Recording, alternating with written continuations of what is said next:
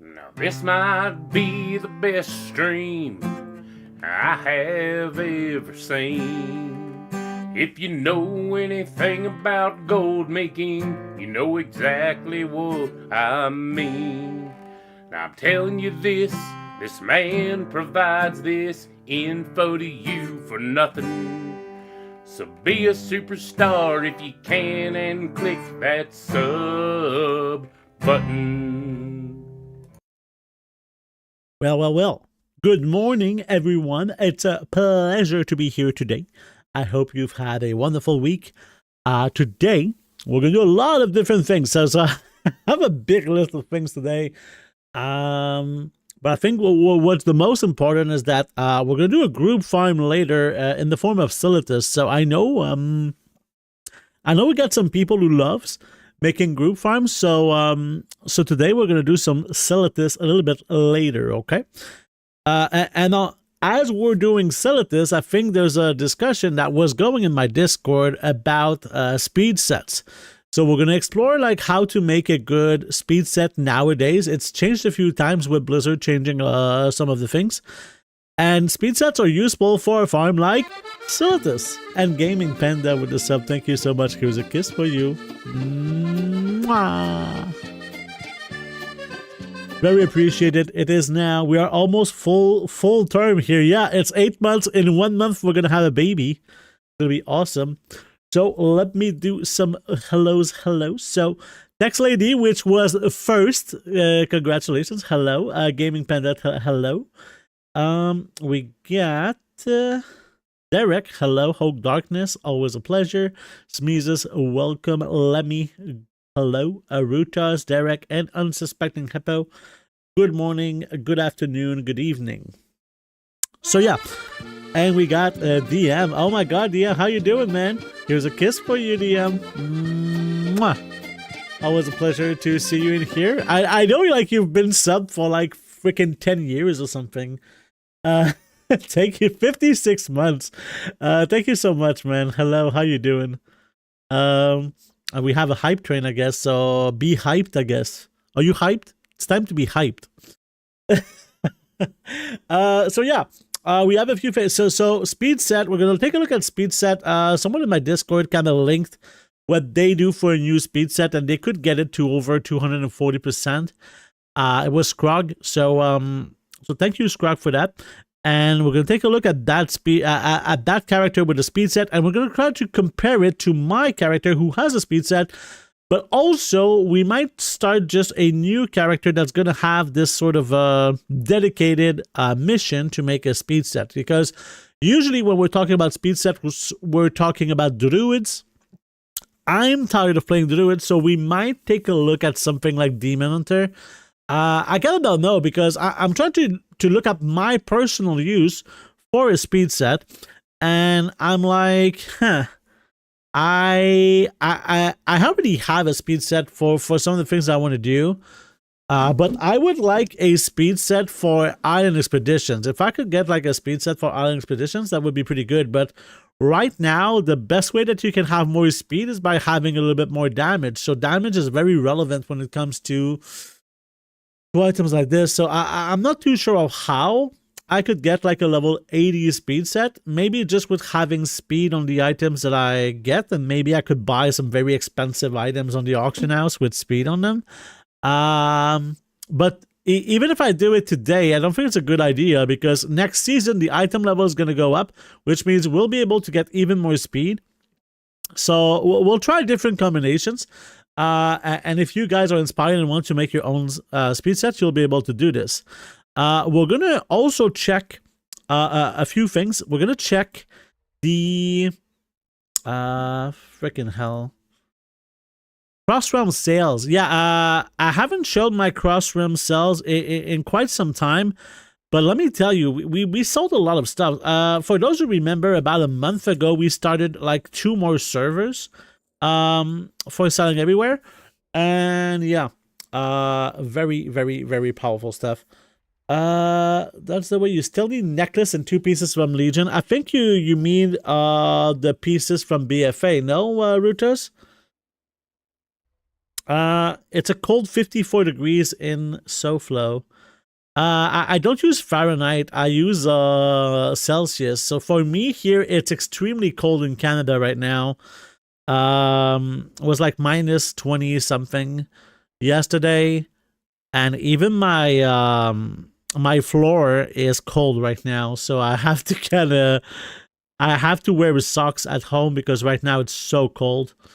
But yeah. We're dealing with it. I mean, I'm in Canada. We just always deal with this shit, so it's okay. And yeah, something that is a time-sensitive opportunity that we have only for this week. In I'm not sure if it's Time Walking Legion for NA, but is it also for EU? I think it is, but I just want to have confirmation here because I'm not 100% sure. But yeah, Legion Time Walking has an opportunity that I haven't seen before, and it's really cool because, okay, cool. When I did my article about Blood of Sargeras, I did not cover this. I changed the article since then, but there is an item that you can buy with Time War badges that gives you Blood of Sargeras. However, to buy this item, it needs to be Legion Time Walking, okay? So this is, I think, one of the first things that we're going to do today. And I think we could just start now. Let me go into the game and let's go. We got here my mage, which is in the Legion mission table. So we'll do a little bit of a talk on Blood of Sargeras, but if you're really interested in Blood of Sargeras, I made an article on the website which I just linked in the chat right now. All right, so oh boy, did it work? No, give me a sec. Work. Thank you. All right. So one of the ways that you can get Blood of Sargeras is with the mission table, okay? So these bloods, first of all, they're bind on pickup, right? So you not like you cannot get them, but if you send a mission like this, it's gonna cost you like a lot of resources, which means you need a lot of resources. But if you look at the bonus here, this mission here is gonna give me 4 bloods plus 8 bloods. So that's 12 bloods of Sargeras that we get just from sending this mission. Setting up this table takes a while, but this is still like 12 bloods of Sargeras. And what can you do with these bloods of Sargeras? Well, there's a lot of different things. One of the things I really like doing is the Mechabomb Imprint Matrix. So this item here usually sells for me right now around 15,000 gold each. And if you look at the materials, it's about 200 gold worth of materials. But if you get 20 bloods of Sargeras, that's really good. So if we do the math here, right?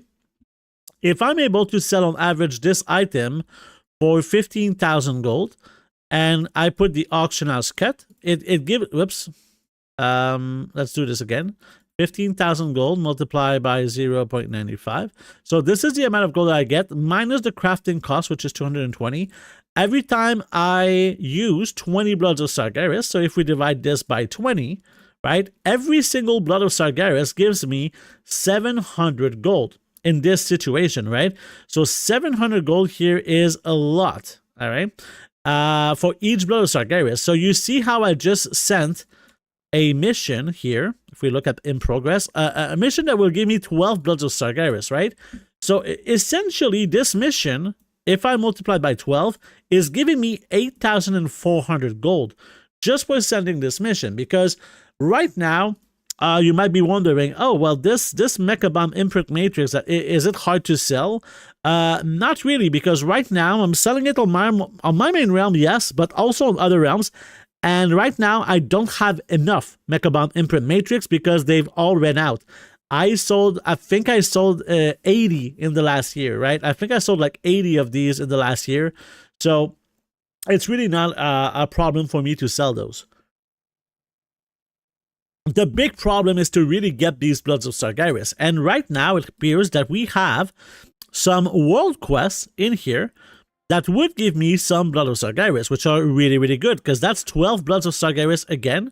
We can also check for making, getting some resources, because as I just mentioned, sending missions in here, it costs resources, right? So always very important to keep a certain flow of resources. So what I'm going to do now, as the mage is very, very convenient because you can teleport to Dalaran, you can teleport to every zone in here. Like here I can teleport to Valshara, Stormheim, Soromar, High Mountain. So every single zone except for Argus, but Argus is basically in Dalaran, so it's not a big deal. But you cannot get like Blood of Sargeras from Argus, so it's not like it's important or whatever. But yeah, let's go into here, and we're gonna go get those 2 missions. Okay, let's go do these 2 missions to start with the Blood of Sargeras, because I really think that this is a great farm, and there's other things that you can do with Blood of Sargeras. These are not the only items that you can get with Blood of Sargeras. I think I'll also do this quest here because it gives me resources. I don't know if there is an event, and here, if I complete 4 quests, I'll get like what's called a spoil. So we'll also do that, since, you know, why not? And I don't know what this does, but oh, I guess I got a Paragon box. Inside that Paragon box, there was 700 resources and a bunch of garbage, including a Curious Coin. The Curious Coin, funny story, is what you need to buy the recipe for the Mechabound Imprint Matrix. So there you go. So let's go down here, and I think we just need to kill some dudes to get some cores, right? Is this the one? Yeah. Okay. I got a nether chunk. I think this is this the one that's sellable? No. Nether shards can be a way to make a little bit of gold, but definitely not like that much, from what I understand. So we still need a bunch of cores here. Come on, give me the cores. So we still need 6 cores.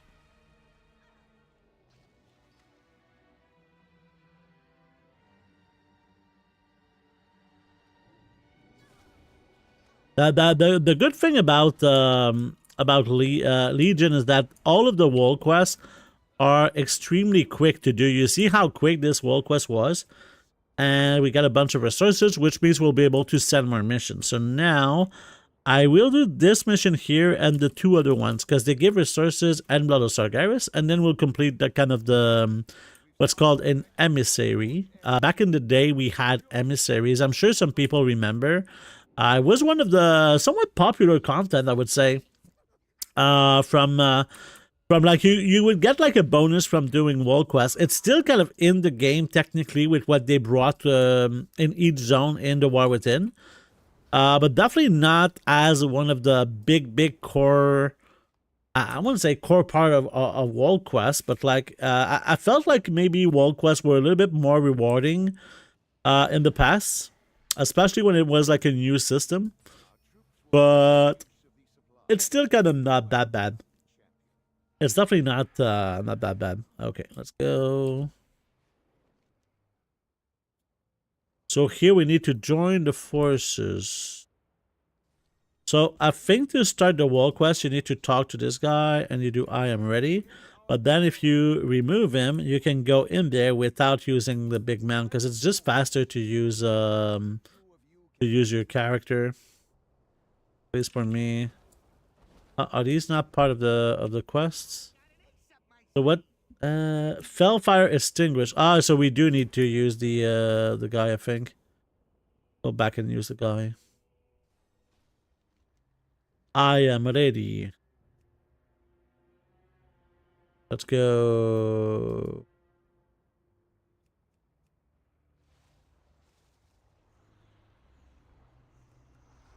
One of the longest wall quests, probably. I don't know.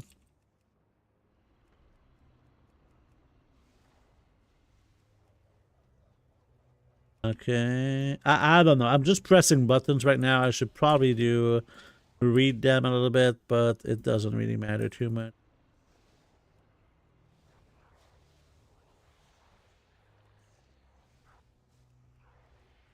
Oh.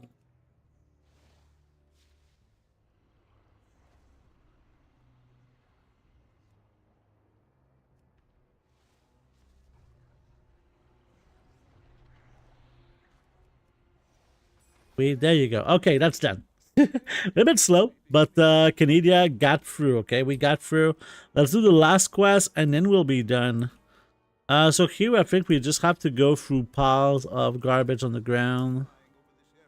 There you go. And we'll have completed this. So I'll show you at the end all of the things that you can do with Blood of Sargeras, and why we're talking about Blood of Sargeras today, because today's a special time for Blood of Sargeras. And I'll show you in a little bit. Just need to finish this wall quest. I gotta say, we don't have a lot of information about the next season right now. It does feel like they've released everything that they wanted to release, so I'm starting to think that maybe there's not a lot of things for professions. What do you guys think? Because right now, yeah, usually there's a little bit more stuff for professions, and now I feel like there's almost like nothing. So I guess we'll see. Maybe it's just it's too soon to say. But from what I understand, I think that the patch is going to be in 2 to 3 weeks, and the season like 1 week after that. So I don't know. Oh, you can do some time walking for carries. Okay, I'll think about it. But I saw something pretty interesting. I actually have 26,000 Time Warp badges, which is very, very surprising to me. I didn't think I had that much. But they were all spread on the 1,000,000 characters, so yeah. Let's turn this in, and we got this item. Sometimes we get like resources from it, but not this time, I guess. 200 gold, a little bit of raw gold. But yeah, now... Oh, we got a Blood of Sargeras also from this. So now we have enough to craft a Mecha Bomb Imprint Matrix, but we're going to need to get some of the materials to craft it. So let's actually search for this. And you can see right now it's 14,000 gold on this realm. So let's buy a few. And the way that I'm going to do this is I'm going to grab those. I don't want to grab those. I need to craft it. Yeah, there you go. Crafting it. And we're going to put this inside our war bank. War bank. There you go. Beautiful. So now this is in here. Materials wise, I think it won't change. Yeah, I doubt that they get new materials in there. It seems it's like the reset of talents picked is all they're doing. Yeah, well, there's the typical new zone, new raid, rares and shit. I like the drive system. The drive system looks pretty good, but in terms of professions, it really seems like they're not doing they're not really even trying or whatever. It feels like Dragonflight, you know. In Dragonflight, they basically did nothing to professions from start to finish of the expansion. At least that's how I felt about it. But yeah, I mean, they didn't do like nothing, but it like apart from the barter bricks where you could get recipes, I feel like yeah, it was not super spectacular. There was the Zaralek glow spores and the Dracotis, which was kind of only affecting one profession. There was some recipes that you could do with Dracotis, but yeah, still kind of a little bit underwhelming. So, as we got these Bloods of Sargeras, which is pretty nice, we can do we can get more Blood of Sargeras. So at the top here, when I am here, so let me show you my location. I'm in Legion Dalaran right now, and you'll see there's a little helmet for the time walking vendor here. All right, and there's an item from this time walking vendor that is very, very important for what we're doing. Okay, so obviously you can buy like all sorts of nice things with your badges. So as much as, yes, this is a nice way to make gold, some people might prefer getting cosmetics. So it's very important to understand that, yeah, these badges can be hard to farm, can be annoying to farm. So it's very, very important to be careful when you're using them. All right. But the item that I want to talk about, there's a few items. So first of all, the Broken Miles herb delivery. As I'm in here, let me actually just grab some my badges here so we can actually buy anything. So I kind of want to buy a few things here just to show you show you something. Okay, so here we're gonna buy these two items, which is the Broken Isles Herb Delivery and the Broken Isles Ore Delivery that we have right here. Okay, we'll open these in a little bit, but what I'm interested in is the Sargeras Blood Vessel, and let me show you here. So very, very important item that is the Sargeras Blood Vessel, because when we buy this with 150 badges, okay, we're gonna open this container, and inside you'll see that I got, show you, 5 bloods of sargeras. Okay, we got 5 bloods of sargeras from the thing. So very, very, very, very crazy. Okay. Oh, you get Fellhide too. Oh, I didn't know. Let's actually buy the skinning one as well. Let's buy the skinning one as well, because I'm interested to see. So leathers, I guess. We can even buy like the gems. Let's buy the gems too. So as you can see, for 25 badges, you can also buy these items. So let's go into what's in these boxes. Okay, so what is inside these boxes? So let's start with the gem delivery, which I don't really remember, but Eye of Prophecy. So this is pretty interesting here, actually. I use some of these gems sometimes. They're not super expensive, but if we were to look at their value right now, this is like 60 gold plus 40. 60 plus 40. That's like 100 gold. So in this case, you know, we got 100 gold from 25 badges, which means we would get 4 gold for every single badges, right? So if we have 26,000 badges like right now, we would make 104,000 gold, which is not too bad. Let's try the other ones now. We already have this, so let's actually go. Let's actually go and dump some of the materials somewhere else. Okay. Just so that it doesn't fuck up our data. Did I crash? Am I gonna land? Do you guys think I'm gonna land? Because right now it doesn't look like I'm gonna land. Take a moment. I think something died. Can you guys hear me?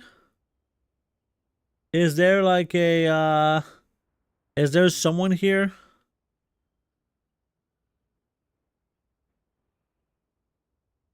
Tell me you can hear me. No, you don't hear me. Fuck. People don't hear me. That's bad. Oh, hey. Just a little boop. Okay, we're back. We're so back. Okay. So just because I'm just gonna put this here just so it doesn't mess up the data, but in here, let's take a look at what we get from an herb delivery. So the herb delivery gave us 7 started rows and some cerulean seeds. This is not a good one. Sometimes there's a much better one, but in here it's about like 70 gold. So somewhat similar. Thank you guys. I'm back. I'm okay. Let's take a look at the skinning. So we got Unbroken Claw, which is worthless. This which is 48 gold, and this which is 16 gold. So again, nothing too special here, but we didn't get any of the special items. So here, the Broken Isles delivery. So this is where we can have some interesting things. So first of all, the Imperium is worth 27 gold. The Brimstone's 26, so that's 50 gold, and here is 100 gold, so, and 27 gold. So here we got about 200 gold worth of stuff, right? Yeah, about 200 gold worth of stuff. So now we could say that we got 200 gold from 25 badges, which gives me 8 gold for each one of my badges, which is pretty decent, right? If you have a lot of badges, like 26,000 like I did, this is 208,000 gold. It's a serious amount, right? But now I want to bring your attention. So if you were there like a few moments ago, you saw that we can make 700 gold from 1 blood of sargeras. And I can show you this in a few ways, right? Let's go to the actual website and let's go to my actual article on blood of sargeras. So in here we have a spreadsheet here that we can use to see how much gold we're making with our blood of sargeras. Let me make this, let me put file and make a copy. There you go. So it's a little bit easier. And now let's make this 200%. So now if I change this, so right now, this is the value that I was getting for my Mechabound imprint matrix. So you can see that I could get 700 gold per blood. If I use it for an item like Chatterstone, which is a jewel crafting recipe, I get 3,000 gold per blood, 2,750 gold per blood. For the steel-bound harness, usually it's about this amount, and the ley brazier is one of the things that I would like to get. And here's the thing that's very, very special about what's happening today, well, this week, with Legion Time Walking, is that Blood of Sargeras, right, is a bind on pickup material, right? It's a bind on pickup material, which means you cannot trade this item. But the badges, okay, if you look at the Time War badges, they are warband transferable, which means you could get those Bloods of Sargeras on any character that you'd like. So if your characters need some Blood of Sargeras and they're really bad at farming it because they don't have a mission table or they haven't done any Legion content, well, now these characters can really get a lot of Blood of Sargeras. So it's a very, very big opportunity right now for some people who would like to get into the game of Blood of Sargeras, making gold with Blood of Sargeras to really, really make a lot. Because remember how we were making about 200,000 gold from buying materials, right? Well, if we get 700 gold, right, from one Blood of Sargeras, each Blood of Sargeras costs 30 badges, right? Because you get, for 150 badges, you get 5 bloods, which means 30 badges for 1 blood. So here we're getting 23 gold for each badge that we're spending here. Okay, and if we multiply this by the 26,000 that I have, this is 606,000 gold right now with my Time War badges, which is a very, very big amount. Obviously, this is not something that's I'm going to instantly get 600,000 gold. It's going to take a long time, right? Because with 26,000, right, if I divide this by the 30 per blood, I will get 866 Blood of Sargeras, which if I divide by 20 for the item that I'm going to craft, with these I would be able to craft 43 Mecha Bomb Imprint Matrix. And selling 23 Mecha Bomb Imprint Matrix will take a long time. However, if you're selling something like the Steelbound Harness, right, which is a mount, right, it's not a hard recipe to get either, and it has the best sell rate out of them all, okay? If you do the Steelbound Harness, and you can sell them for 25,000 gold, you'll get like 400 gold per Blood of Sargeras. So if we start this again, right, we have 425 divided by 30, you would get like 14 gold per badge. And if you multiply this by the 26,000 I have, I would make 363,000, right? But if we make the 26,000 gold divided by 30, and I'm sure I'm losing some people here, I'm very sorry. And if I divide this by 50, I would need to only sell 17 mounts, right? Yeah, I would need to sell 17 mounts for my 26,000 badges, right? So 17 mounts is definitely not that big to do, right? You sold 11 Mecha Bomb Imprint Matrix last year. Well, I mean, I could go into my data to show you my my sales for Mecha Bomb Imprint Matrix. And actually, I think I have one sold on one of my cross realms. So that's going to be something too. Let's go into the other account to show you. Let me tell you something that I have absolutely no sales on, and that's the Ley Brazier, okay? I have the recipe for the Ley Brazier. It's a toy, right? It's a toy that was used for something, but I don't remember. It's a toy that puts a brazier on the ground. It's like a blue brazier, I think. And this item is usually pretty expensive at about 10,000 gold. And if I can do this, it costs 5 Blood of Sargeras. This would be 1,800 gold per blood. Same thing with Chatterstone. Chatterstone's a great item. So let's go into the game on my banker, and I'm going to show you some of the sales that I made, because I think I'm going to show you like the power of these Blood of Sargeras. It's kind of a combined effort of so many items that makes it that I make a lot of gold, and I think we'll see this with my cross realm sales in a few moments. But for me, it's really just about posting items every single day. You post them, you forget them, and you move on with your life, right? I'm going to post my auctions first while I do a few things here. We did sell a bunch of things while I was away. So let's do a full sale. And at the same time, I'm going to go and check for the last year of data. And we'll check the Mecha Bond imprint matrix here. And go for like something like this. Here we'll continue this at the same time. It might be a little bit laggy, but it's not the end of the world. Okay, so it's coming along. Let's actually this. There you go. It's gonna be easier this way. All right, so if I go back to this, you can see that I sold. You see, these are all my sales in the last year, right? You can see I sold quite a bit. If you look here, my average goal was actually not 15,000, was almost 17,000, right? I sold 76 of these toys in the last year from posting it 600 times. So I posted it twice a day on this realm, right? These sales are just for one realm. If I look at my other realms, it's going to be more, right? But yeah. This is the amount of sales I made from one day. And keep in mind, I would have sold more if I had more to sell, right? Right now, I don't have them to sell because I don't have enough Blood of Sargeras, right? Yes, you buy the recipe with one Blood of Sargeras, with one Curious Coin, sorry. So very, very easy. There's another toy here, which is Chatterstone. Let's go and check how many Chatterstones did we sell. So Chatterstone, we sold 45, right? So if we look at the other one here is Chatterstone only costs 1 Blood of Sargeras, and on average I sold it for over 3,000 gold, right? It was 3,750. So 3,750. So here we made about 3,400 gold for each Blood of Sargeras. It's not something that sells as much, but again, I was not having them very often on my auction house because I don't have enough Blood of Sargeras. And again, I sold more on other realms.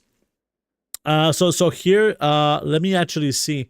I can show you the recipe because I have it on this character. So Chatterstone is somewhere. It's here. Okay, so you can see that the materials, right? If we go onto the auction house, we can check. But basically, the materials are about 158 gold to craft, right? So it's 158 gold to craft. So yeah, I made about 3,400 gold with these Bloods of Sargeras. This is not something that sells as fast as the Mecha Imprint Matrix or the Steelbound Harness. It's still something that sells fairly regularly for me. Okay. So with that in mind, Chatterstone, very, very good option. Okay. Which means this character here is absolutely going to go and buy some Blood of Sargeras right now. But before he does, we need to spend them on this character here, okay? So let's go back on this character to the vendor. And we're going to buy some Blood of Sargeras because we're going to make a lot of Mecha Imprint Matrix for myself and for the future, right? So let's go in here. I don't know if we can buy multiple. Let's go in here. Maybe we can do it this way. Can we buy like 20? We want to buy more than that. Let's buy like 50. Let's buy... No, not this item, you piece of shit! No! No! Fuck, man! Okay, let's not use TSM. God damn it.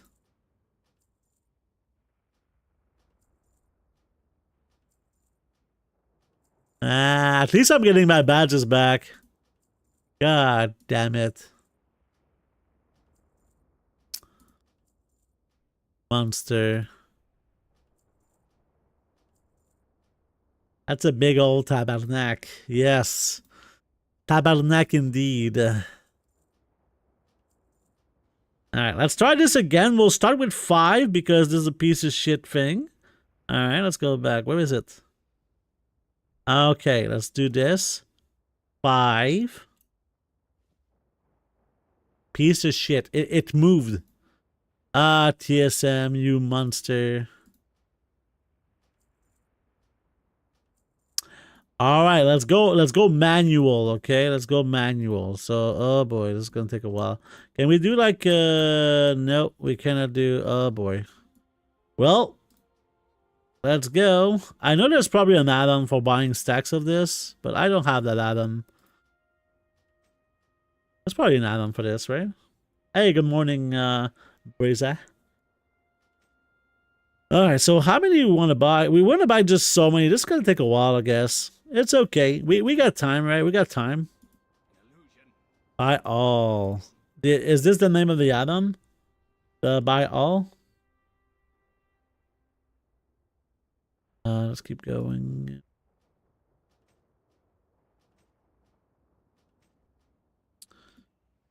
I'm always interested in getting more beautiful, incredible add-ons. Think so, or very near. Okay, let me actually close this. Not what I wanted. And we're gonna go check for Curse Forge. Or bulk buy. Yeah, let's go check, because I think that's gonna be super useful. Oh, I guess we're installing. Here, I just don't want the thing to show some details on my life, so let's just make sure that Curse Forge is not fucking me up here. Add-ons equals work smart, not hard. Yeah, exactly. Very nice. All right, I think we're good. We're good. So let's try buy all. Bulk buy. I'm guessing this is what we're talking about here. Allows you to buy vendor. Yeah, let's go. So, let's do a reload. You use buy them all. Let's try bulk. We got bulk buy. Let's just try with bulk buy, and if it doesn't work, we'll try buy them all. But thanks for the suggestion, Tex80 and Mr. Sebcool. And thank you for the follow, Mr. Sebcool. Welcome to the stream. All right. Can we get... We have to shift the click because I don't see it right now. Aha! Yeah, it works. So if I were to buy like 20... Yes. Nice. So how many badges we still got? I think we're still gonna buy another 20. Yeah. Let's start with this, okay. And then we're gonna close this up. Open it and let's open all of these. No, you can't do this right now. Why can't I do this right now? Okay, it's just it has a cast time. Okay. Let's go. Give me the bloods. Thought I was already has full, but wasn't. Yeah, it happens sometimes. It's okay. You know something that happens for me when I watch a new streamer, and it's kind of, how can I say this? It feels weird because I react to new people following the way that I wouldn't like people to react when I'm following a streamer, right? When I watch a stream, usually I'm way more of a lurker than an active person that talks into the stream, right? So because of that, I'm like, I prefer to not be welcome. So often I will follow after the stream is over, right? Just because I don't want the attention, especially that I'm a streamer and they're like, oh, are you streaming? Tell me about your stream and blah, blah, blah. You know, and it's not like bad from them. It's just, yeah. So as much when I get a new follower, I'll try to welcome them because I know some people like that. But I know that I wouldn't personally like super like that. But it's not that I dislike it. It's more that I prefer it's more that I prefer not being welcomed, I guess. But yeah. We'll see. So here we got a lot of blood sargeras. It makes me very, very happy. Yes. Yes. Yes. All right. So we have this. Let's start with this. I would like to finish this another time, but yeah, we can do 14 Mechabomb input matrix right here. What to do with the bloods? So you can right now. This is what I'm doing with the bloods. I'm crafting the Mechabomb input matrix. This has a really good sell rate, and if you look at what this item does, right, it allows you to tame. This is just a hunter item, right? This is an item for hunters only, and it allows you to tame and track pets in the mechanical family, right? So if any hunter in the game wants to track mechanical pets, the only way that they can do it is by having this item, by using this item, So it's an item from Legion, and that you can craft with 20 bloods of sargeras, which is not that much, but it's still kind of annoying to farm little sargeras, even though like this is legacy content. So yeah. Why can't we not mount in here? Okay, now I can. So yeah, that's what I do with the bloods. So what I'm gonna do is I'm gonna put all of these Mecha Bomb imprint matrix in my warbank. Okay. Because I'm gonna use it for my cross realm. This is not warbank. Boom, boom, boom, boom, boom, boom, boom, boom, boom, boom, boom. All right, and what I'm gonna do is I'm gonna log out and go in a different character that needs these bloods of sargeras as well. So let's go to this character here. And now this character, what he's gonna do is he's gonna transfer the badges because he's gonna need the badges. I guess this is not updated, right? So okay, now it's updated. There you go. It should work. Did it work? The character has a transaction in progress. Maybe it's because he's logging in. Is it okay now? Can I do it now? Maybe I just need to reload and then it's gonna work.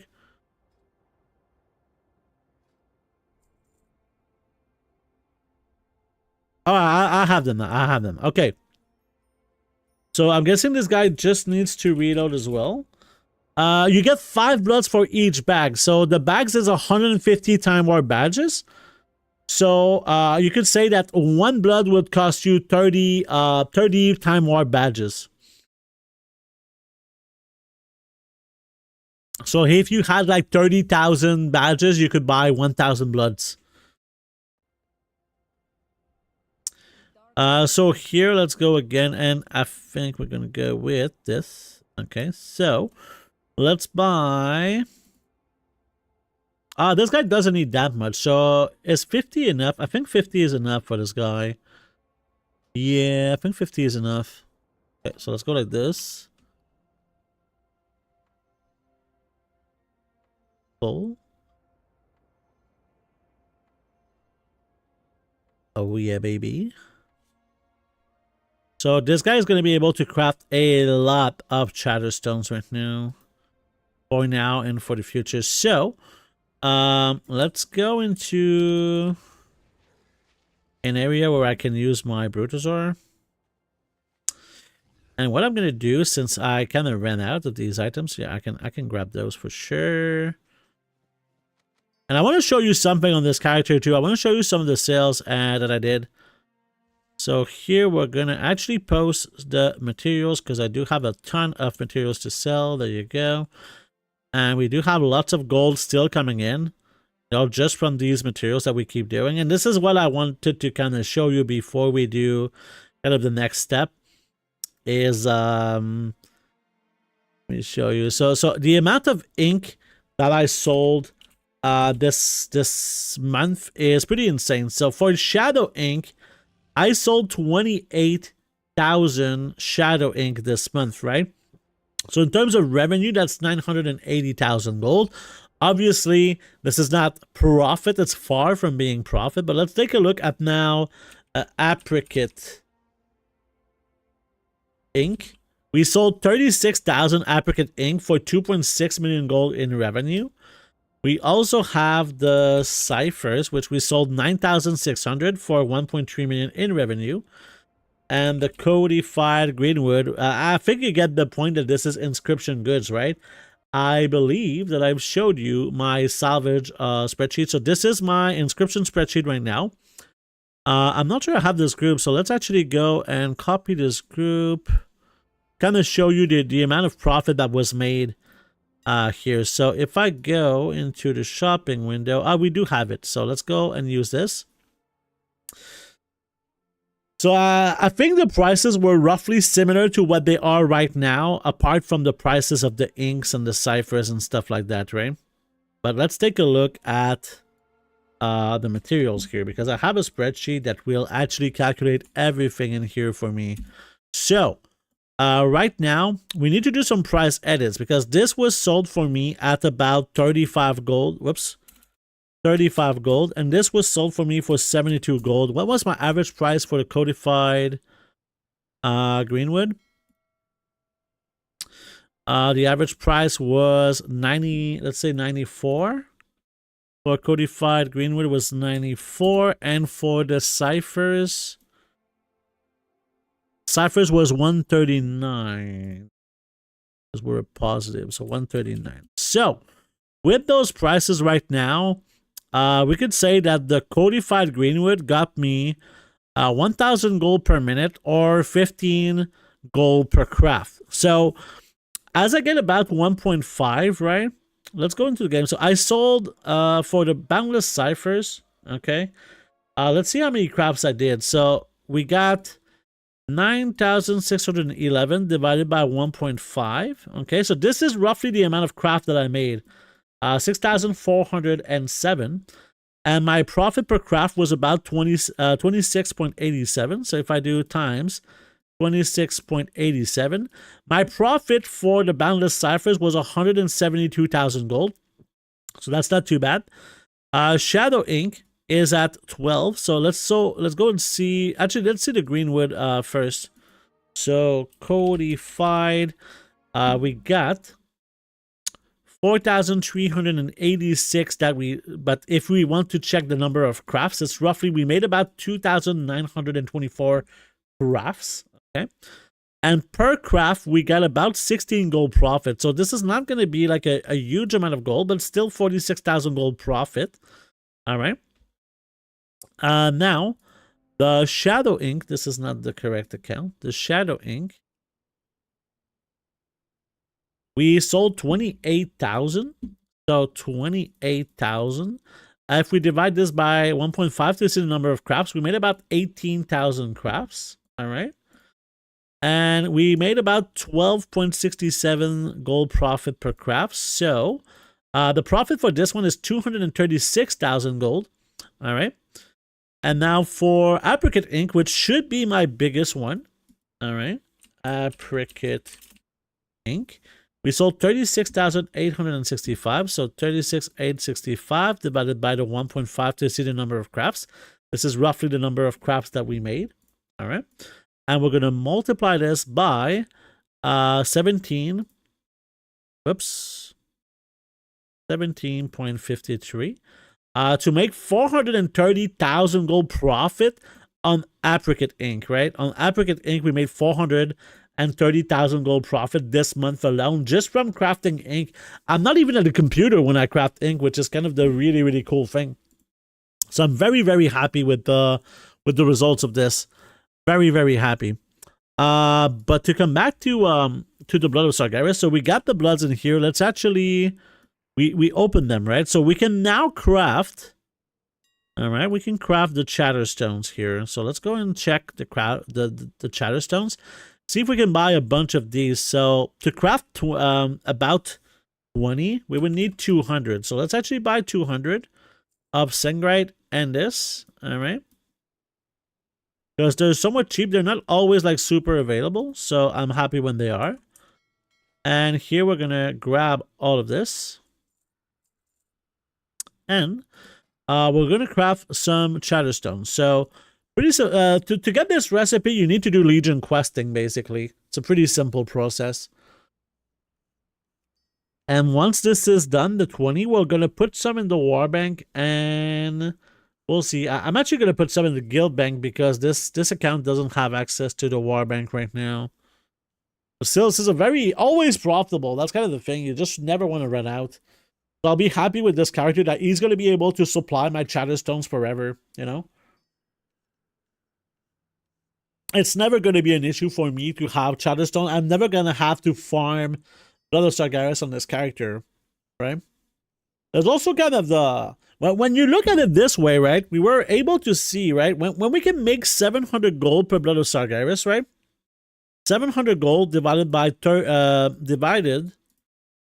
the 30 badges that it costs, we make about 23 gold per badge, you know? So when you do your quest, you know your time walking quest, where you get 200 badges? We can multiply this by 200 to see that this quest actually gives you 4,666 gold. Really, really good. Hello, Hellraiser. How you doing? Just a question. What's the difference on the pet for HP, SP? So it's basically speed, power. I think it's balanced or something. I don't remember the B, but it's like I think it's all the stats. And H is health. Right? Health, power, speed, and just like balance or something. I don't know what the B stands for. Maybe someone has it can tell me. But yeah. Pretty cool thing in general. So let's actually, that's not a warband I want to put, it's in the guild band I want to put it. So let's put a bunch of chatterstones in here.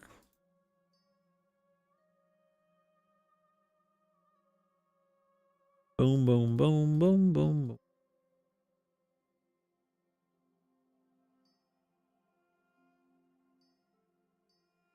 We need to get one back. Okay, whatever. No, we didn't need. Go back. Do we need this? Yes, we do. Come on. All right. Good. We're also going to do a little post here. How do I make 200k to buy a token before my set expires in 8 days? Enlighten me, I'm out of ideas. Sure. Well, the ads might hit, right? The ads might hit any seconds, but I'll try to be kind of brief, right? So you want to make, I don't know how much time that you play, but you need to make 200,000 gold in 8 days, right? Ideally in 7 days, if we, because we want the stuff to sell quickly and be there in time. So this is the amount of gold that you need to make per day, is 28,000 gold. So how do you make 28,000 gold per day? Well, you have like a few options. You can either farm, you can craft, but crafting is a little bit slow, right? And you need capital to be able to craft, so that's an issue. So I think what you have in front of you is farming is probably the solution. I think that you can make this amount from mining for 2 hours, maybe in 90 minutes if you're efficient with your farming, and the stuff will sell instantly, right? So you could go hard on gathering. You could try and hit the jackpot and sell some bigger items, right? But I think this is the number you have to keep in mind. I would not quit during the day until I've reached this amount, is how I would do it, right? I did a stream back in the day. It was a 12-hour stream, and the goal of the stream was to get a full token before the end of the stream. We'll talk more about this after the ads, but for now we got ads, so let's just take a little moment. I'm gonna log out on this character and go in on this character, and I'm gonna stretch. Actually, let me stretch. Okay, I need to stretch. Oh yeah.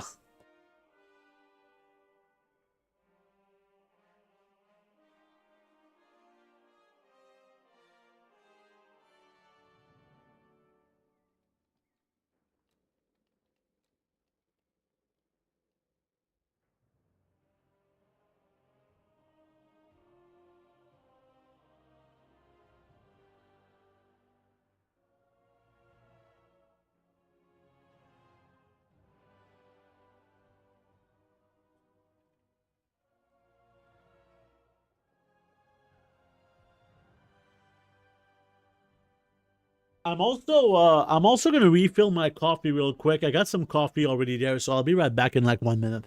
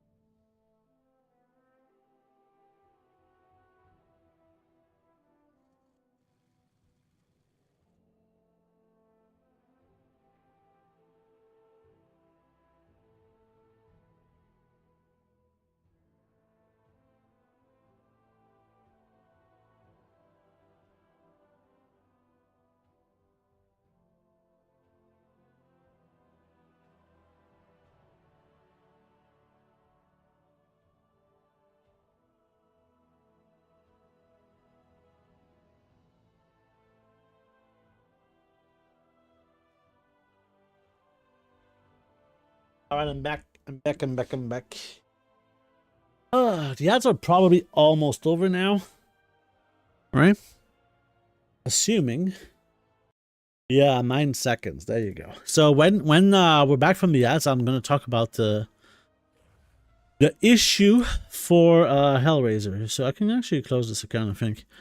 All right. So now this character, welcome back from the ads. Thank you for your patience during the ads. It's very appreciated. So here we're going to transfer the badges.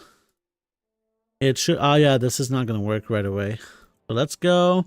This guy's going to go to the Lateran Hearthstone, and because he needs to buy some items too. But yeah. For Hellraiser, so I did a challenge on the stream some time ago. I think it was last summer. Where I did a 12-hour stream, and I tried to get a WoW token during that time. And I did this challenge twice. One time I failed, but I still got about 200,000 gold. And the other time, I actually got the full token, right? So that was very nice. I think the token was a little bit cheaper too back then. I don't really exactly remember how much it was.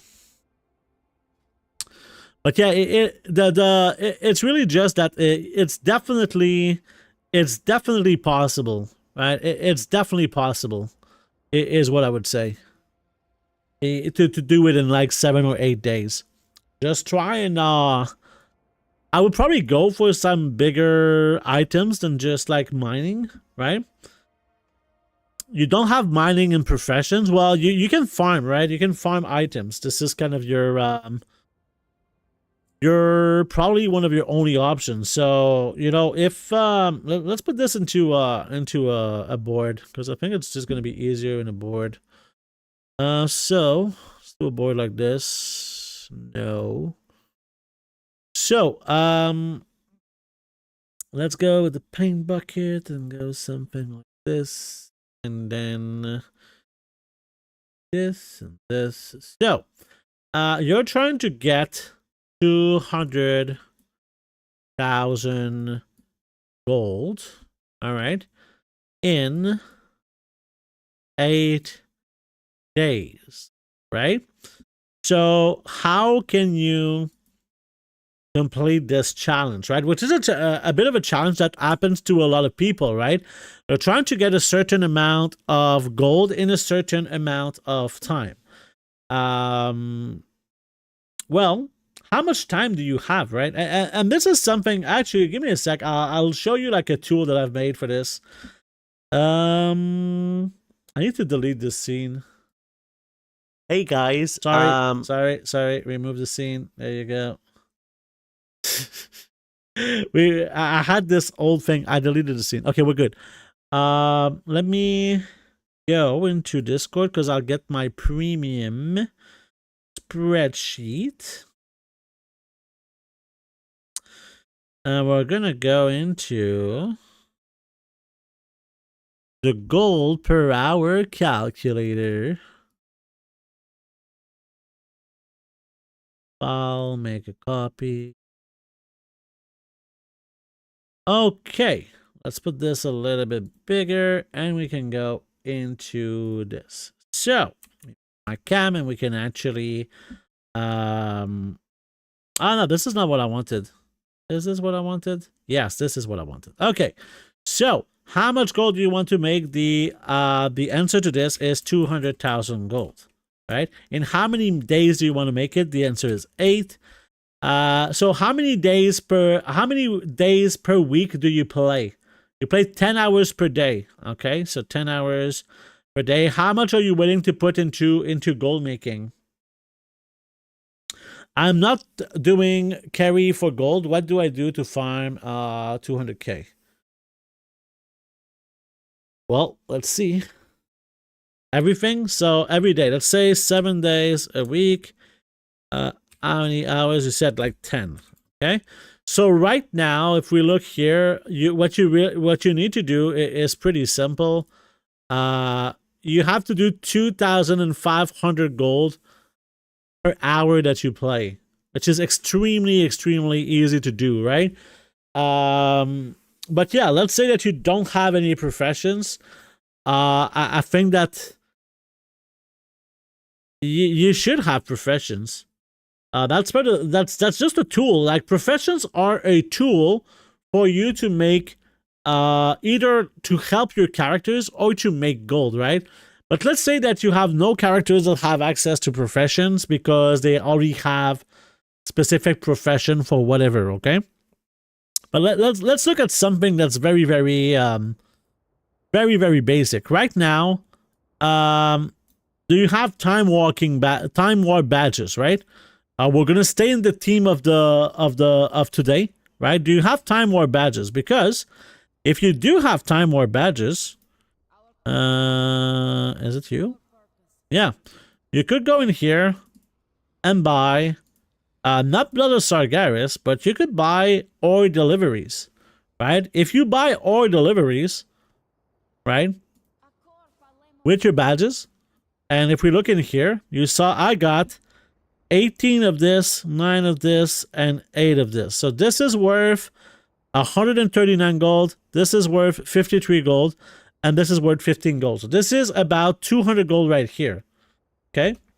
So we got 200 gold from 25 badges, which is 8 gold per badge. You have 3,192. So this would be for you 25,000. I don't know if you're on MA or EU, but if you're from MA, these are like, if we multiply by the 0.95 because of the auction house cut, that would already be 24,000 gold if you use your badges. If you want to keep your badges for other things, that's fine.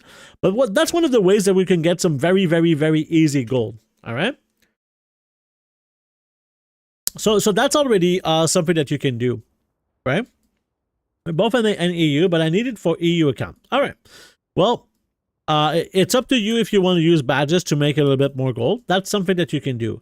If you don't do that, there's other options, obviously, right? So what are these options? Well, you want something that is reliable, or you want something that has a high chance of happening. Many of those things. So let's go back into the sheet. So you have kind of two strategies, right? You can either do lots of farming, okay, or lots of big items. Okay, so you have these two options. Okay, they both have like a good part and a bad part. This is boring, and this requires a little bit of luck. Okay, this requires a bit of luck. So let's talk about the first thing that you could do, which is lots of farming. Well, you have for lots of farming, you have a few options, okay? So for farming, okay, you have the option to gather. You have the option for pets. You have the option for raw gold. You have the option for transmog if you want, and you have you can also farm materials, right? So these are kind of your options for farming. Okay, as far as like the options for big items, it's similar. It remains farming, right?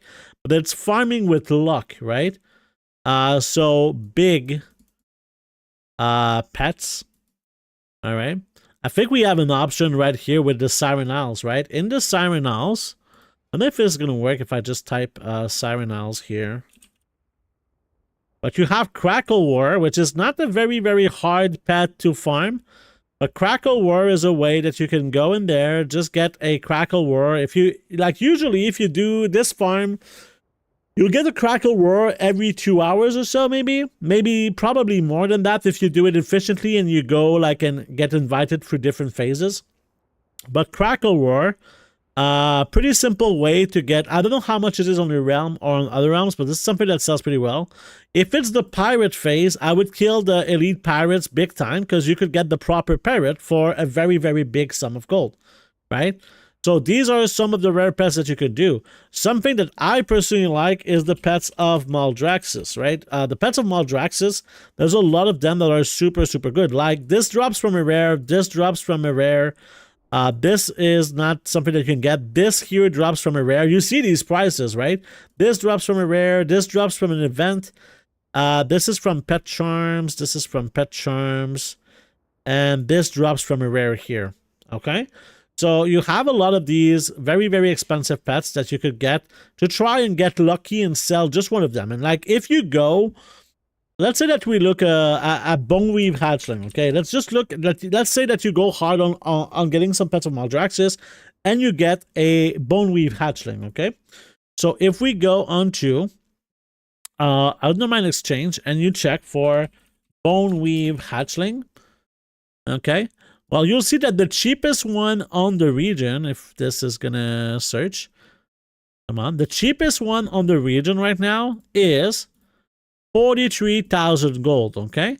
Which means if you sell it for like 35,000 gold, it's gonna sell almost 100% of the time, right? It's actually 100% of the time it's gonna sell for 35,000 gold. And like if you look at 35,000 gold, and you like we discussed that you need 25,000 gold, right? This is 35,000 gold, so you don't even need to get one of those every day. Right, this is one of the things that you can do. This add-on is with rematch. So you need TSM to see the prices, right?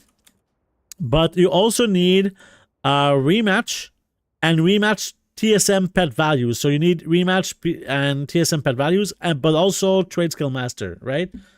This is kind of how you can see the value of your pet. So high ticket, big ticket items like this. And there's other pets like this that are more recent. For example, in Zaralek Cavern, right?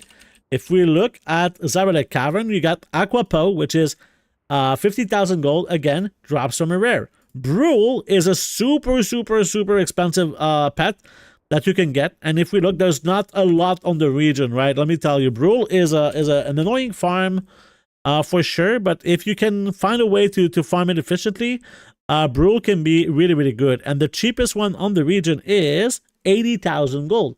That's for the NA region. I'm sure it's different for EU, but you can look at these prices by yourself and see, right? What about World Quest? Is it worth doing them for gold?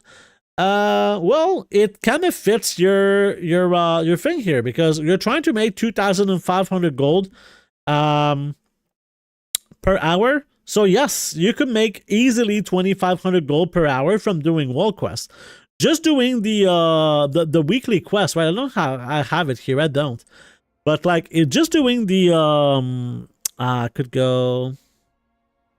Well, we'll check later. But you know the quest that you have to choose either to kill a wall boss, do the theater troop, and other things like this, or just the Weaver quest. You know, when you need to do like fill a bar in Ashkahet.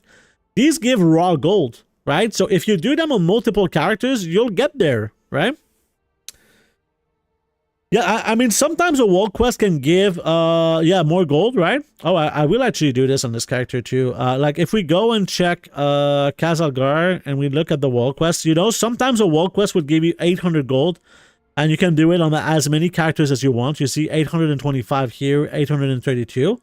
So if you want, and this is a very, very easy quest here, the Cataloger's Disc. If you do this, like, yeah, the World Soul quest, there you go. You do the World Soul quest to do 6 world quests, and you do these, right? Eventually, you'll get, I think you get at least 1,600 gold, right? 1,600 gold, but sometimes you can get 3,200 raw gold instead, right? This add-on is World Quest Tracker, I believe. Yeah, World Quest Tracker. So it kind of shows you, and it shows you, you see on the left here, I can kind of show you, like, this is from the Legion World Quest. But it shows you, like, from every zone, if you want, or every type. If we go back to Kazalgar, we have it here too. So you can see that there's currently 5 quests that give 800 gold. So doing this on one character, as well as doing the World Soul, you would get like 4,000 gold here, plus the World Soul, you would get like 5,600 gold per character. Okay. And you want to know something that you can do to make gold that you'll get there easily? Delves. Right? Delves. Why can you make so much gold with delves? Well, let me show you, right? In delves, you get undercoin, right? And you can get tinder boxes. Tinder boxes, I don't know how much they are on EU, right? But in here, they're 2,300 gold each, right? I think that if you do a delve, on average, you'll get 1 tinder box per delve, from what I understand, because you get undercoins, and you can turn in these undercoins. I don't know if we have the undercoins somewhere. It doesn't matter, but undercoins can be turned into tinder boxes and other good items that are very valuable that sells on the auction house instantly, right? So these are some of the few items, few ideas that you can get there. The add-on for the prices, I told you, but it was a rematch. It's rematch and rematch TSM pet values. Right? I'll show you. You need to have TSM for this to work. Right? You need TSM as well. These two add-ons plus TSM. Oops. No problem. So this character has the recipe for the Leylight Brazier right here. So we need Blood of Sargeras for that. So that's exactly what we're going to do. Let's go and search for this. Go here. Boom, boom, boom, boom, boom. And let's buy... This guy is going to buy like 30, I think. Buy 30. I want to craft a lot of these. I don't know how many badges we'll have at the end, but we'll take a look. Oh, we still have lots of badges, I think. We only have 19, so it's missing some. I don't know if they're going to show up at some point, but we'll see. Let's open these. Hey, what's up, Royos? How you doing? How is Royos? Something that I haven't really mentioned, but if you're on Patreon and you haven't seen, tomorrow, even if you're not on Patreon, but tomorrow, I'm releasing a video on YouTube. Yes, it's been a very, very long time since I released a video on YouTube, but tomorrow is the day where I finally release a new video on YouTube. So if you haven't followed my YouTube, right? I can show you here. There you go. You can subscribe to my YouTube, and tomorrow I'm going to release a video. Finally, I haven't released a video in a long, long time. I pimped you out yesterday. Really? What? I wasn't aware that I was getting pimped out. You know, sometimes you look the other way, and the next day you're getting pimped out. You know, one of those things. Let's buy, let's try to buy 19 more. For some reason, this is not working like as I would like. So let's actually remove this add-on. Okay. And let's try to buy them all. So that was bulk buy, right? Bulk buy. So here, delete add-on. And buy them all. Where is the... Someone told me it was buy them all. Is it buy them all? Just buy. Buy them all for the war within. There you go. Aha. I guess they are very good. Like CurseForge is very good at recognizing the situation. So let's just do a reload here. See what happens. Thank you for clarifying. Seafriff wanted help on tables. I gave her your video on setting them up. Oh really? Is Seafriff still streaming? I haven't I'm not on Twitch very often, so I kind of suck at just being aware if someone's here. So let's go and check now. Okay, so oh, that's kind of nice. There's a max button here. So, yeah. Boom. Oh, it goes slowly. Oh, that's pretty nice. That's pretty nice. I like this. This add-on is better than the other one. And it's not failing, so I'm happy with that. So I think we'll have plenty of Blood of Sargeras on this character. Probably too much, to be honest, but that's okay. That's okay. That's all right. I'm very, very pleased with this system. Oh, yeah, I think she's not always streaming, but sometimes she is. Her streams are very entertaining. She's just an entertaining person in general.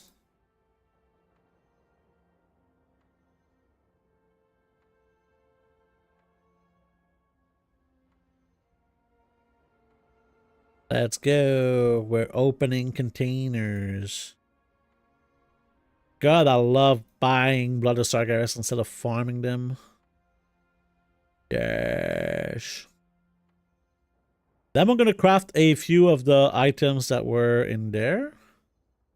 Well, that's kind of interesting because technically this character he's a blacksmith as well. So he has the recipe for the Felcore harness, but we haven't leveled blacksmithing from Legion, so we cannot craft it even if we wanted to. But that's not why I bought the blood.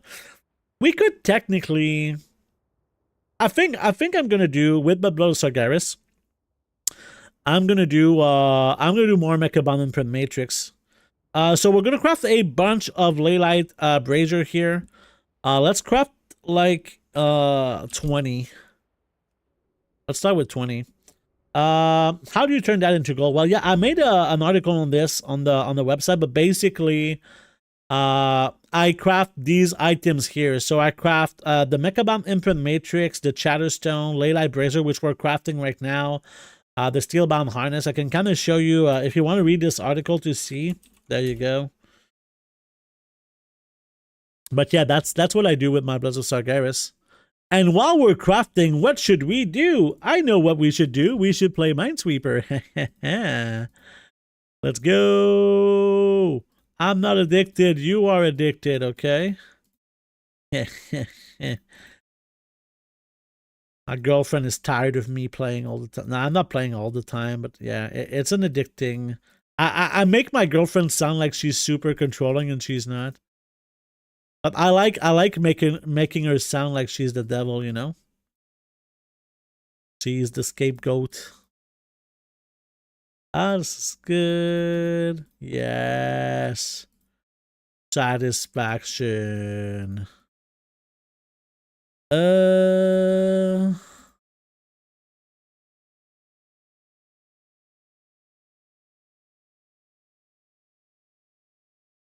We'll get there. I'm probably gonna crash soon, guys. I'm not feeling like I'm gonna do this one. I've been like, my confidence has been pretty bad recently in Minesweeper. I've been kind of failing a lot of the challenges here. Let's go the other way because I'm cooked.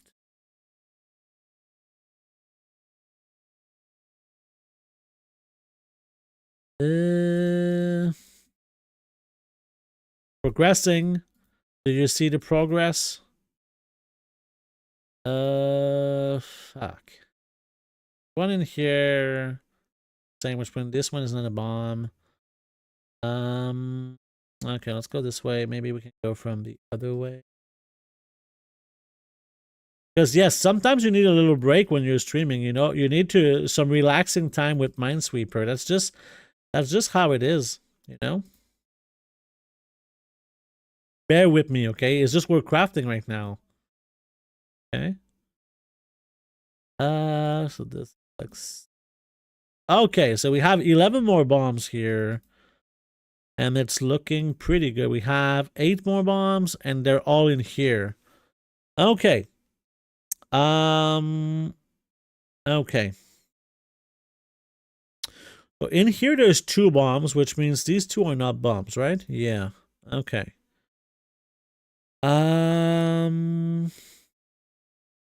What about digging treasures? This is exactly what I was. I didn't say it, but I was thinking it when you mentioned all the things that you were trying to do. Yeah, treasures is an amazing way to get the gold that you need because it's enough gold, right? So treasures can get you, as mentioned, you know, you can get the tinder boxes that we talked about and other things and currencies and just raw gold, just items that can be sold directly on the auction house that you can sell. But yeah, you can reach this amount of gold without too much problems, to be honest. You should be able to reach like the 2,500 gold per hour from just gathering treasures without a sweat at all. All right.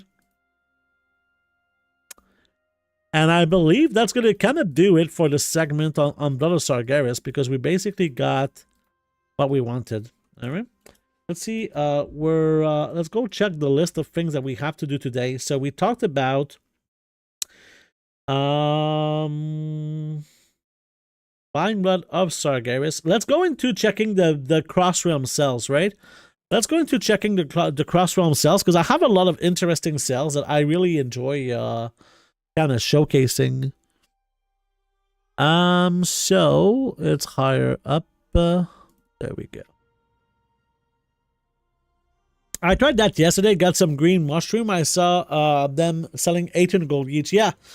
You can get a tinderbox, you can get these mushrooms, you can get the ringing deeps ingot. And yeah. Do you have the cross realm group? If you're talking about the TSM group, I don't really have a TSM group. I have a TSM profile for myself for the cross realm. I have a cross realm profile like so with all of the items that I sell cross realm. It's not something that I share because but something that I do share, it's in my shopping profile, which is right here, is all of the craftable toys and pets that I have. I should probably update this actually now that I think about it.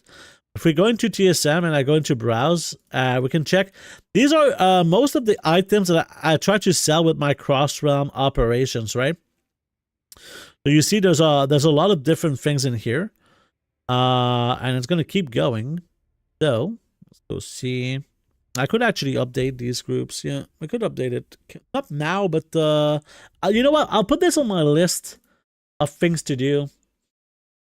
So it's going to be in career, update shopping profile. There we go. And help. So yeah, you can see. So you can see on your realm by just shopping here. For example, the Mechabomb Imprint Matrix here is currently 23,000 gold on this realm, which is very, very good. So I'm gonna need to have this on this realm. The BBF Fist right now is at 80,000 gold on this realm, which is really, really good, right? You got lots of different items. This should not be in here, but it was back then. So this is why I need to update this. But lots of different items. I don't have all of them yet, but I will update this group for Twitch and Patreon people. So yeah, this is what I use for this. But yeah, I can use my cross realm profile. And yeah, if we look at the sales right now, obviously there is a little bit of PvP gear, not for good prices. Right now, I'm trying to liquidate my stuff, because these items are going to be probably replaced in the next season with new items. So these are not like stellar sales, but you can see a lot of different cool sales in here. So let's check this out. So we have pets, right? You can see there is this pet here, which is the Timeless Mechanical Dragonling. This pet sells pretty well. This was a level 25 pet, but I bought it for almost nothing. So pretty nice profit here. We got the Terraclaw Archling as the other pet in here. So that was for, again, 5,500 good. Pretty good. The Dragon Skull Expedition tent is probably my most sold tailoring item of all time. Since it's got released, I mean. So very, very good item here.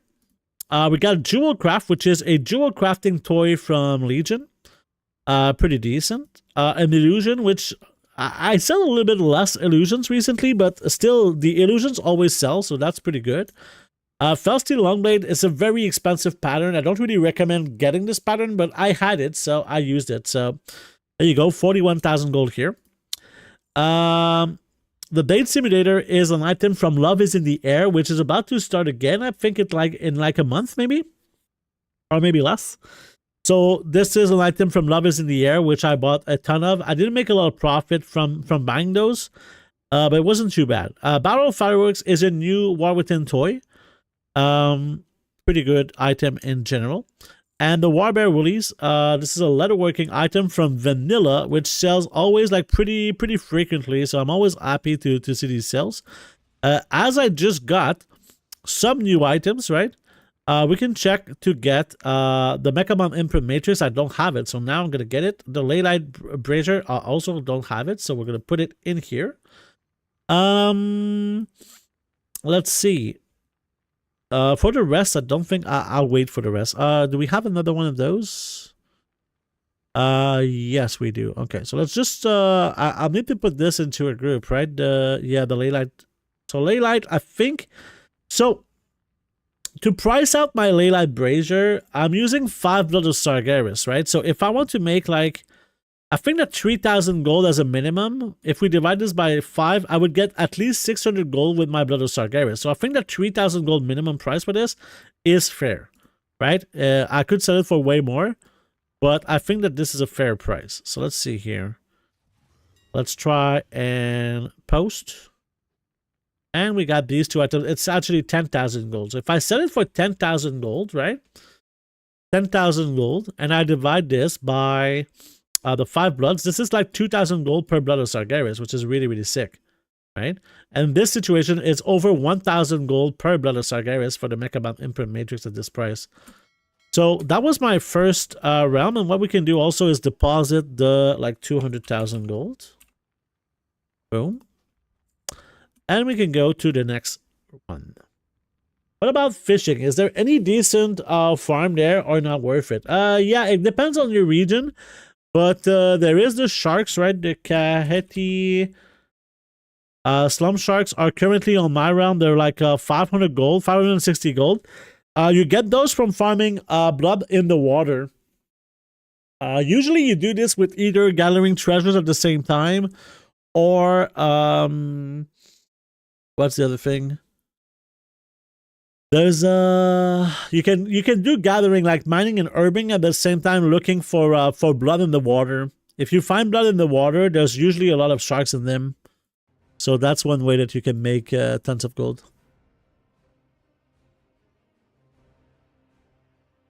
What's a good way to keep track? And hello, Pro9. A good way to track what you sold on different realms and send recrafts back to those realms. It's been difficult to keep track. Items and restocks take so much time. Yeah, I can kind of show you what I do.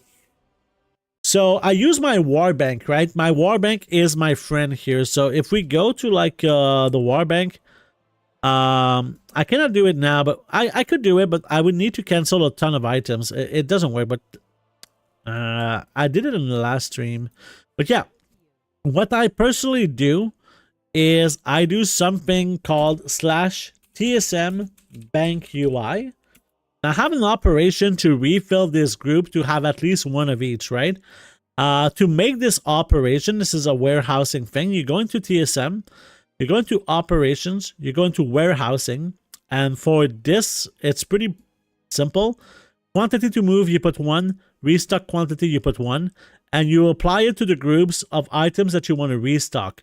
Once that's done, you need to have all of your items in here, because if I press restock right now, it's going to take one of each. It's not going to take into consideration that right now, I already have these items on the auction house, right? If I go into the auction house, oops,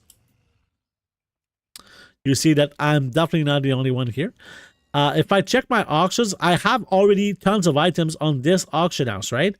So if I were to press the restock button, it's going to take everything. So once my auctions expire, this is the time to restock. If my bags were full right now, I could go in here and press on restock bags for these groups, and this would give me one of each of the items that I need. For example, it would give me 1 Mechabomb Imprint Matrix. It would give me 1 Leylight Brazier, right? That's basically how that would work. I hope this answers your questions. If not, I can try to elaborate a little bit more. So in here we got again a lot of PvP gear on this character for 57,000 gold. This is not a huge amount of profit, but still kind of surprising, right? Still kind of surprising. I was kind of happy with this.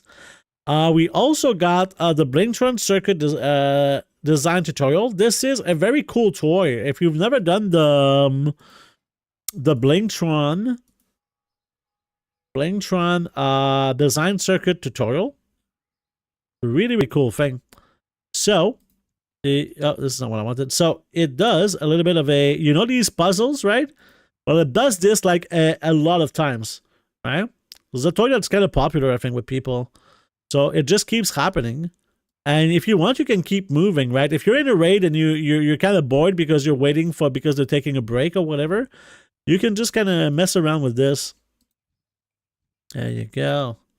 And every time I start this, it goes into a... I start to struggle a little bit later, I gotta say. Let's try you.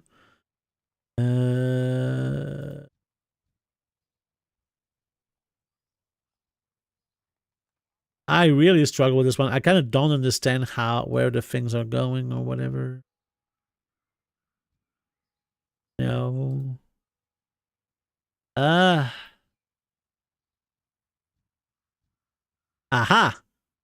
I got it. Alright, let's try this one.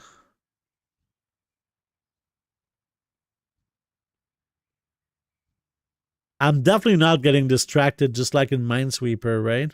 This is definitely not what's happening here. I'm struggling. Why am I doing this? This is not what I needed to do. Okay.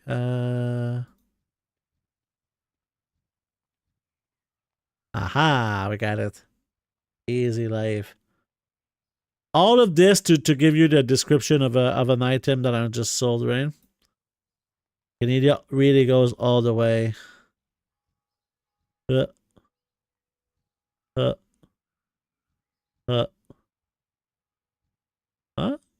No. It's something like this. Yeah.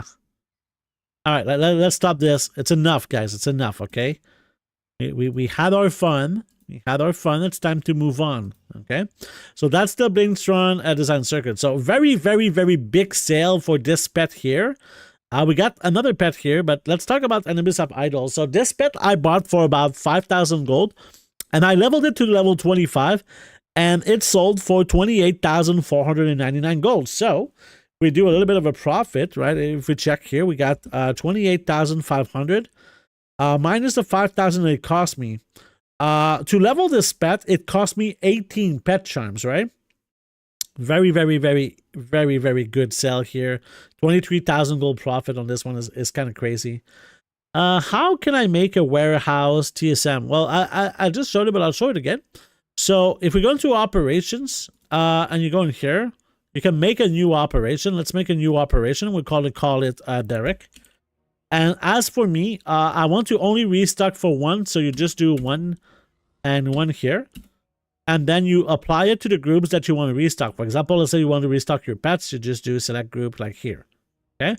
Now it applies to this, but I will delete this because we don't need that. So there you go. That's how you do it. And to open the thing, you need to do, I'll type it somewhere. So that's not what I wanted, but get out. There you go. What you do is TSM / TSM bank UI, right? If I make this a little bit bigger so that you can see / TSM bank UI. Okay, this is how you make the interface open up once you're at the war bank or at the personal bank or at the guild bank, right? So it works for all of the types of banks. All right, going back here. So Anubis of Idol, very nice. Venom Wing is a new pet with the pet charms, right? It costs 50 pet charms. So in here, this pet cost me nothing, but I leveled it to 25. So I got 8,550 from using 68 pet charms. So I made 125 gold for each of my pet charms on this pet, right? Atomic Recalibrator needs no introduction. This is one of the most popular toys in the game. Crafted in Dragonflight Engineering. Very, very nice. Pallet bone flute is a very expensive or rare recipe that is a toy. It costs nothing to craft. I think it's 100 gold to craft this, or probably less than 100 gold to craft this. To sell it at this price is crazy. Tome of Illusions. Pink Party Hat is a recipe from Shadowlands. Very easy recipe to get. Tide Spirit is a pet that you get from farming souls. You know, when you farm a Frosty Souls for a Blood of Sargeras. I can kind of type it in chat here. I have an article about this. So if you're interested into getting this pet, you can check out the souls, right? And also, speaking of souls, Alvin the Anvil here is a pet that is crafted from one soul in Earthen Soul. So this pet is costing about 2,000 gold to craft, but also you need to buy and pick up materials, but sold it here for 8,500 gold. Very, very nice. I'm going to just post here my two new items. There you go. And you see these prices are very, very high for the Mechabomb Imprint Matrix and the Lelai Brazier. We're going to hope that they sell. We're going to hope that they sell. Let's go on the third realm and see what happens here.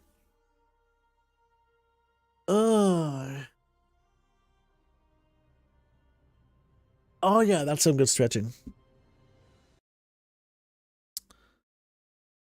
Pretty happy in general with how my cross realm has been going, because I feel like this is something that I can do when I'm at my girlfriend's place. So that's very, very nice. Algari Scepter, so this is the PvP gear. So obviously I think the elephant in this in here is the wormholes, right? Wormholes is just engineering toys that can be very useful. I think the most popular one for me is always the Shadowlands wormhole. Shadowlands wormhole is selling very, very well for me. This costs little to nothing to craft. The recipe is slightly annoying to get, but definitely like it's not that hard to get. You need reputation in Shadowlands, so you might already have this reputation. I think it's honored with the Undying Army, but maybe I'm wrong. But I think it's honored with the Undying Army to get this recipe. So there you go. Very, very good sales on the wormholes. So this is something that engineers can use to teleport to places. So very, very useful. Again, we got an Alvin the Anvil, which we just saw on the other realm. Very, very nice. Let's see here. We got the Steamy Ramen Skit. This is something that's very popular with the motorcycle. So it's a toy from Inscription. We got two new toys, which is the Barrel of Fireworks and the Stonebound Lantern, which is obtained in the War Within engineering again. So engineering is very popular in this mailbox. Speaking of engineering, Element Infused Rocket Helmet is also a Dragonflight engineering toy. We got the Zandalari Ankle Banger, which is a pet that costs little to nothing at level 1, but you can sell it at level 25. It's a very good pet for battling. It sells pretty well. The Crown of the Righteous is a jewel crafting toy from Shadowlands. Very, very easy to get this recipe. You just go to a location, loot a treasure, and you get the recipe. And the Pink Party Hat, we discussed this is a Shadowlands toy. And again, I'm going to check if I can just grab the Mechabomb Imprint Matrix. We already have it, but we didn't have the Leylight Brazier. So let's grab a Leylight Brazier. And let's see what happens here. Let's post it. So on this realm, it's 10,000 gold again. And let's go to the next one. We have still three more realms to go. I don't know exactly how much I made, but yeah, I think I made about 1 million gold in the last 2 weeks in sales. From my cross-realm operations, which it takes me about 10 to 15 minutes a day to post these. So I think that's a really good investment of my time, personally. You know, let's say that I made like 500,000 gold profit, okay? How much time did I spend? 2 weeks, right? If it takes me like 15 minutes, all right, to post all of my auctions, I think it's more like 10 minutes, to be honest. So every day I spend 1 hour, right? I spend 1 hour. So in two weeks, that's 14 hours. If I make 500,000 gold in 14 hours, That's like 35,000 gold an hour from just posting these auctions, right? It's not that good, but I don't know if my profit is really 500,000 gold. I think it's a little bit more, but I don't know. It's an enjoyable process for me, so I don't mind at all. So here we get, let's start with some illusions. These are all from Dragonflight. Very easy. This is recipes that you can buy on the auction house for enchanters. We also got, speaking of the wormholes, Shadowlands. Again, I mentioned this costs like nothing to craft. It costs like 300 gold to craft. So very, very happy to get these huge sales. We got the Filmless Camera, which is a new toy from this expansion from Engineering. We got some PvP gear with the Great Sword and the Plate Sabatons. Crown of the Righteous, we just talked about this. This is a jewel crafting toy from Jewel Offering. It's from Dragonflight, yeah. Leather Love Seed is a very, very good recipe. Very easy to get this recipe. You just give a Curious Coin in Legion and you get this recipe, I believe. Or is it like the Sightless Eyes? It's an easy recipe to get. A very, very big profit here. This, we talked about this before. We talked about this one before. And we talked about this one before too. So very, very, very nice. Back into the bank. And in here, we can use this. No, we already had one. So let's put it back. Let's just grab one of those. Something I could do at some point is do a little bit of a cleanup in here. I think this would be quite useful to have a bit of a cleanup. Because a lot of those things... I'll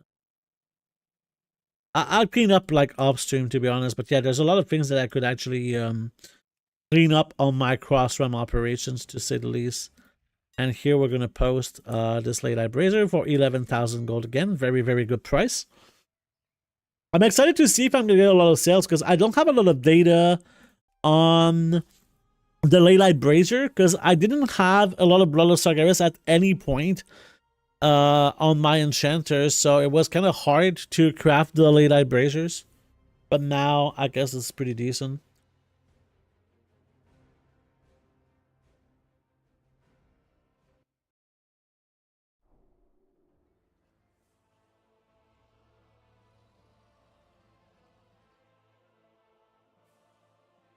All right, let's see here. Okay, this guy has a lot, so let's start with the PvP gear. So the Gary. So we got 4 PvP gear item. Again, I'm trying to liquidate all of my stuff. I believe we might have some wormholes. Again, Shadowlands wormhole. We sold 2. Very, very good item for me. Then we got some Dragon Scale Expedition tent, so very, very good. And this is not a huge amount of profit, just to be clear. Like, this costs like 4,000 gold to craft roughly.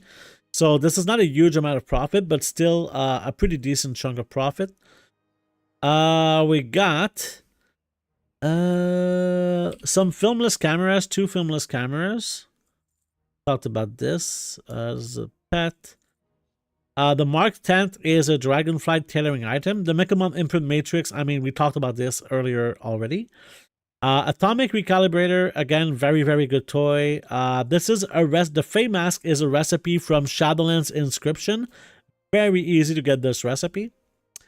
We got, again, a new toy from the War Within for, what's the name? Engineering. There you go. Again, 2 toys here from the War Within Engineering.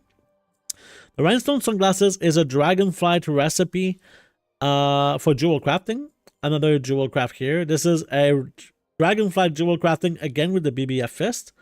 This is Engineering in... what expansion again? Jewel craft... Engineering. There you go. Alvin the Anvil again, Steamy Runman's Kit, and Iron Started was a very, very popular pet. Very, always happy. These sells very, very, very well for the Iron Started. Always happy to have those. I don't always have them on my auction house because I'm lazy at leveling pets. But yeah. Let's go check here. So do we have one of those? No. Do we have one of those? No. Do we have one of those? No. So let's just grab a new one. There you go. And we will post again on this one. Boom.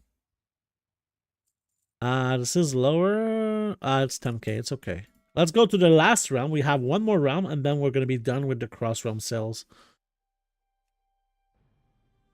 But yeah, Hellraiser, I think there's a lot of options for you because you don't need to do like these sorts of crazy amounts. So I think that from all of the things that we've discussed before, if there are things that you enjoy, like fishing, you know, you talked about fishing. If you enjoy fishing, you'll get enough gold if you fish a lot, right? You fish a ton of the slum sharks, you'll get there, right? So let's start with the illusions here. Again, some gold from the illusions. Then we got do we have some Algari? Yeah, we have the rifle here. We got this. We talked about this. Swab Blaster is a Wallet of Drainer item. This is very, very funny. You can swap place with someone. These sells pretty well. They cost nothing to craft. Infurious High, this is a Dragonfly pattern. Portable Party Platter. Again, something that you can get from souls. We got 2 more wormholes here. The Fey Mask and all of these items we discussed before. So let's go and check here if we can get a little bit more items. So I think we're going to get... Is this good? No, we already have it. And the Leylight Brazier, we need to get it in. And I think that's about it. So we're just going to post this, and I think we're going to be done with our cross-realm operations. So, yeah, that was a lot of sales that we made from all of this process. I'm very happy that I have these realms because, you know, right now, I spend a lot of time at my girlfriend's place, and I don't have my computer, right? I only have my laptop. So if I want to do like these sorts of big, elaborate farms where I don't like playing on a laptop, it just feels wrong. I cannot record any gameplay on my laptop either. So it's a little bit complicated sometimes. So... You know, I'm sure that some people are playing this game and have remote work, right?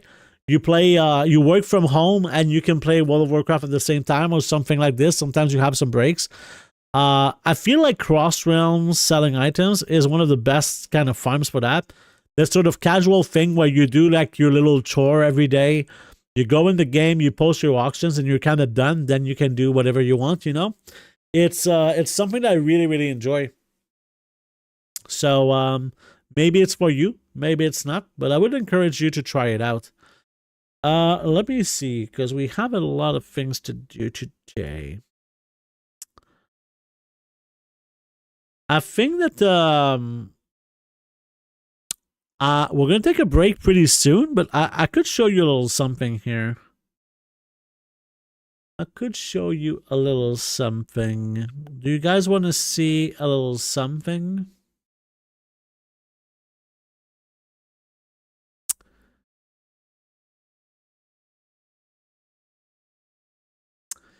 So, tomorrow, Canada is going to release a new video, right? He is going to release a new video on YouTube. So if you don't have my YouTube, I'm going to link it in the chat right now. It's going to be about Artisans Consortium's payouts, which is the thing that you get from patron orders, right? I talked a lot about how I really enjoy patron orders. Because it's a really good way to make some gold. It's kind of like a mission table that you just click on a button and you make gold. So that's really cool. And in here, I'll show you one screenshot that I found pretty funny that is in the video. So let me show you. Boom. It's really just this. It's just me being like, how much gold did I make? Did I make 4 gold, 20 silver, and 69 copper? Or did I make gold cap from this? So that was just a little screenshot I wanted to show you. What do you have prices set for souls? I would say that souls need to be at least 2,000 gold each, right? I think that the souls need to be at least 2,000 gold each. I would personally value them at least 3,000 gold each, but it's really up to you. I feel bad if I sell my souls for under 3,000 gold, but I think that 2,000 gold is just the minimum, right? The minimum. I guess it depends on the recipes too, because I would value Alvin the Anvil as a more premium recipe. But it's really, really easy now to farm souls. So it's really up to you. It's really up to you, but my personal preferences is that. So on that note, I'm gonna leave you watch the image again, and we're gonna take a little break. And when we come back, we're gonna take a look at some spreadsheets and at the speed set. We're gonna take a look at speed set. So stick around. We'll be right back.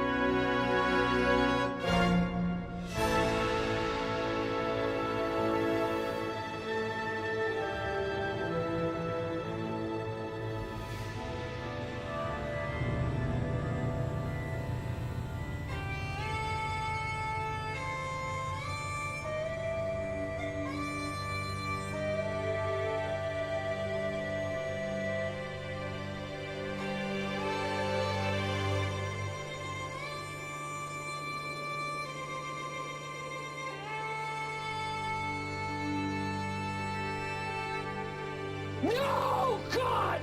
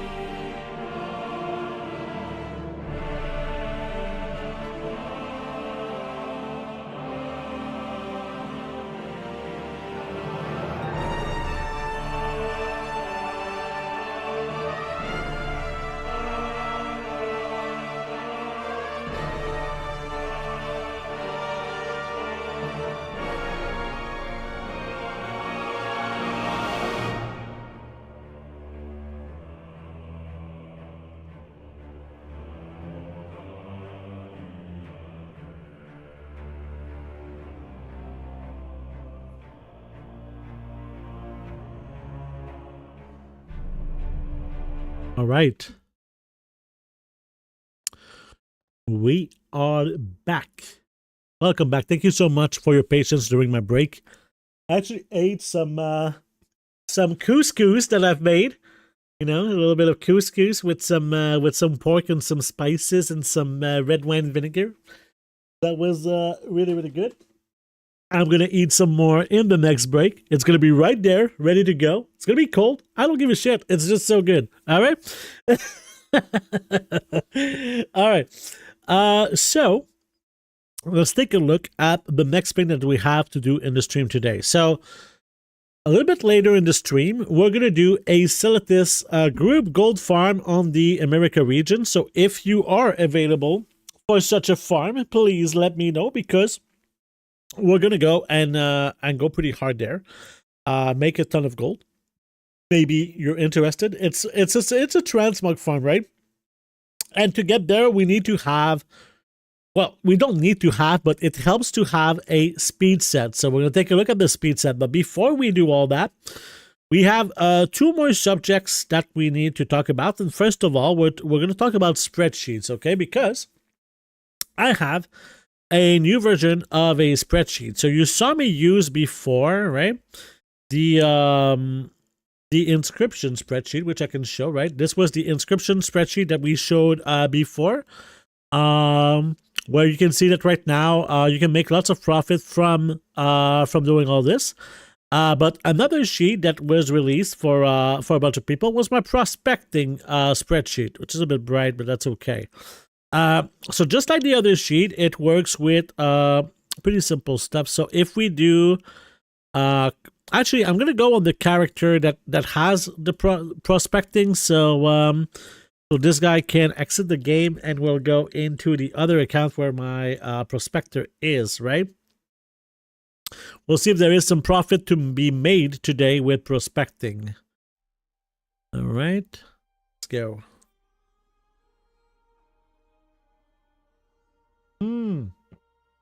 Such delicious. All right, so let's go to my banker, which is also my jewel crafter. The reason why my banker is a scribe and jewel crafter is because these two professions, you don't need to be at the station to do your crafts, which means you can post your auctions. And now we have the mount, but before we didn't have the auction house mount and the mailbox mount, so you needed to be at specific locations on your bankers, and now they can just be anywhere, right? We'll grab this and we'll do a little bit of a post before we start. We did sell a lot of items again. Look at all of this ink here. They're very, very nice. So let's sell those. There you go. And let's go into the auction house. I'm not sure I have this group already, but I think I do. Let's delete the group. And we're going to go and use the spreadsheet. So here, the way that it works is that it has automatic pricing. So here, you can do copy on this cell to import the auctionator group. So what you're doing here in auctionator is you do import, and then you paste this text in here and you press import. So it's going to scan for all of the items that have to do with jewel crafting, right?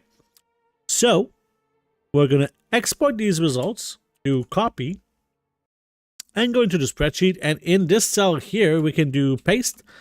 And now we have like how much gold we will make with this. We need to put our stats as well. I remember that this is 25.5, I believe, and this is 75. So now to know if right now we would make about 327 gold profit from prospecting 1,000 with rank 1 accurate. Would I make more gold with rank 2 accurate? It would be similar. What about rank 3 accurate? Rank 3 accurate right now is very, very good. I would make like almost 800 gold from prospecting 1,000. Iron Claw is still pretty decent too, 622 gold. Rank 2 Iron Claw is really, really good. If we can get some rank 2 Iron Claw for 6 gold 22, let's verify if this is accurate. Whoops, this one. It was a fake out. This is not the real value, sadly. What about this? This is also not the real value. Fuck. And this is why we have the custom pricing, right? So let's switch this to rank 3 Iron Claw is really bad. Rank 1 Bismuth. This one. So, okay. So let's do rank 1 accurate, 7.78. I think it was rank 3 accurate, but now it's more like 10.6, I think, right? So now it's not profitable, so let's not do that. Rank 1 Iron Claw was super good at 7 gold 46. I'm not sure if this is actual. Yeah, this is actually good. So at 7 gold and 46. So in this situation, we will make 620 gold. Let's actually buy 3,000 to test this out. Okay. There we go. Let's buy these. And I don't know if I had more inside my bags. I don't think so. Something that's pretty cool with this actually I don't have. I need to go back to the main zone, Castle before we can continue. Yeah, it's a pretty easy spreadsheet to use. I like that people kind of push me to do this automatic pricing because now it's super useful to me, right? Because I was a little bit like not sure if I wanted to do the automatic pricing, and people kind of convinced me that I should. At first I thought about doing it with TSM, but I don't like TSM for this types of actions. I prefer using Auctionator. So here, do we have the buff? Yes. Okay, so now we want to buy a Bountiful Seasons file. People season. So let's just buy a file of Bountiful Seasons to make it like a little bit easier on us. We're gonna go to prospecting. We're gonna go into clicking this, and we're gonna prospect all of the Iron Claw, which apparently we have a little bit more. So let's actually see if we're gonna make profit. So there's a lot of RNG, right? This is the average profit, not the actual profit. You can see this is a new thing with oh, we need to use this too. There's a new thing with CraftSim is that they have this CraftSim craft log, which tracks the session profit using like the auction house prices. So you can see that right now we made about 300 gold. So we're gonna let this cook. Technically, on average, we should make about 622 gold per 1,000, and we bought 3,000. So we do 622 times 3, that would make us like 1,800 gold. Will it be the case? I'm not so sure, but this is one of the new spreadsheets that we got. Let me see. Is this in here? Yeah, this is kind of in here. This is not the updated version. Let me see if I can get the updated version real quick. Let's close this.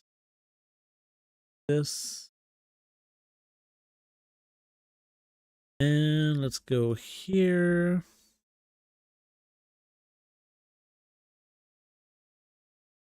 All right, this should be pretty decent. Oh, let's make a copy of this though.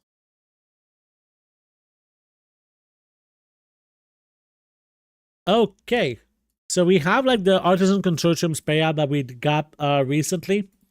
Showcase. I think we showcased this one in the last stream, but this is a very similar version. Here we're at, you see how there's a lot of RNG, and now we're kind of stagnating in terms of profit. It's something that can absolutely happen. We're even losing gold here. So I'm not sure if this is just like there's a lot of RNG, right? This is and if we look at the if we go back to the spreadsheet, you see that this is only an 8% return on investment, right? So absolutely, sometimes you'll get less than this amount because, yeah, it's RNG, right? It's average profit. Should probably change it for that, right? To average profit, because it's important to understand, right? That this is not like absolutely always going to be like that. Might edit that. You know what? I'm going to put this into my list of things to do because that's really important. Average profit prospecting. There you go. But yeah, we'll see if this is kind of recovering. Oh, this did not do the 3,000, right? Then click on the non-stop crafting. Let's actually do this. Be easier this way. Then we're going to do something like this. And we're going to prospect all. Now it's going to keep going. Okay, let's hope that this works, but if it doesn't, it's not... actually, before we even continue here, let's actually do the payout sheet real quick. We have the consortium payout. Yes, we do. So let's use this sheet here. And this works exactly the same way, right? The sheet that I just mentioned here. We paste the information in here that we got from this group. And this is going to tell us how much one artisan consortium's payout is worth, right? In this spreadsheet here. So this should be over. So we can copy this. Go back here, paste it here, and now we see that one bag is currently, like, one artisan's consortium payout is worth 58 gold currently. So if I were to open 1,000 bags, I would make 58,000 gold. I love doing patron orders. It's one of the things that I feel is very, very accessible in the game right now for making gold. You know, I feel like some of the gold farms are not always accessible to the general player base, right? And because of that, it makes it that people don't want to do certain things in the game, which is understandable, right? It's absolutely understandable. But yeah, I guess there's this sort of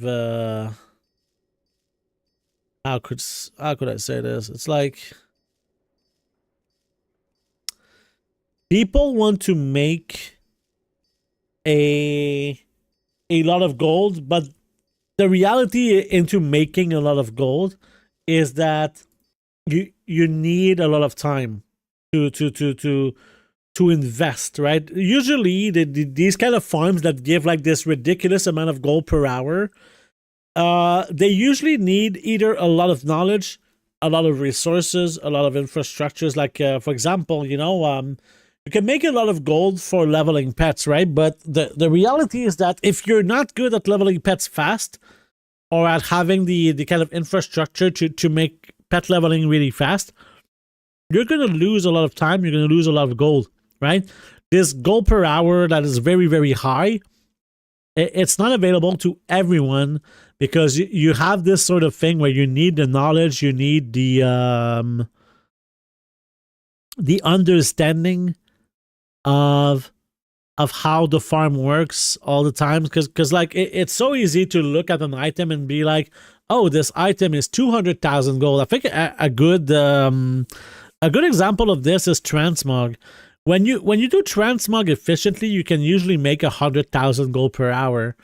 However, a lot of people that are doing transmog are making like 1,000 gold per hour, just because they post a lot of garbage, right? They post a lot of garbage, and this all goes into your gold per hour, right? There's the part of farming the transmog, for example, and there's the part of selling the transmog, which is not covered enough in my taste, right?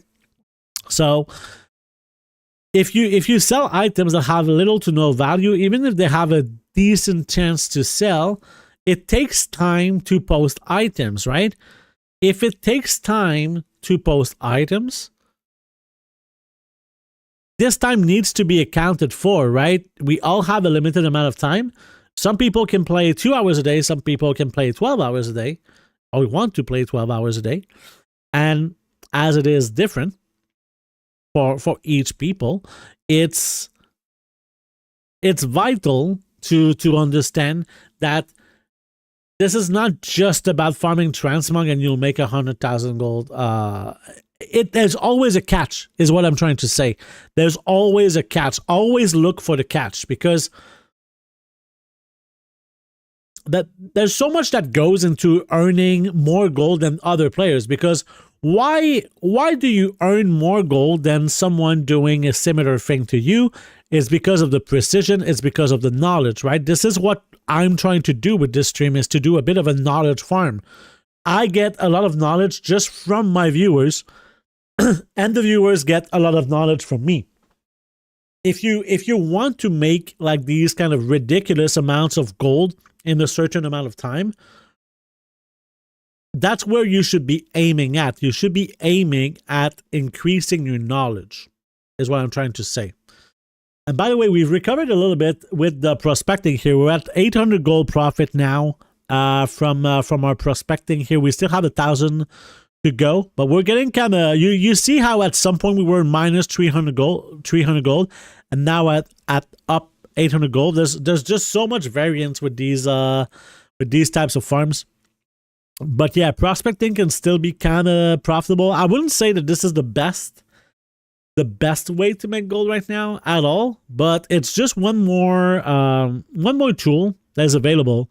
And right now I think there's a lot of people prospecting, but maybe in the new season we could see it do a bit of a comeback. But I've always liked prospecting in general, and as they have made, like, they've announced some changes to how resourcefulness and multi-craft works in the new patch, but we're not 100% sure that they're going to implement that.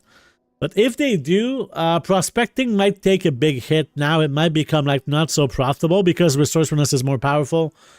I feel like the prices of gems could go down because of that. But as multi-craft is less powerful, the price of the rank 3 gems is going to be higher, maybe, right? So the price of the rank 3 gems will be higher, but the price of the materials will be lower. I think that's what should happen, technically. Or maybe it's all going to even out. It's hard to say, but we're going to have way too many materials because now prospecting is going to be kind of easier. So, I don't know. What do you guys think will happen if the changes happen to resourcefulness and multi-craft? For the people who are aware, I could try and find the post. I don't know if I still have it open. Is it you? Is it you? No. Huh. I don't have it open, but yeah. Maybe it's in the... Let me see if I can find it in the Discord, because I'm pretty sure I posted it in the Discord.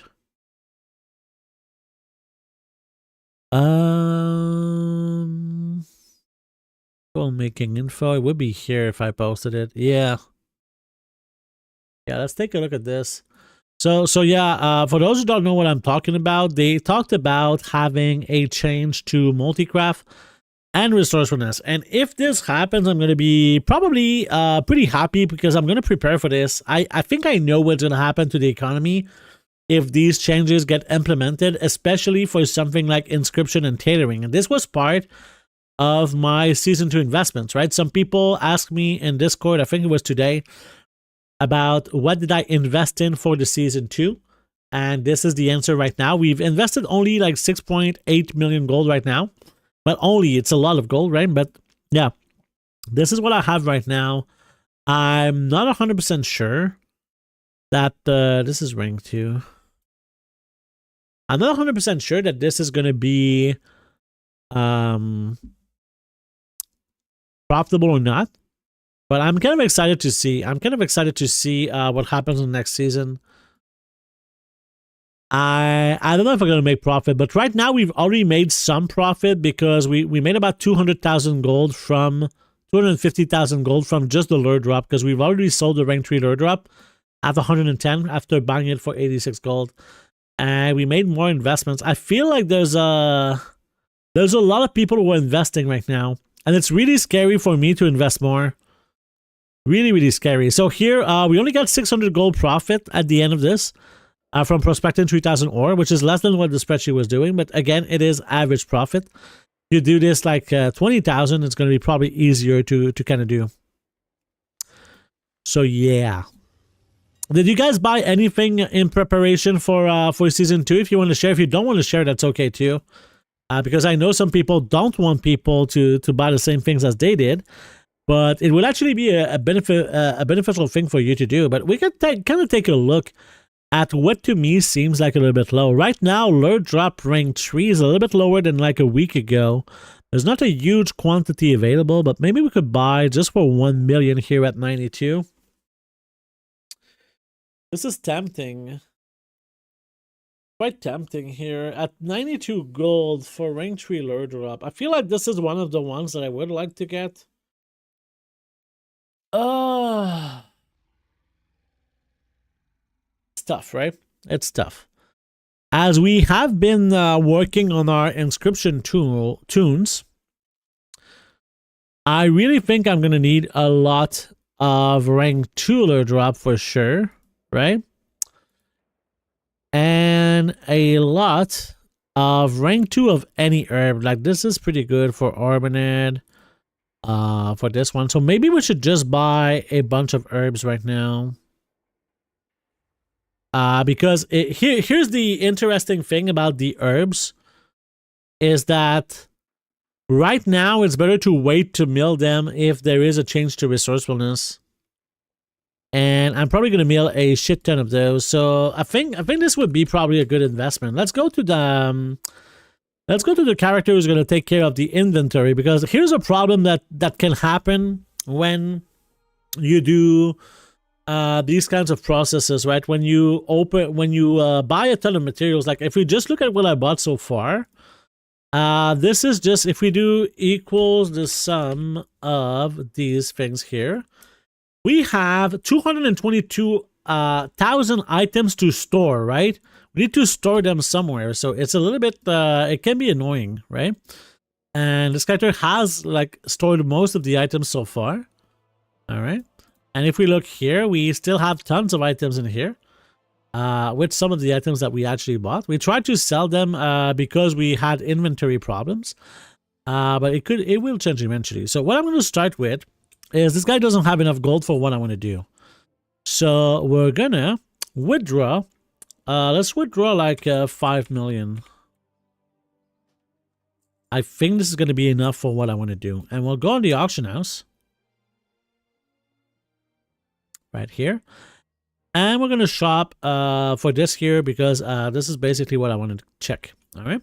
So let's see what we're going to do here. I'm going to take a look at what we have here. Let's see the rank 1. So if you haven't known, I want to buy some herbs right now. Let's buy some herbs and see how much we can buy. So the rank 1s are pretty good right now. Can we buy even more? I think that this is fair, like this to start. But the only issue that I have is the... Okay, let's try and track this. So, Blessing Blossom rank 1. Let's do Blessing Blossom. Okay, we're going to copy this. And we do rank 1. Oops. Do rank 1. So how many did we buy? We bought 39,737. 39,737. And we paid okay, let's do the 266,485 divided by 39,737. So this means I paid 6.70 gold to buy this. So here 6.70 gold is the amount of gold that I paid. So now we have investments of 7.1 million. We're not done though. We're far from being done. Now I'm gonna get some rank 2, even though it's a little bit more expensive. There's not a good enough quantity of this one. I think I'll wait for the Blessing Blossom to keep going, but this one is a really big quantity, so I think I could buy. Is this too much? Is this too much? You know what? You only live once. Let's go. All right. So here we bought a lot of Orbinid rank 2. So if we go into here, we can find it. Okay, so we bought 176, 178. So 176, 178, and this was Orbinid rank 2. I'm gonna buy the things and then I'm gonna explain why I bought these things versus other things, okay? And this was, it cost me 1193,501, and I divide this by the number that I got. So they cost me 6.77 on average. So here 6.77, and boom. So yeah, that's roughly that. Good. So now, what about lure drop? Probably want to buy a little bit less. Oh, do we just buy all this? It's risky, man. I like to gamble though. Yeah, do it. Oh boy. Okay, so 87, 326. 87, 326, and here we have a lure drop rank 2. All right. And it was 1562609 divided by 87, 326. So this was, let's say 17.9 I bought them for. So here, 17.9. So we're now at almost 10 million gold invested. All right. We have Michael Bloom here. Not a big quantity available. Let's check the rank ones. Rank ones is 7.38.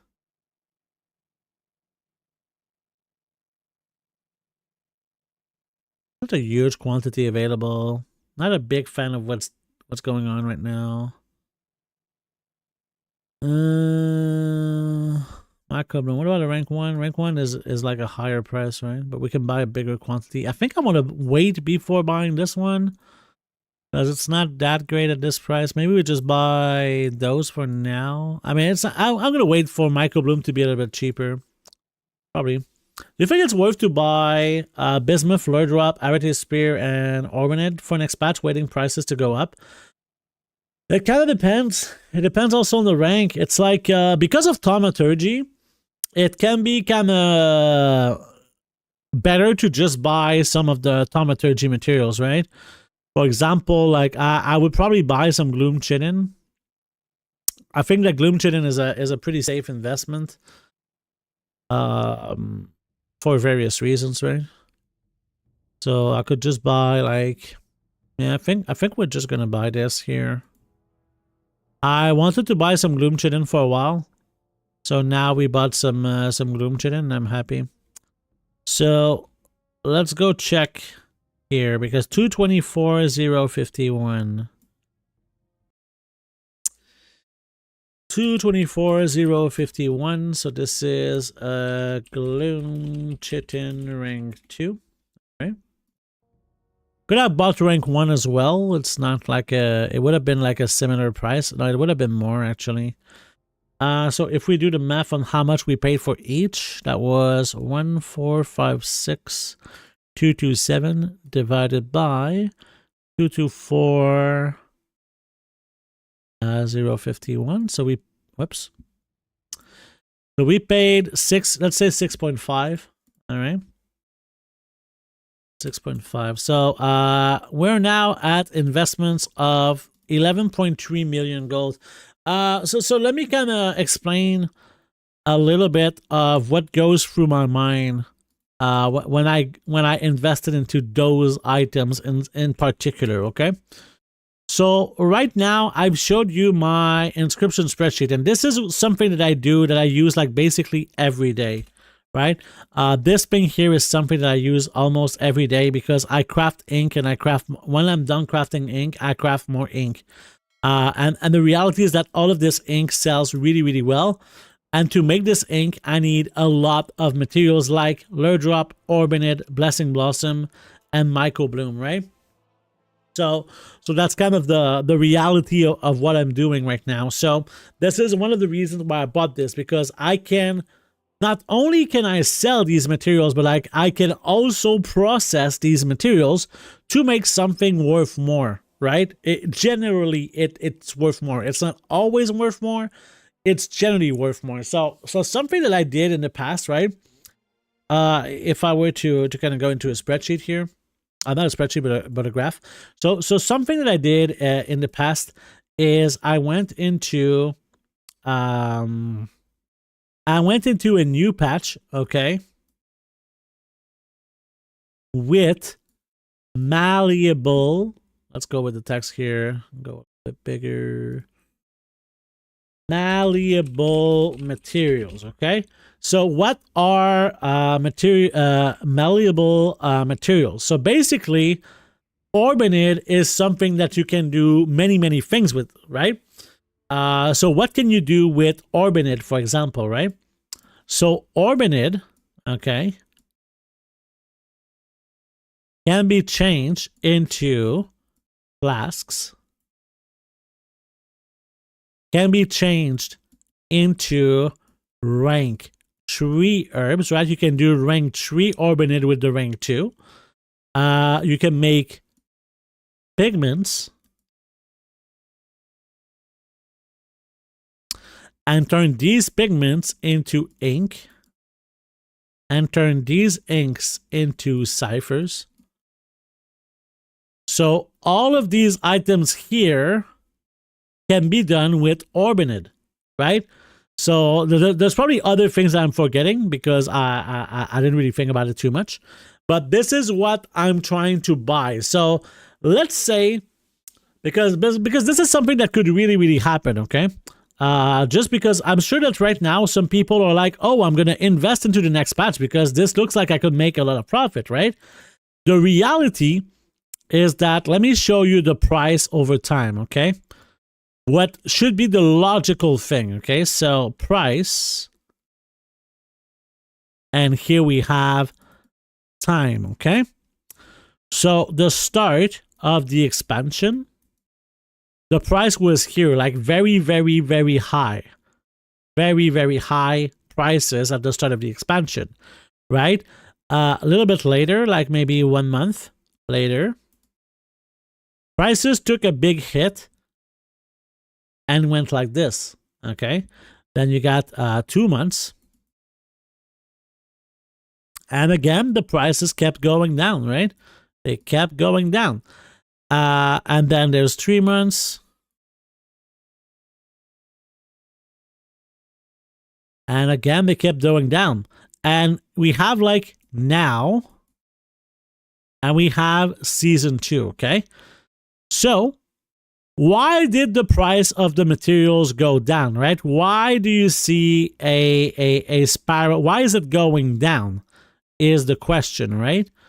Well, the reason why it's going down is because the demand went down, okay?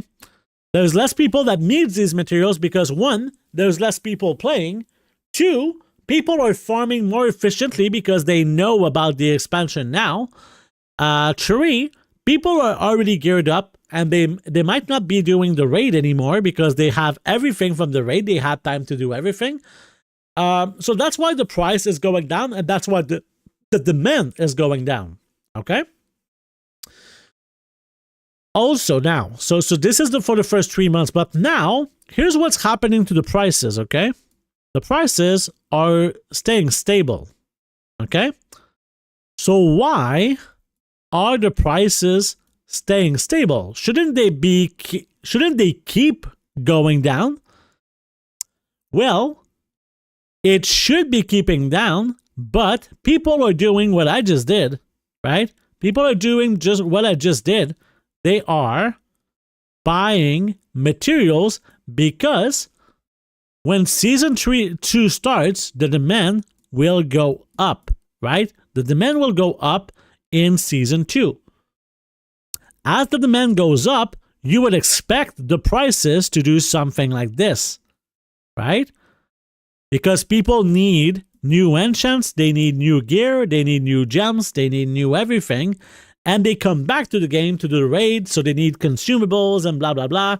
You know the drill, right? So this is what people expect, okay? But here's my question, okay? If everybody, right now, this is what should have happened. Let's use a different color here, okay? This is what should have happened here, but instead we got this, okay? Now, if this were to happen, then the logical thing would be that it would go back up because the demand goes back up, right? So here's what I think will happen, okay? I think that instead we can see 2 things happen, okay? We can see the prices go slightly up, we could see the prices stay the same, or we could see the prices go down. Because all of these stored materials are going to supply, the supply is very, very high right now, okay? The supply is very, very high right now because just me, right? Just I'm one person, okay? And I have 11 million gold worth of materials, right? If you look at the quantity of materials, right? It equals the sum of all of my materials. I have 750,000 materials in my bags right now, okay? 50,000 materials, right? If I drop this on the market, right? If 10 people have 7.5 million materials, what do you think it's going to do to the price if we all dump it at the same time? First of all, it's not going to sell because everybody's going to try to fight. So some people will get desperate and they will reduce the price and reduce the price and reduce the price. So the question is, where will the price be at season 2? And if this was a logical world where we could not invest, right? It would be here. This is where it would be if there was if no one is buying materials, this is where the price would be. But now that everyone is buying materials, the prices could go down, the prices could stay the same, or they could go up. So if you invest, right, at around this point, you still have a risk of the price going down, okay? You still have a risk of the price going down, and then because the supply is going to run out, it could go back up after, right? That's kind of the thing that usually happens, is that the price either stays the same or it goes down a little bit, but then it goes back up because all of these items, right, all of these 750,000 that we got are going to be all sold, which means people need to farm again because we're running out of materials, right? This is what you want to see happen. You want to see the auction house running out of materials. But I don't know. It might seem like this is a good investment because you expect the green line here to go back up. You might think that investing right now is a great investment, but the reality is that this is a gamble. Oh my God, I messed that up. Gamble. Okay? That's what we're doing here. We're not being like super logical. It's just that for me, it's safer to use malleable materials because I'm going to lose less gold if the prices stay the same. I'm still going to make gold, right? If the prices stay the same, I'm making gold. If the prices go down, I'm not going to lose as much gold. If the prices goes up, I will make tons of gold. So that's kind of the situation here, okay? That's the situation here that we got. So I hope this was kind of clear, and if you have questions, please ask them. But this is usually the thing with investment in seasons, right? I know this looks like a freaking mess right now, but if you followed from the start, I'm sure that you can understand. So basically, the price from the start of the expansion was very high, and then it kept going down, should have kept going down, but stabilized because people invested their gold into materials, thinking that the price of the materials would go up because there's a new season and the demand goes up. Because too many people have a lot of materials, it's going to massively increase the supply, which means the price could stay the same, go up, or go down. But I don't think there's going to be a huge variation until quite some time, maybe a month into the season. But let me tell you, okay, I freaking love doing this. It's very exciting to look at the prices and think, am I going to make like 1 million or 2 million or 3 million gold just from having invested gold, right? That's some easy gold. That's really fun. But let me tell you, losing a ton of gold is also not so fun, right? So that's kind of the...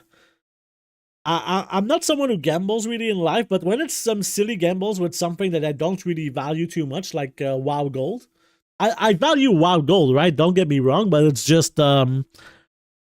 since I have a lot of gold, I value it a lot less than I used to value it, right? Back when I had like under 10 million gold, I was like, oh, I need to be careful with my gold, and I'm not going to invest too much. I'm not going to do this. I'm going to try to make more because I really need more because it's not enough. And now I kind of have an amount of gold that I kind of feel it's ridiculous, right? I have like 70 million gold right now. And I feel like it's absolutely ridiculous to have this amount of gold for one player. So yeah. I mean, I do things with it. And by the way, we have a giveaway, 2 giveaways today. I didn't mention this at the start of the stream because bad streamer or whatever. But yeah, in the previous weeks, like I think in the last 6 weeks, there was some surveys for Twitch, and there was some surveys for Patreon. And if you answer these surveys, well, you got a chance at winning 2 months of game time, and the giveaway is today. So at the end of the stream, I'm going to give away 2 months of game time for patrons and 2 months of game time for people who entered the Twitch and YouTube survey. So if you answered it, you'll have a chance, and I will contact you after the stream to give you the 2 months of game time. Speaking of the 2 months of game time, the Patreon giveaway from the last the last month, the month of December, was not claimed yet. We have a backup winner, so we might have to re-roll the December Patreon giveaway, but we'll see. I'm on the road to 300 million gold, but I stopped with gold making. Need a break, to be honest. Well, you will take donations? Lol. I think that I don't know how much gold you reached in that owl, but there's always I've had several burnouts when it came to gold making, right?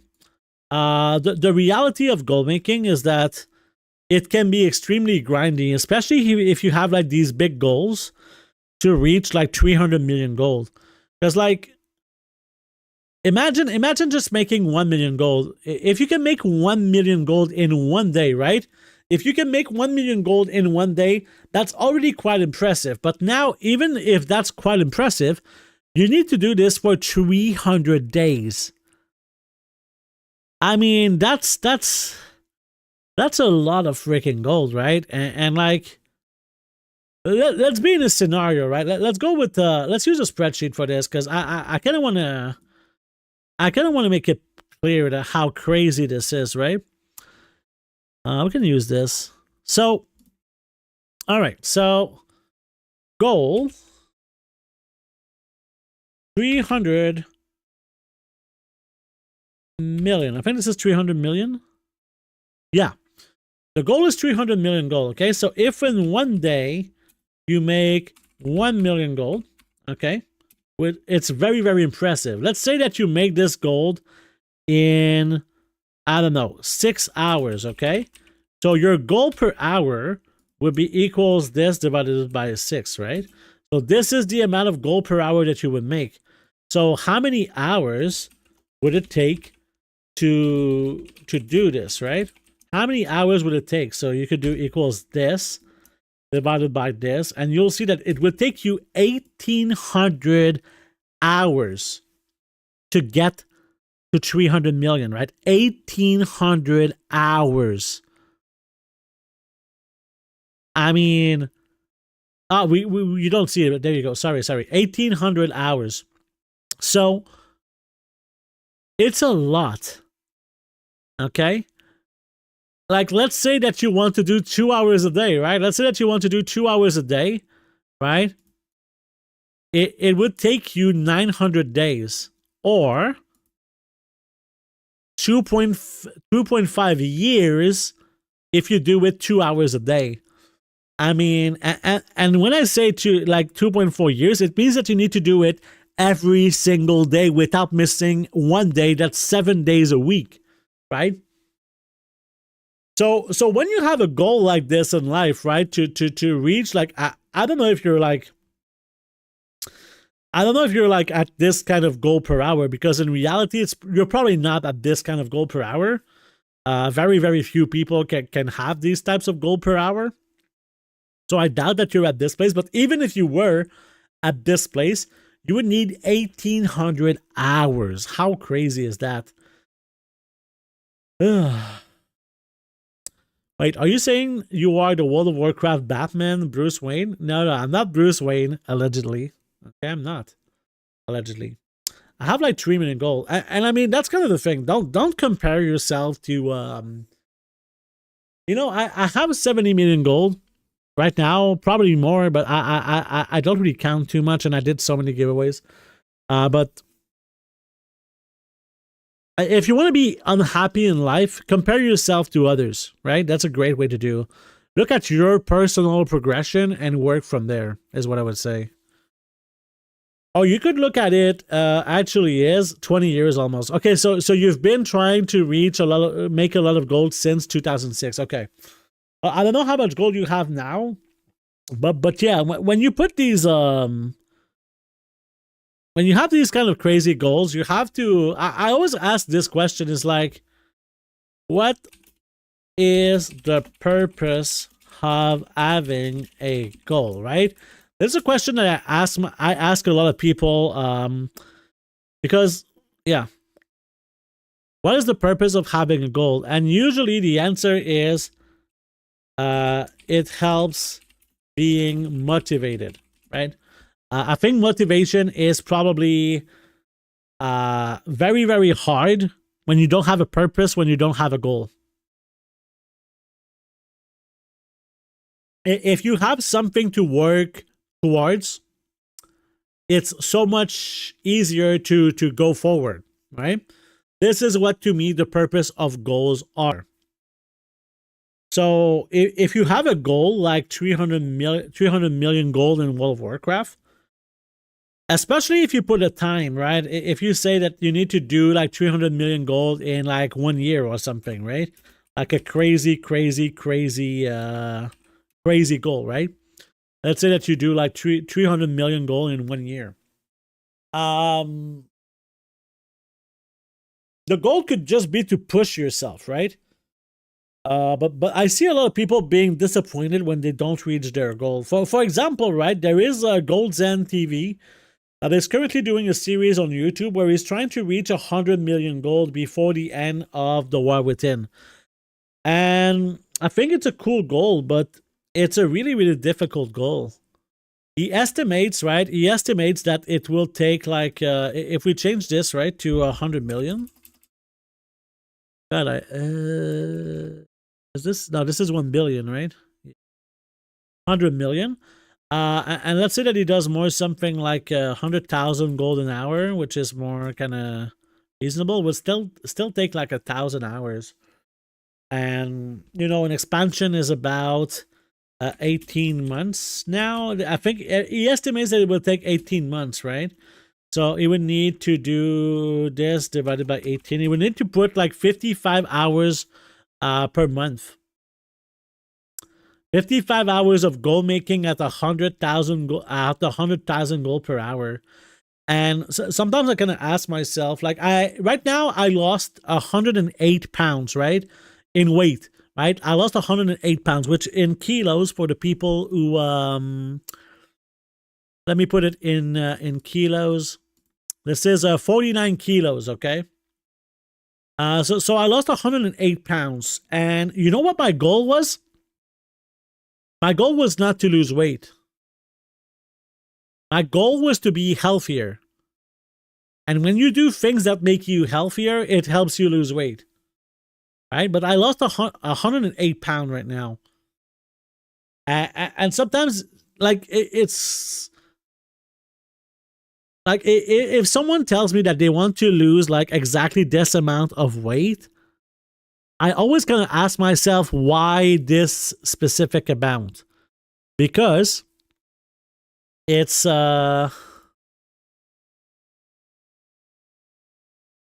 it seems like sometimes the goal is to get to a certain point, or it has some sort of story behind it. Like, for example, I want to lose, let's say, 50 pounds, because if I lose 50 pounds, I'll be at the weight where I was when I was happy, right? I was happy when I had this weight, but it's not necessarily the weight that made you happy, right? It's super easy to lose weight. I guess it depends. I don't think it's easy to lose weight.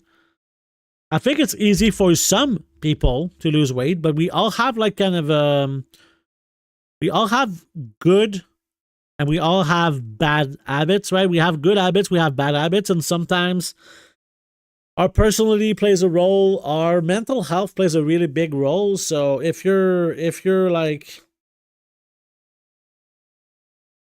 if you're playing video games 16 hours a day, you're probably not doing a lot of exercise, and like exercise can really help regulate the body to lose weight.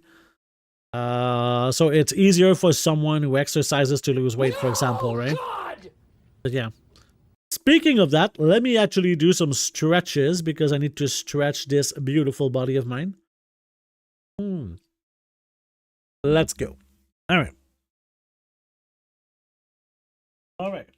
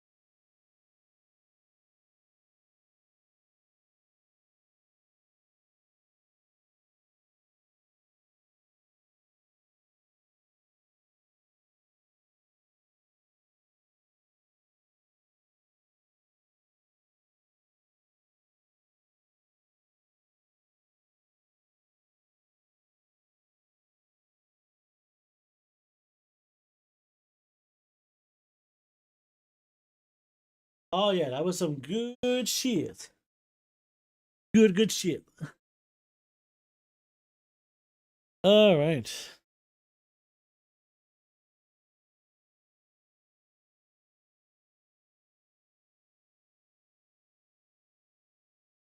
All right.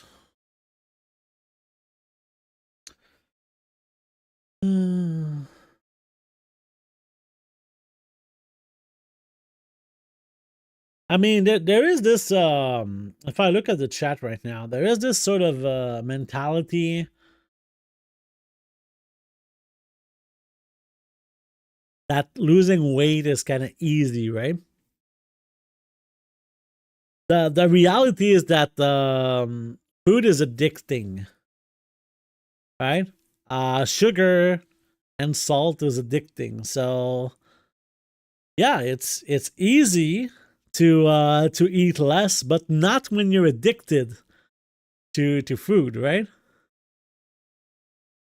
I mean, I'm sure that a lot of people cannot see me right now because there's ads, but at the end of the ads, I can kind of repeat myself. But there's a lot of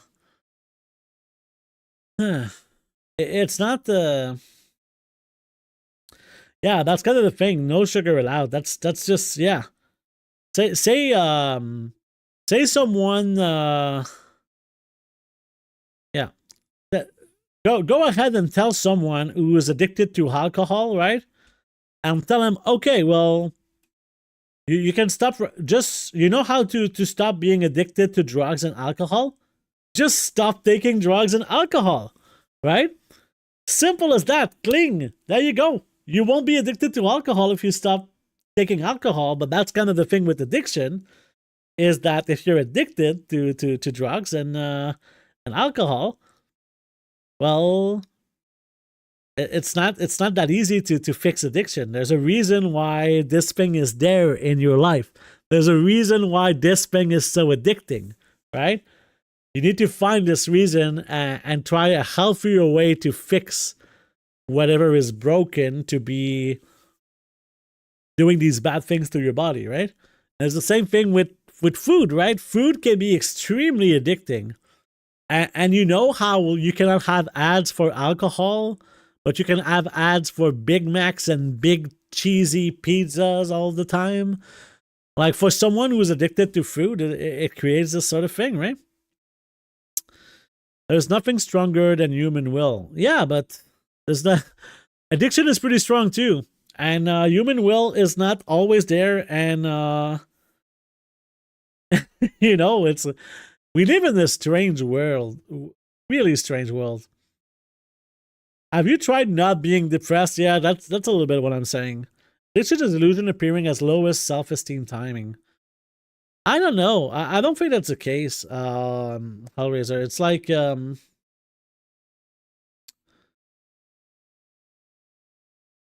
it's easy to say for the addictions that you don't have, right? It's easy to say, and we're all different, right? Maybe it's easy for you, but the reality is that it's not easy for a lot of people. And when you have this sort of closed mindset about, you know, this is easy, just if you tell someone that's really, really, really struggling that what they're going through is easy, they're gonna be fucking mad at you, right? Because what's easy for you is not easy for everyone. What I'm trying to say. But we're gonna come back to the gold making in a second, right? Come back to the gold making in a second. Thank you for staying during the ad break. That's very appreciated.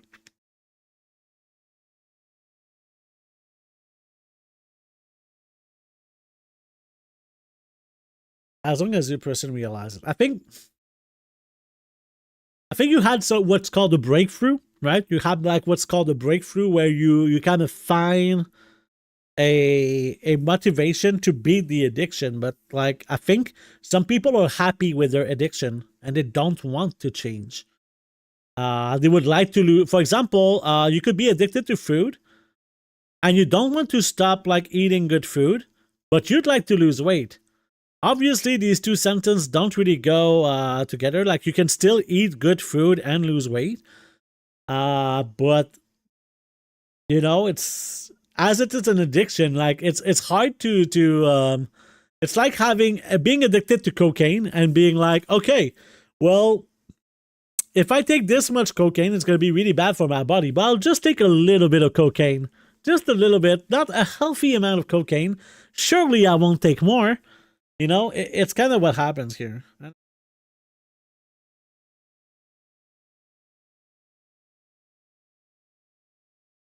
Yeah, that's kind of the thing, Hellraiser. You have no choice. Most people, they have a choice, and this is why they're not choosing to change. Just like you, before you had like life or death in front of you, then you changed, right? You had a real reason. It's like either I change or I die. People don't have this choice to make, and that's why they stay in those addictions most of the time. You know? But yeah, it's getting heavy. I don't want this to become heavy. Let's go to what we were doing today. So I did do my season 2 investments. I think we can move to the speed set. Okay, so I had the Scrogador showed me a character. Okay, and this character had a pretty decent speed set. So I don't know if we're going to be able to replicate the results, but let me close this account because my speed character is on a different account. Okay, let's go into the different account and let's try to replicate this speed set. So let's take a look. So first of all, for the people who's never done a speed set, there's a very popular set of 4 items that are into mostly every speed set, right? So there's the Hearth of Azeroth, and if you look on it, there's basically no speed on it, but there's a reason why the Hearth of Azeroth is there. It's because of the tokens here, right? So if you look at Long Strider here, it says increases your movement speed by 28% of your highest secondary rating, up to 8%. So this item gives a bonus of 8% rating. And from what Scrogador said, it could even go to 12 or 13%. And it's the same thing for the shoulders and the same thing for the vest. So if I go into the game and find my speedster, which is somewhere around here, there you go. Let's go to this character here, because he has some of these items. All right.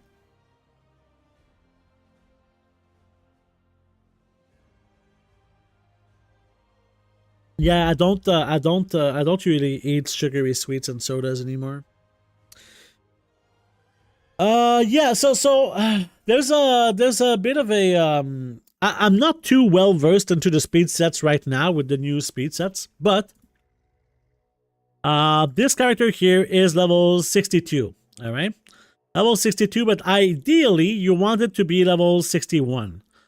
Right now, this is a 256 item level.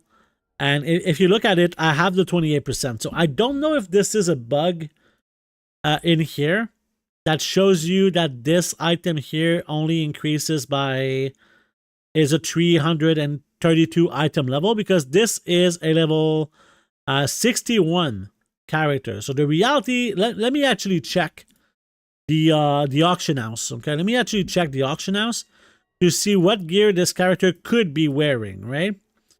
So let's do usable only. So I could use items like this, which are 357 item level, for example, okay?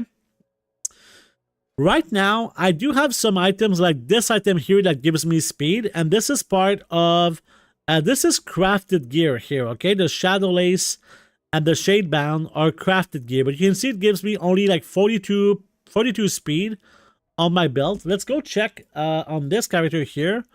How much does he get on his belt? You see he's got no speed, but he has a gem. Let's try to find something that has speed on it. You see the gloves at 332 has 133 speed. So if I look at these gloves here, they have 42 speed. So it's a lot less. And if I look at my, do I have like a speed somewhere? I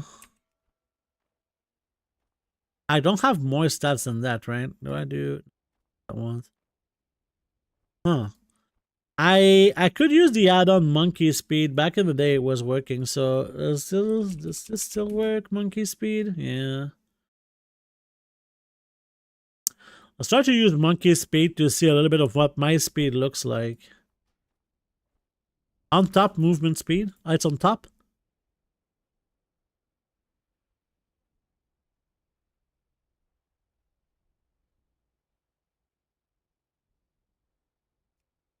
My blind or health? Movement speed 249%. Apparently right now. I need to go back to let's can you okay, I understand what's going on. Let's get the travel form in here.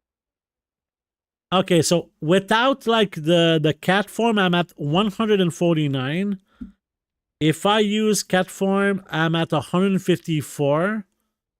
If I use my file of alacrity, I'm at 196% right now. So yeah, right now I'm at 146%. So you went over it. Yeah, I'm terrible. I'm sorry, but yeah, I'm at 196% speed, right?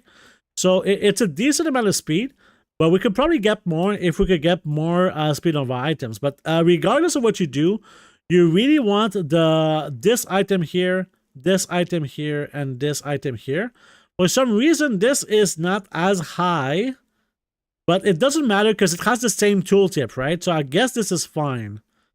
So we're looking at items that could increase our things. So we could do a few things. I know that we cannot really search. You think that the speed is capped? You can see. So let's see here. If I could find some items with speed, let's try with just one at a time. So shoulders. And let's do usable only. So it would be crazy if we could find some of these items that have just speed on them. I have no idea if we'll be this lucky. We don't need shoulders actually. We need bracers. Let's try with bracers. Nope. Mine doesn't go above 249.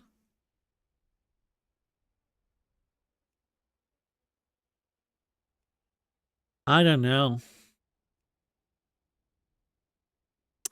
Back in the days, there was like ways to check for speed items, but now I don't know if there's any way.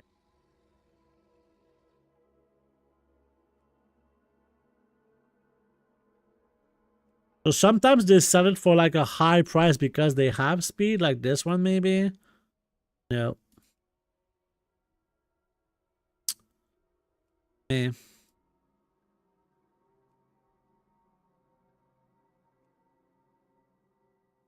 Let's try a different category like hands. Let's see if there's a lot of hands. If you hover over the movement stat, it tells you that... Oh, it's 100 plus 49?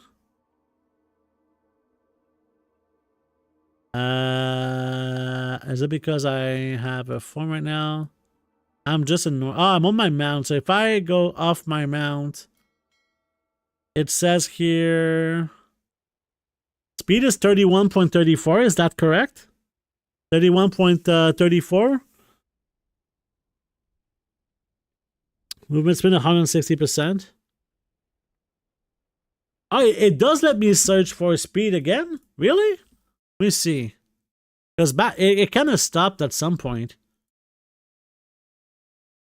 Armor, leather, and just is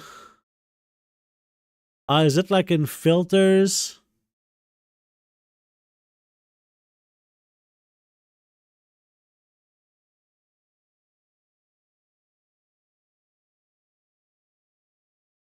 Green. Okay, so from green to green. And then below hands. Ah, speed. Oh, shit. We need to change the filter for item level range of 200 to, let's say, 375. Let's do something like this. Oh, shit. So this freehold belt. Go check.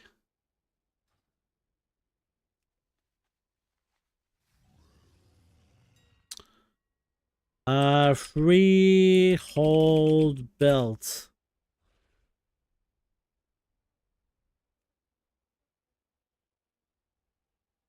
This one has a socket. This one has a socket. This one has a socket. Am I clicking the same one all the time? This one's a socket. Let me see. I kind of missed it. So of the harmonious, and it's 89 gold. So it would be this one, right? But there's no speed on it though.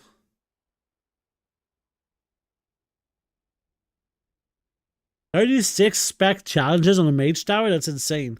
Left menu under leather. Yeah, so I got here. This one says, maybe someone bought it already. Yeah, someone bought it already. So let's try something else.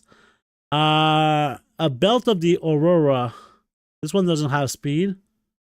But this one for 1,000 has speed. So this one, is it this one that has speed? No? It was of the Aurora. So it would be this one that had speed, right? No, it's indestructible. God damn it. Oh, is it this one? Yeah, this one has speed. Maybe we should look for speed in socket. I will buy this because it's pretty cheap for an upgrade on my speed. So this belt gave 42. All right, this belt gave 42.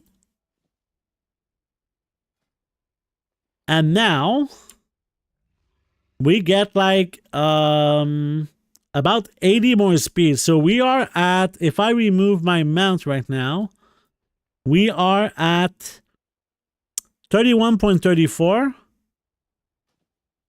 Now we are at 32.54. So 80 speed gave me 1% speed.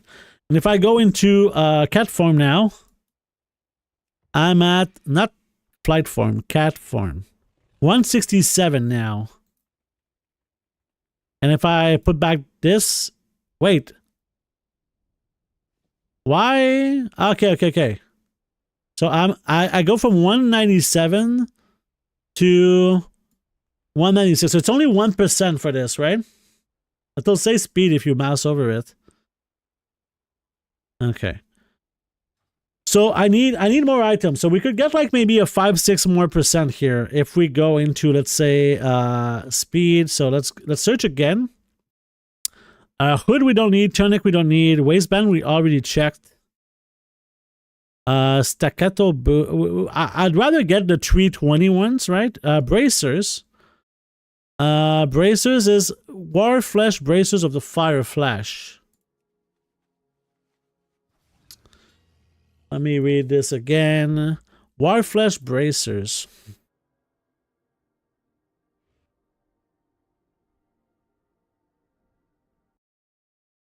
War flesh, not fresh.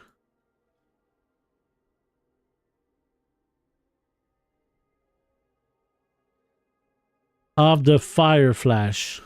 So someone bought them, right? Yeah.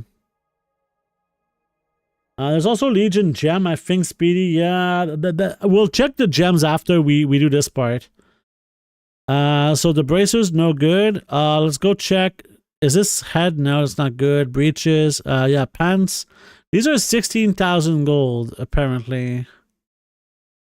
Warflesh, breeches.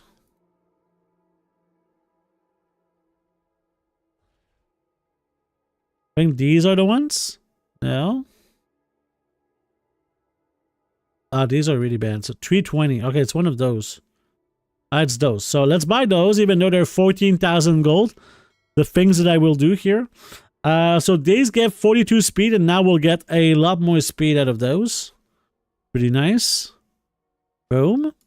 It's not a best in slot, but it's really, really good pants. So I'm pretty happy with this. Now we have, if we remove the mount and we go into this, not you.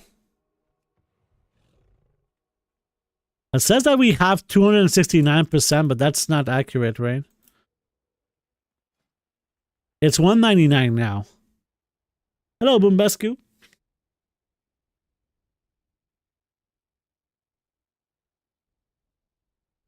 Congrats. Yeah, there's blue gear too that has speed. Oh, blue gear as well? Okay, so let's try this. I'm gonna change this to rare as well. And you know what? I will filter this to have like maybe like 280. Just so we don't get like the garbage. Oh, we have these here. Why do they not have speed on them? Oh yeah, 218 speed from, and those are, oh, so I lost 58. So 357 is really, really the best here, right?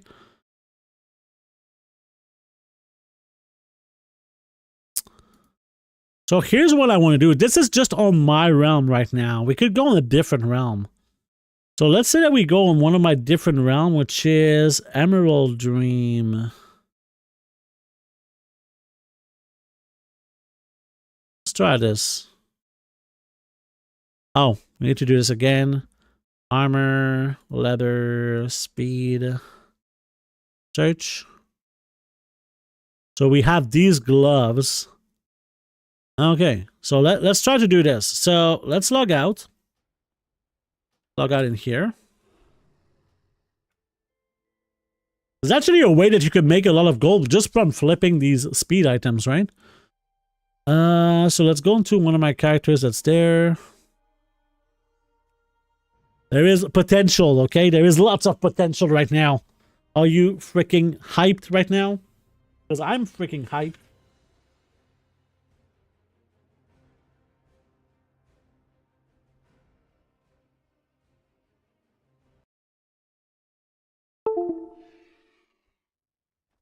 Okay, so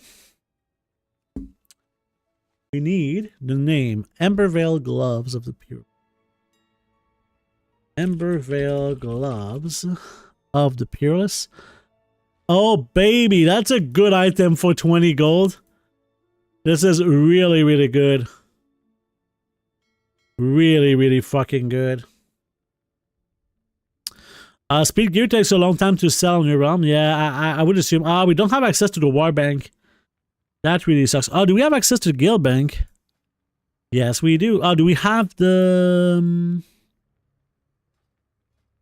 do we have this thing that's usable? Yes, let's go. Boom. Ah, we cannot use it. Fuck you. Ah. Me. Okay. Well, whatever. We'll come back for this item. We'll come back for this item. All gear, yeah. It kind of depends on your server. If you go on the big server, I think you won't have any issues at all. We could switch to miscellaneous and then trinkets. But trinkets and finger don't have the speed thing on them, right?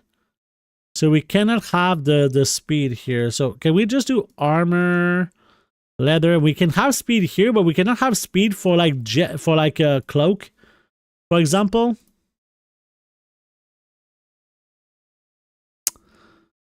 Which really sucks. Man.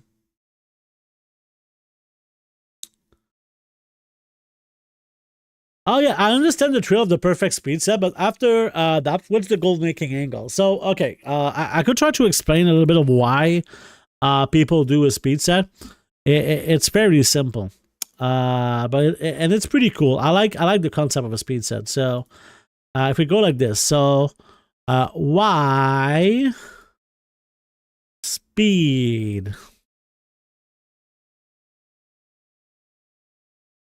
Right? Why speed? Okay, so for the people who do content like, for example, Tmog farming, okay? Well, you just do this with speed. Okay? Actually, we do this.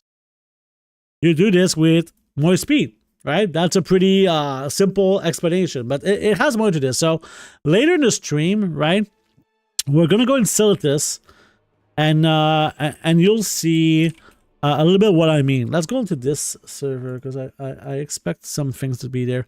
But yeah, if you have more speed, you get like the dungeons done faster. Like for transmog farming, and this is not necessarily for gold making transmog farming, but like even for something like mount farming, right? Mount farming. Are you farming mounts?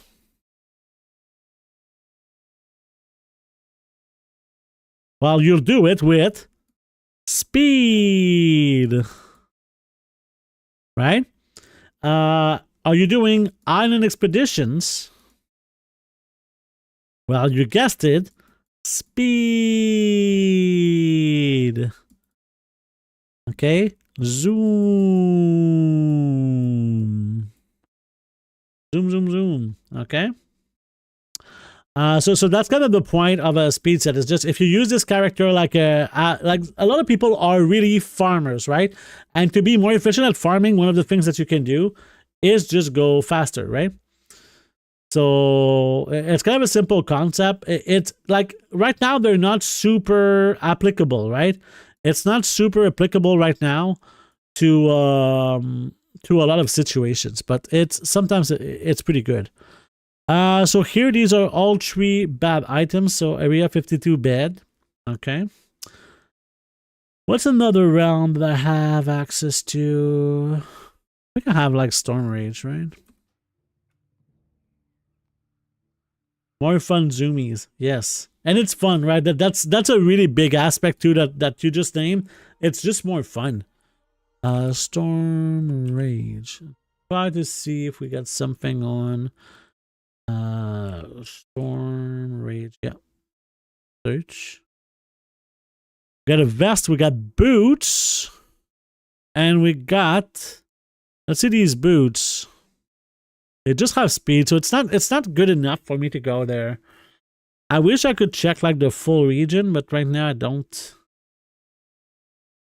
What realms do I have? Let's go to realms. And check Tichondrius maybe. Tichondrius, yeah. Search.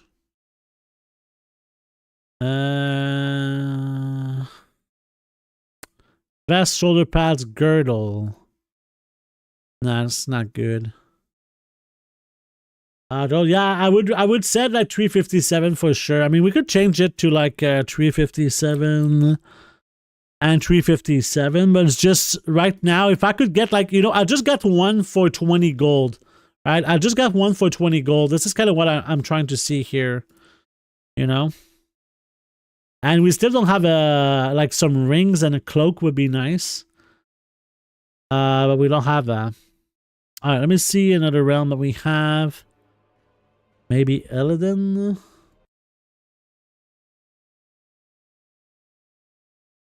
Illidan US, armor, leather, speed. There is gloves. Isn't the thing that I just bought? These are 20,000 gold. Ooh, baby. Shoulders, breeches. Yeah, there's nothing too good here. Yeah. I would say that this is not something I'm going to complete today. I just want to give a brief kind of explanation on how someone could do it without me explaining right now. But I like doing this, so yeah. Let's check Blackwater Raiders for some reason. It's a very small realm. Or Windrest Accord could be decent. Not what I wanted. Worm Rest Accord. Better speed. Yeah. Nothing too good here. Let's see. Check.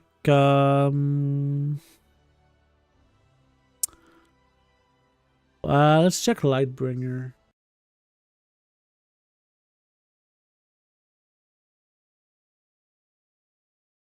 We got a belt and some shoulders, which are garbage. I always check because if there's a socket, that could be worth it. We could find like speed and socket. That would be kind of a dream item. Let's check Thrall.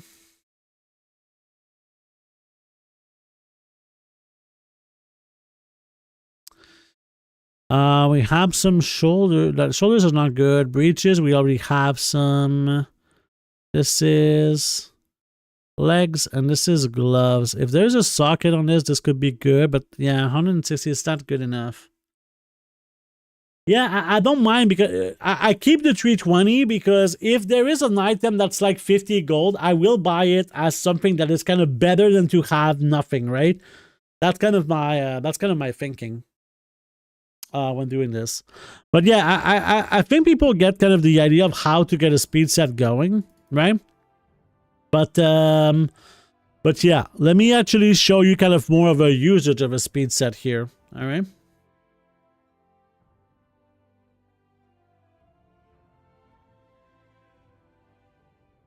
So I'm close to a dungeon called Dire Maul, and I think Hellraiser earlier was asking to how to get some gold going easily.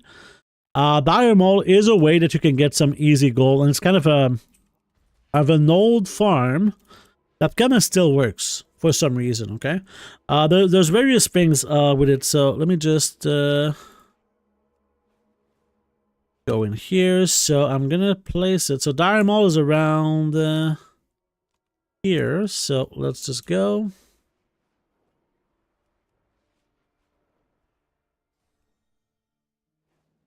And it's a pretty simple dungeon. And you'll get a lot of materials that are worth some gold. So this is kind of the point of doing this. For people who do this a lot, that's something that can be really, really good. So let's go to Dire Maul. I'm basically there, but it's not the entrance that I'm looking at. Let me see. Why am I not? Okay, it's higher. It's higher. Usually I come from the top. I think it's this entrance.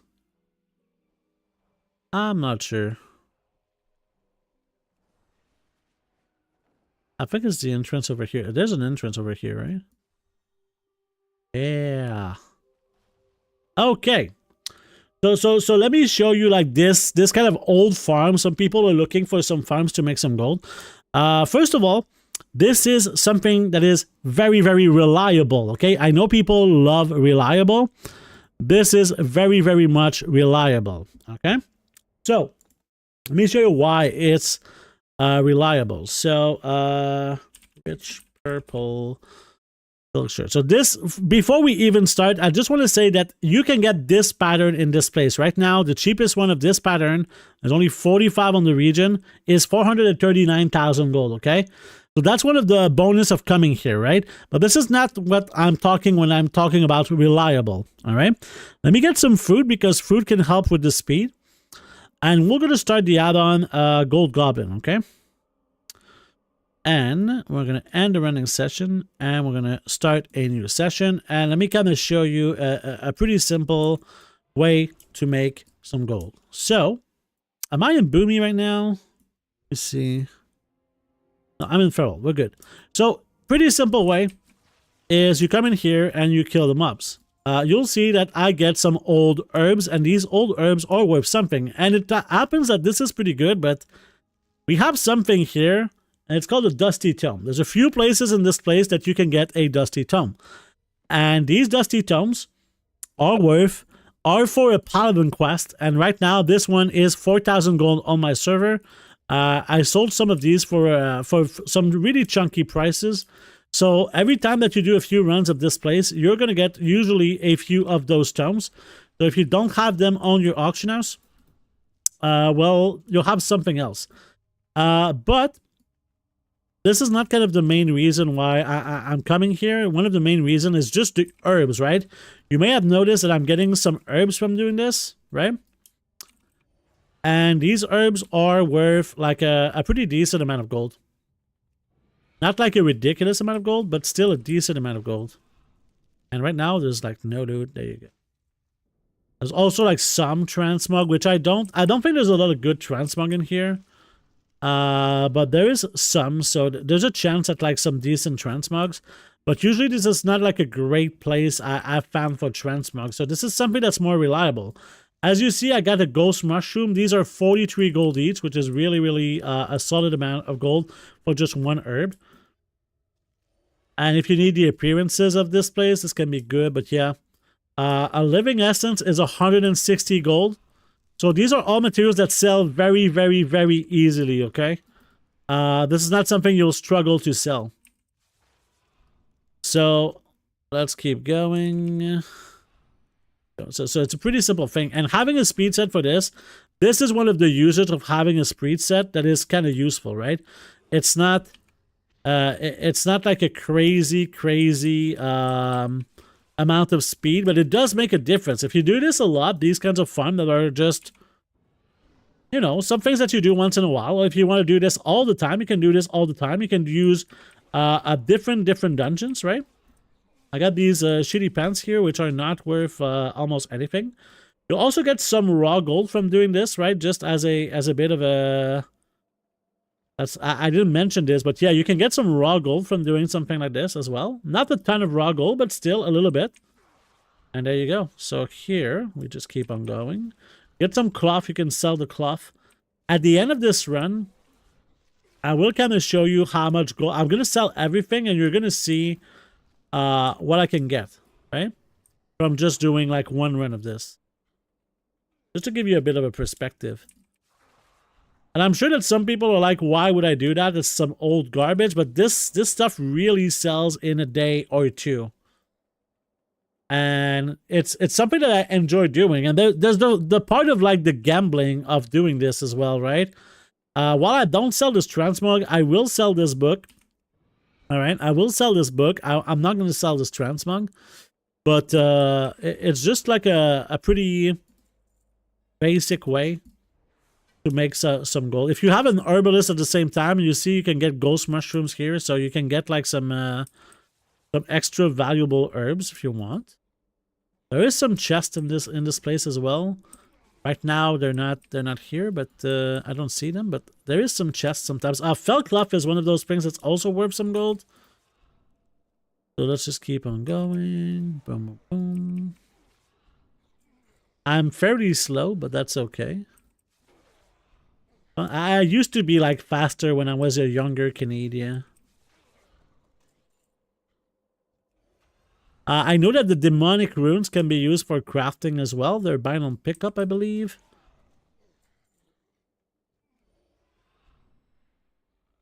Go. And we're about to end the dungeon. Would be nice to get the pattern, though. It's very, very rare to get the pattern, though. I'm not really expecting a pattern, but it would be sick to get one.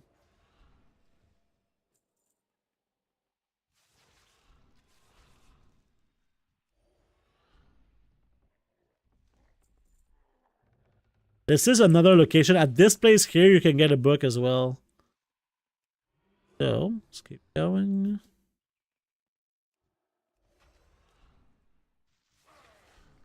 You can definitely see that I'm somewhat fast, like definitely faster than like a regular character. Yeah. I guess I'm rooted. And I'm almost dead because of my belt. That's okay. God, I'm a boomer. Alright. So, we got this dungeon completed. We can just kill those guys too. Why not? I'm just completed because this is where the exit is. And we can look at how much gold did I make in this one, okay? The Gorgon tributes in DM have some nice recipes. I'm not too aware of that. I don't remember. Is this like the Stygian? No, I don't remember the name. I think I know what you're talking about, but I'm not 100% sure. So, from what we did here, we got a bunch of different things. So, as you can see right now, I have nothing on my auction house. So, let's see how much value I can get on the auction house from what we got. The transmog I'm not going to sell, but all of the materials I'm going to try to sell, okay? So, let's see. We got this. Which are worth like basically nothing. So, pretty bad. Earth fruit is 6 gold. So, you see, this is so much lower than back in the day. Oil. Yeah, okay, a lot of these herbs are much lower than what they used to be, but it's not like that bad. Some of them are pretty pricey.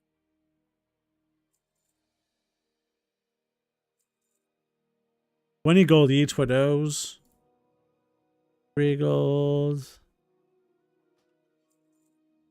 This is 50 gold each for gold thorn. Right now, if you go farm some gold thorn, it could be good. Nothing too special. How much is this for vendor? Yeah. I'd sell it at 6 instead of 5. Okay, globe of water is worth nothing. Silver leaf. This.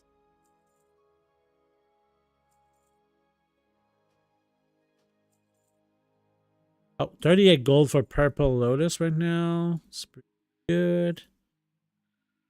All right, so 75 gold for the ghost mushroom. 7 gold. So let's say that we don't consider the bag here. 225 gold for this. Let's say that we don't consider the book here. We got for 676 gold of material. So you're really like, yeah, I don't really care for 600 gold of materials, right? But the thing is that if you do 10 runs in like 30 minutes, right? If you do like this 676 times 10, that's still 6,700 gold from doing 10 runs of this, right? And you can do 10 runs of this in less than an hour. If you have a speed set, it's much better, right? You can also get a little bit of raw gold. We could kind of clear this and try and sell some of the garbage. That's not what I wanted. I wanted the dismount. So let's sell some of the garbage. So we could sell all of the items we got here. I don't think this is going to be like a lot of raw gold. Sellable, yeah. So we got how much gold from this? Why did it not show up? I guess I didn't track it. I didn't track it properly. Oh, we got 52 gold of raw gold. We got 52 gold of raw gold. So, yeah. It's not something like super special, but this is one of the uses for a speed set, and you can just kind of reset this instance. And let's do one more run to try and see here. And I'm going to reset this thing here for the raw gold just to have a little bit of an easier time. I love doing these kind of old farms, and you really have a chance at these really big items. And you know, this book here, I'm very happy to get these books because this is something that I sell on my cross realm, right? This is something that doesn't sell super fast necessarily. It's something that sells. It's more like a An appearance for Paladin that is locked, you need to do to have this book for an artifact quest for Paladin. So it usually sells over time. It usually sells. So let's keep going. So you see in this run, there is no book at this location. So it's not always the same location, and there's not always a book. So it's kind of it's not 100%, right? Definitely not 100%. Something to keep in mind. Right? And you can make like a route that's like way more efficient than me, probably. I'm just kind of fucking around. And I'm definitely not some fast player by all means. I'm sure some people are faster. I'm sure some people are slower. Not too stressed about my speed, because to me this is one of the things that I like to do because it's kind of relaxing. It's a different way to play the game.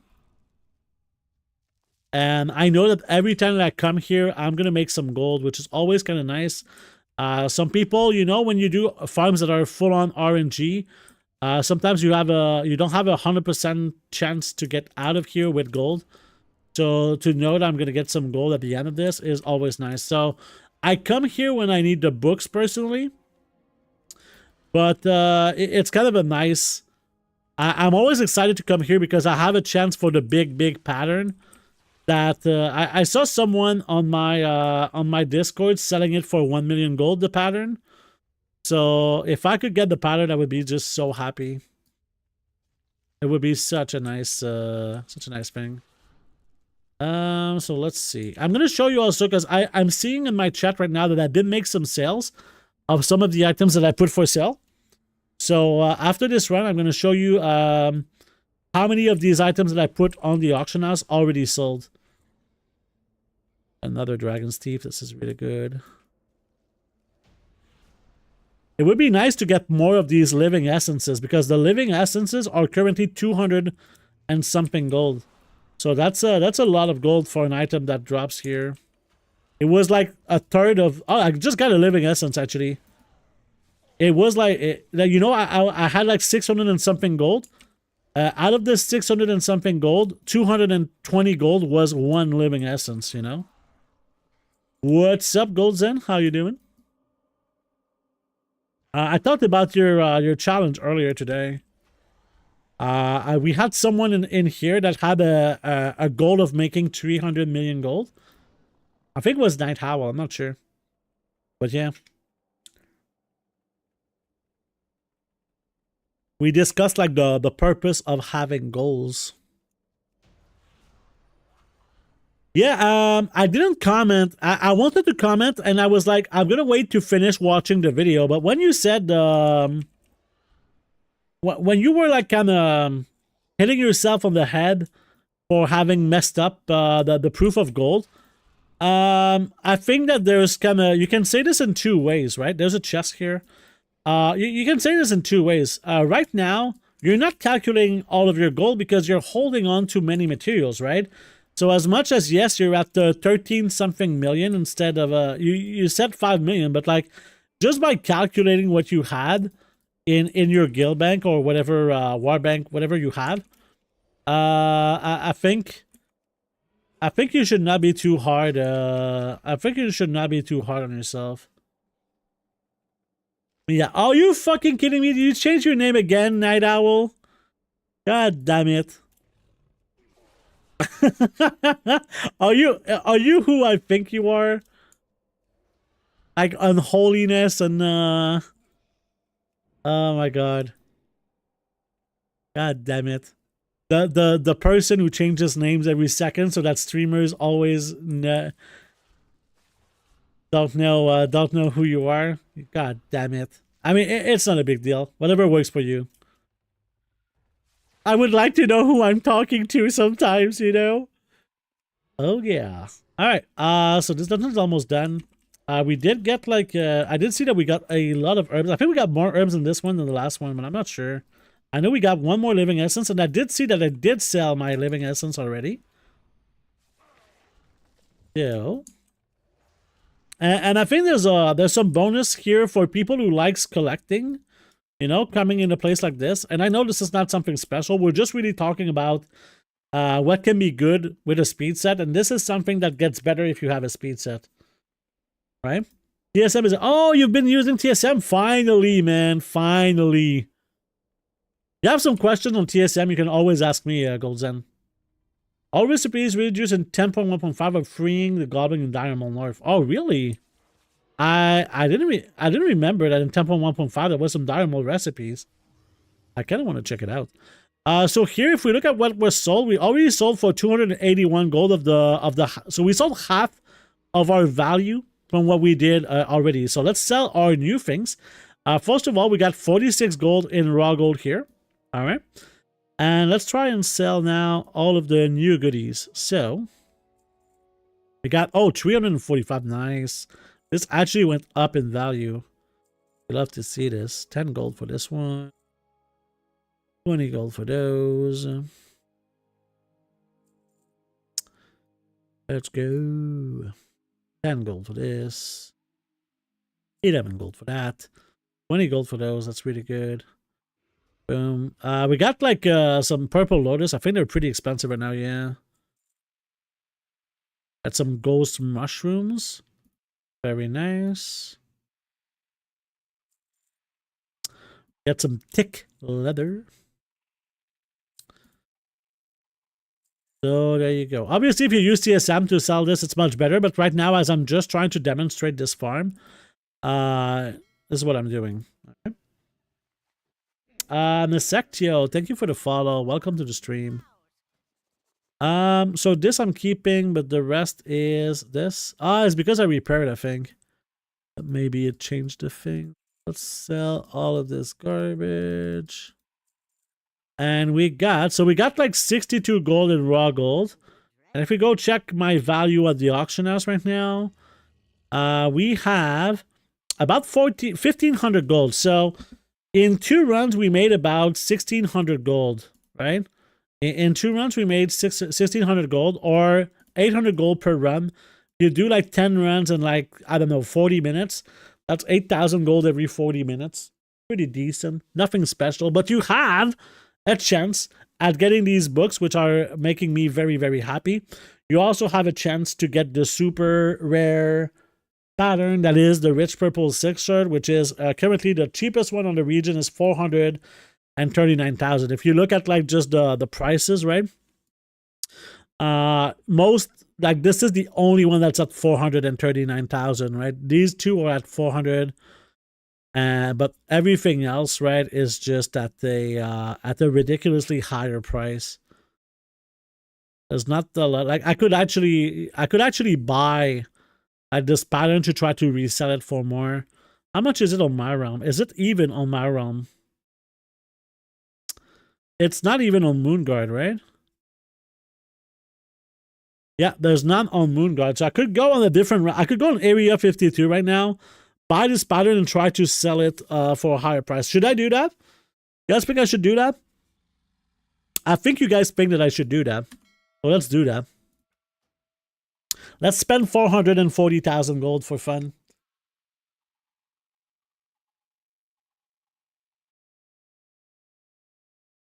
All right, let me... What would you do with 300 million gold? It's like being a billionaire. At a point, it doesn't make any difference. I think it's more of a...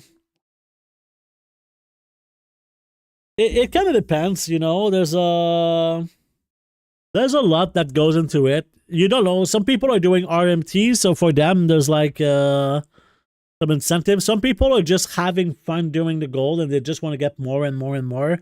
More gold equals more fun, you know?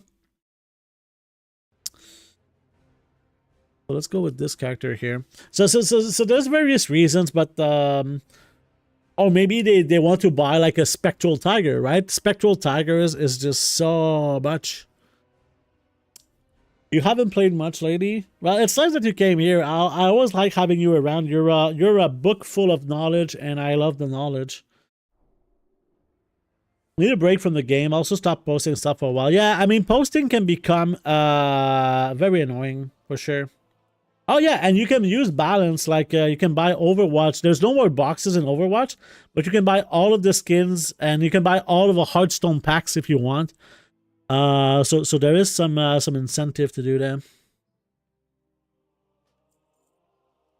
Let's go to the auction house. You made 300 mil with Shadowlands. Nice. All right, let's do it. Ah, this hurts. Out, out, out, out, out, out.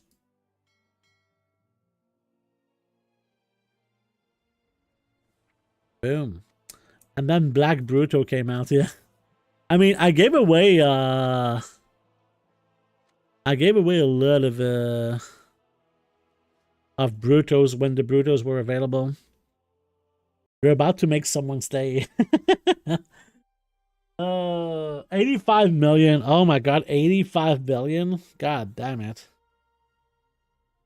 85 million. Crazy. So we'll sell we'll put the pattern for sale a little bit later. You must have 150 to 200. You know, I'm in a situation right now where I have like 70 million gold and it keeps going up, but I keep doing giveaways, so it kind of stabilizes, right? My gold is kind of stabilizing because even though I make a lot more gold, I just put it into giveaways. So right now I just don't fucking know what I'm gonna do with 70 million gold, but if it keeps going up, it keeps going up, and it's not a big deal, you know. It's nice though that it's not going down. It's a terrible feeling when the gold goes down. Not a good feeling. Get another. You're about to make someone stay. Yeah. Post on same realm for double at least. No, for the rich purple silk, there was two patterns on that realm, so I'm gonna sell on my realm for like 1 mil or something.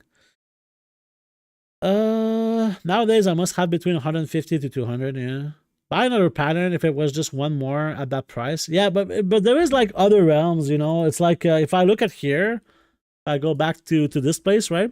And we look to there is what, like at this realm there was a second one for 450. I could have bought it, but then there was like if we go into the minimum pricing, there was the one after that was 700,000 gold, right? So I could have bought it, but it's just this is not something that's easy to sell, right? It takes a long time to sell.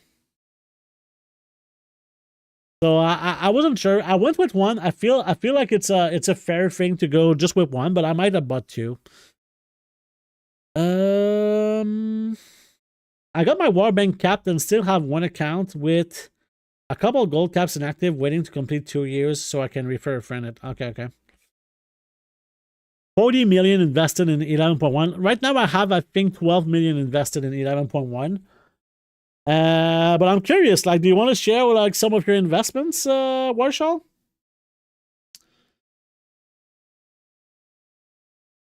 I have was it you or was it Rura that was in the Mentius video where someone is talking about their data from everything? So I can show you what I invested in because I'm keeping track, but I invested into some of the rank 3 herbs, ores, gleaming shards, which are currently lower than that, which sucks. I've already made some profit on selling rank 3 lure drop because it was much higher.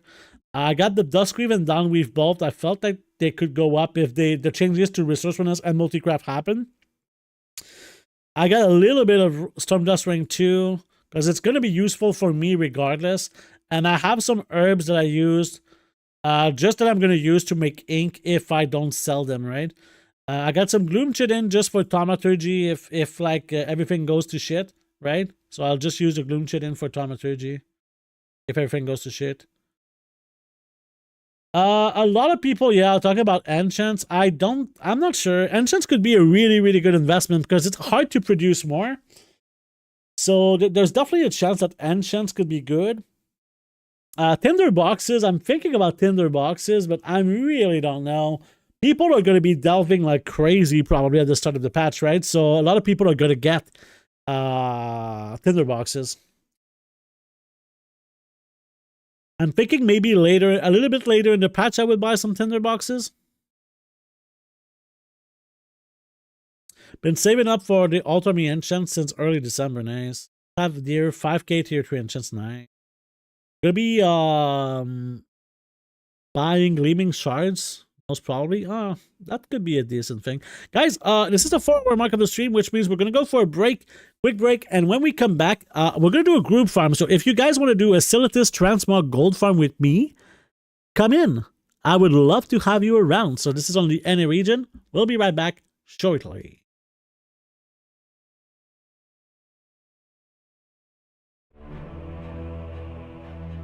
No, God!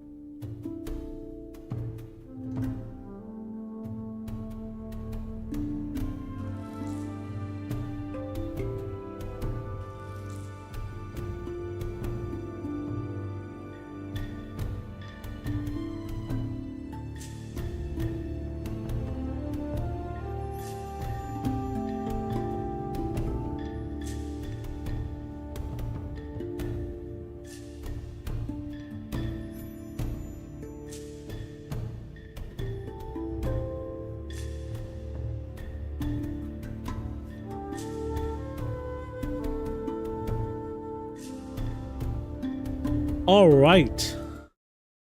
We're back. Or almost back at least.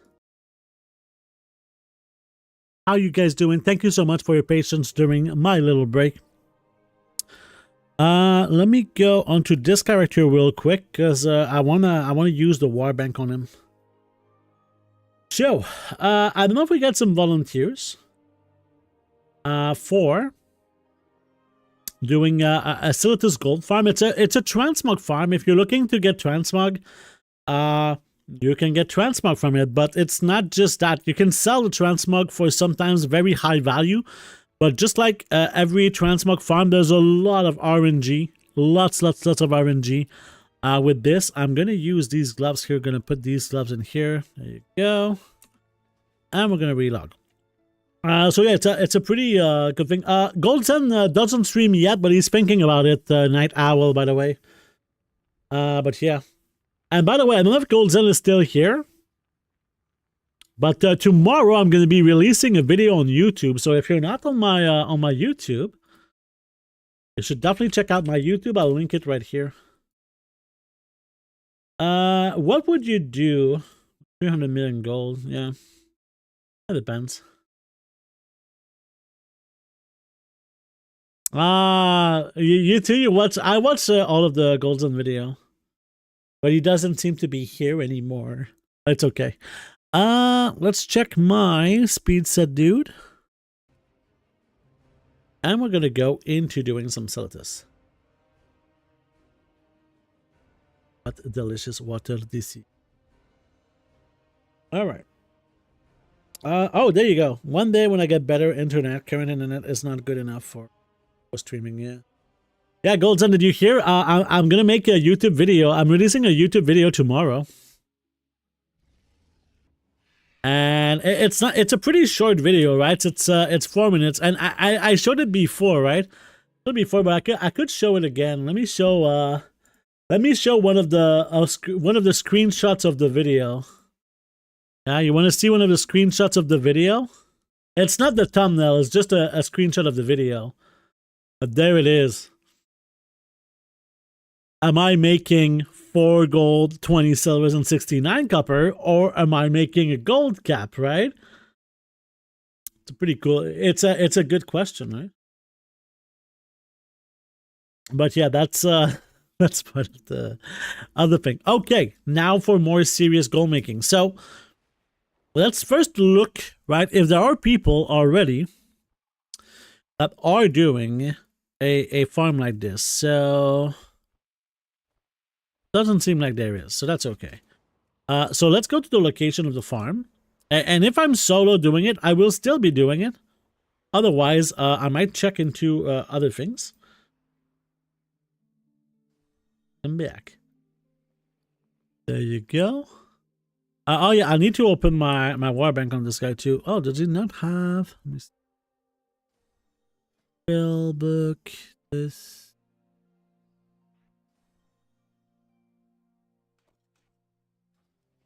Let's go to the location. The location of the farm is in Silithus, the old version of Silithus, and it's the Twilight Base Camp. All right. It's a farm that I did a few times on stream.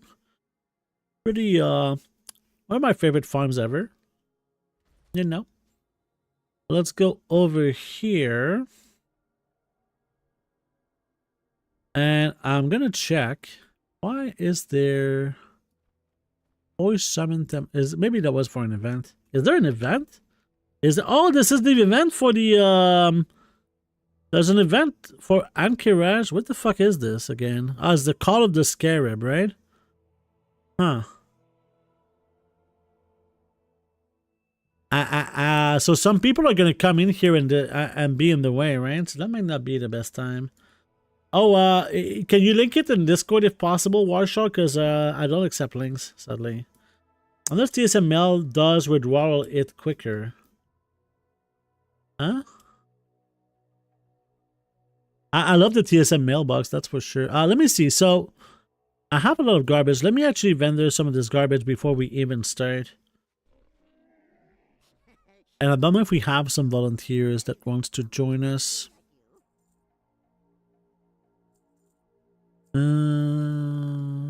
Oh, wait. I don't want to sell those. Fucking hell. I want to keep those. Keep this. Merciless, Peerless, I want to keep. Glorious shoulder pads, bloodless breeches, maybe. Okay, so I didn't look, but these are okay. I mean, I can maybe. Let me see. All right, let me try. So these I'm keeping. This I'm keeping. This I'm keeping. Keeping. Not keeping. Okay, we got something going now. So this is a waste. Yeah, we need to keep it. This we can sell. The rest is good. Okay. Let's equip this to get a little bit more speed. The rest is good, but we have a lot of garbage. Do we have like the best bags in the game right now? No, we could buy some bags too. Let's buy some bags. Containers, bag. 1, 2, 3, and 4.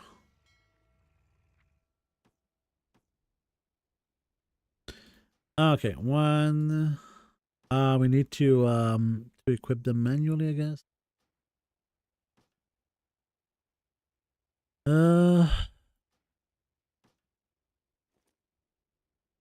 We'll get there. We'll get there. Okay, good. I'm gonna open my war bank and get some of the things. So we got some gloves that we just got here, so we're gonna grab those to equip. Okay, boom. I can dump some things that I'm gonna probably sell on the auction now, so this way it's gonna be done. So all of these things are gonna be sold later by my banker. And this too. And I think for these log boxes, I could use like the guild bank, I think, right? He's in the guild. Yes. So let's open the mobile banking. I think I have access. Yes. Okay, so let's dump all of these. Because we're going to get even more of those, right? And the rest, we can delete that. Now this can go in the bank. I think we're good to kind of start now. All right, so this is a farm that usually is done for 5 people. Okay, but there is not 5 people right now, so we cannot do it even if we wanted to. Okay, what we could do is kind of show you the farm, and if you want to join, you can. But this is a farm that just has tons of transmog, and this is another utility of having something like a speed set. Okay, so we actually use this, and if you want to join you from the stream and you're from any region, you can join at any point. We're also going to start with the gold goblin add-on. I'm going to check my macro. Good. And we're going to start a new session. So you'll see, maybe we'll get lucky, but right now some of the items that we really want to get from a location like this, I can kind of show you on Undermine Exchange, is the glorious leg plates, for example, right? The glorious leg plates are super expensive pants that drop only in here, and we can remove these filters, and we can also ignore varieties. So you can see right now the cheapest ones of these pants is 65,000 gold. I actually sold some, I think. Let me see the Discord. I'll find Discord. Just give me a sec. Yeah. So I think we see them in here, right? Yeah. You can see like these two in here. I sold the glorious legs and the shoulders for some pretty decent gold here. This is the place where you farm those, right? This is the place where you farm those. It's a pretty simple thing. The thing is that you can, if I go around here, let me just also. So you really just click a macro with your druid, and that's pretty convenient because it's a very very simple farm. As in, like, you just move around and click some buttons. I feel like I have some sort of, like, I have some sort of lag. Oh, it's maybe because there's a lot of people in this zone right now because of this event. You might have to do this at the... Oh, yeah, and there's cultists. Ah, no. These are probably buying on pickup too, right? Oh, these are sellable. This is so weird. What a time to do this, right? Terrible time to do this. There we go. So this has a chance. This has a very good chance of giving you like some decent transmog. And right now, because I'm alone, I should probably not be in cat farm. We could do a different way. It feels a bit weird to do this right now, when there's this event going on. And I think that because I'm doing it solo right now, I'm gonna switch my spec real quick. Let's switch to balance, and I'm gonna switch my macro also to use Sunfire instead of Moonfire. I'll explain a little bit about what I'm doing in a moment, okay? I'll explain because this might be very confusing to you all.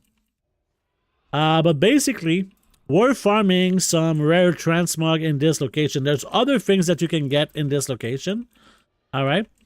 But we're basically farming. As you can see, everything gets one-shotted, right? So everything just dies instantly, and they respawn instantly. Right now, you cannot see it as much because I'm solo. This is a farm that's usually done with 5 people, right? It's a farm that's usually done with 5 people. So right now, work. And it's not really a farm that I would recommend doing solo at all, but it's just, I wanted to show this because sometimes you'll find a group in here, and having this, we're talking about speed set today, and this is one of the best showcase of how a speed set can be decent, right? Because yeah, you're gonna get more kills if you do this, and this is a farm that I've done like probably hundreds of hours of this farm. Like, this is one of my favorite farm ever. I made a lot of gold in here. But yeah. I do enjoy like a little bit of a speed set. I mean, there were times in history where speed sets were really solid. But right now it's not like in the best state. So it's a little bit slower. I would love to make a speed demon hunter personally. And now that I see that I can just buy the gear on the auction house, it's kind of encouraging to try and do it. The only issue that I have is with the BFA gear. I'm kind of scared that it's going to take a while to get to the point where I can get the BFA gear. So I don't know. I don't know if I really want to get a second character, a speed set. The thing is that Blizzard changes somewhat frequently, like the potency of the speed sets. So yeah, this changes a bit of things for sure. Right now we haven't gotten a lot of transmog, but I do see we got a few items that could be kind of decent. Nothing too special. So much better. Like I'm gonna repeat myself. It's so much better to do in a group. I know we did the bronze whelping. This is not a farm that's really good to do like solo, but recently we did bronze whelping and we did island expeditions. I might do like not very long of this because I'm doing it solo. But unless people join, then I will switch to something that can be done solo, right?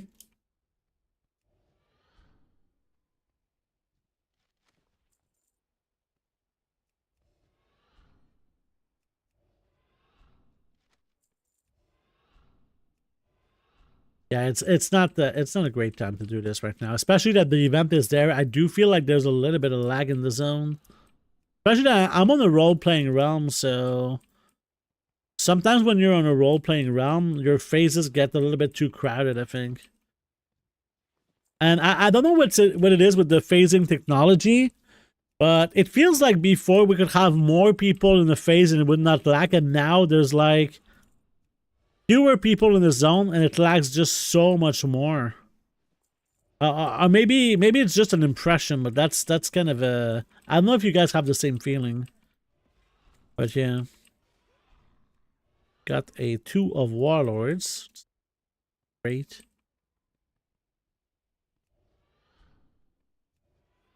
Boop, boop.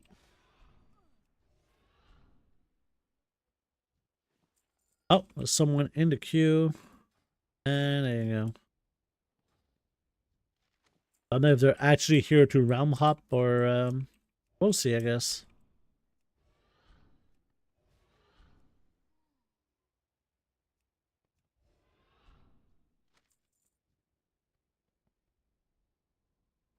Working.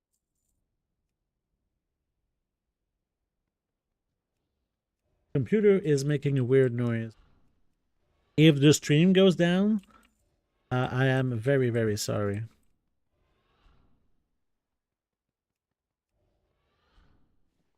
I do see also that, you know, the herbs that we got in Dire Maul like some time ago. These are selling pretty well. I kind of, maybe we should just go back to Dire Maul after we do like 15 minutes of this. Sadly, it didn't go like according to plan. But that's okay. Sometimes plans don't work out. As Mike Tyson once said, everyone has a plan until they get punched in the face.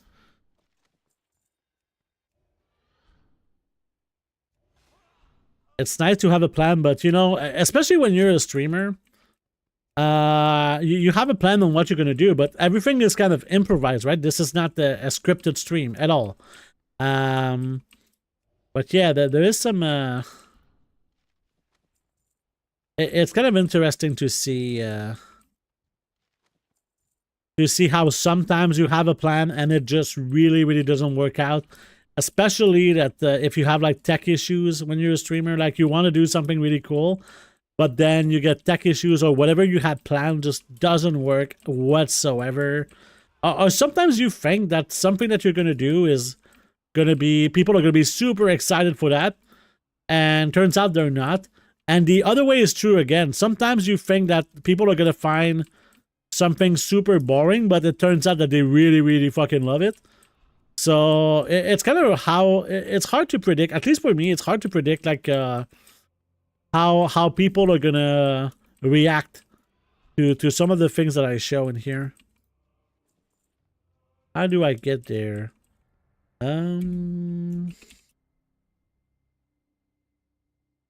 It's...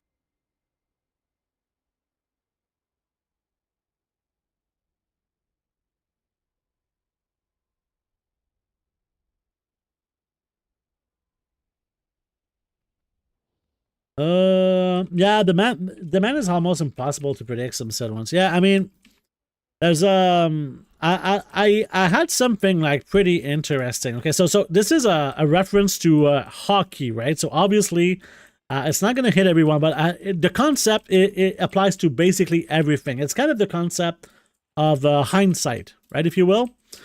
So right now there's the Detroit Red Wings, which is a hockey team from, you guessed it, Detroit. All right.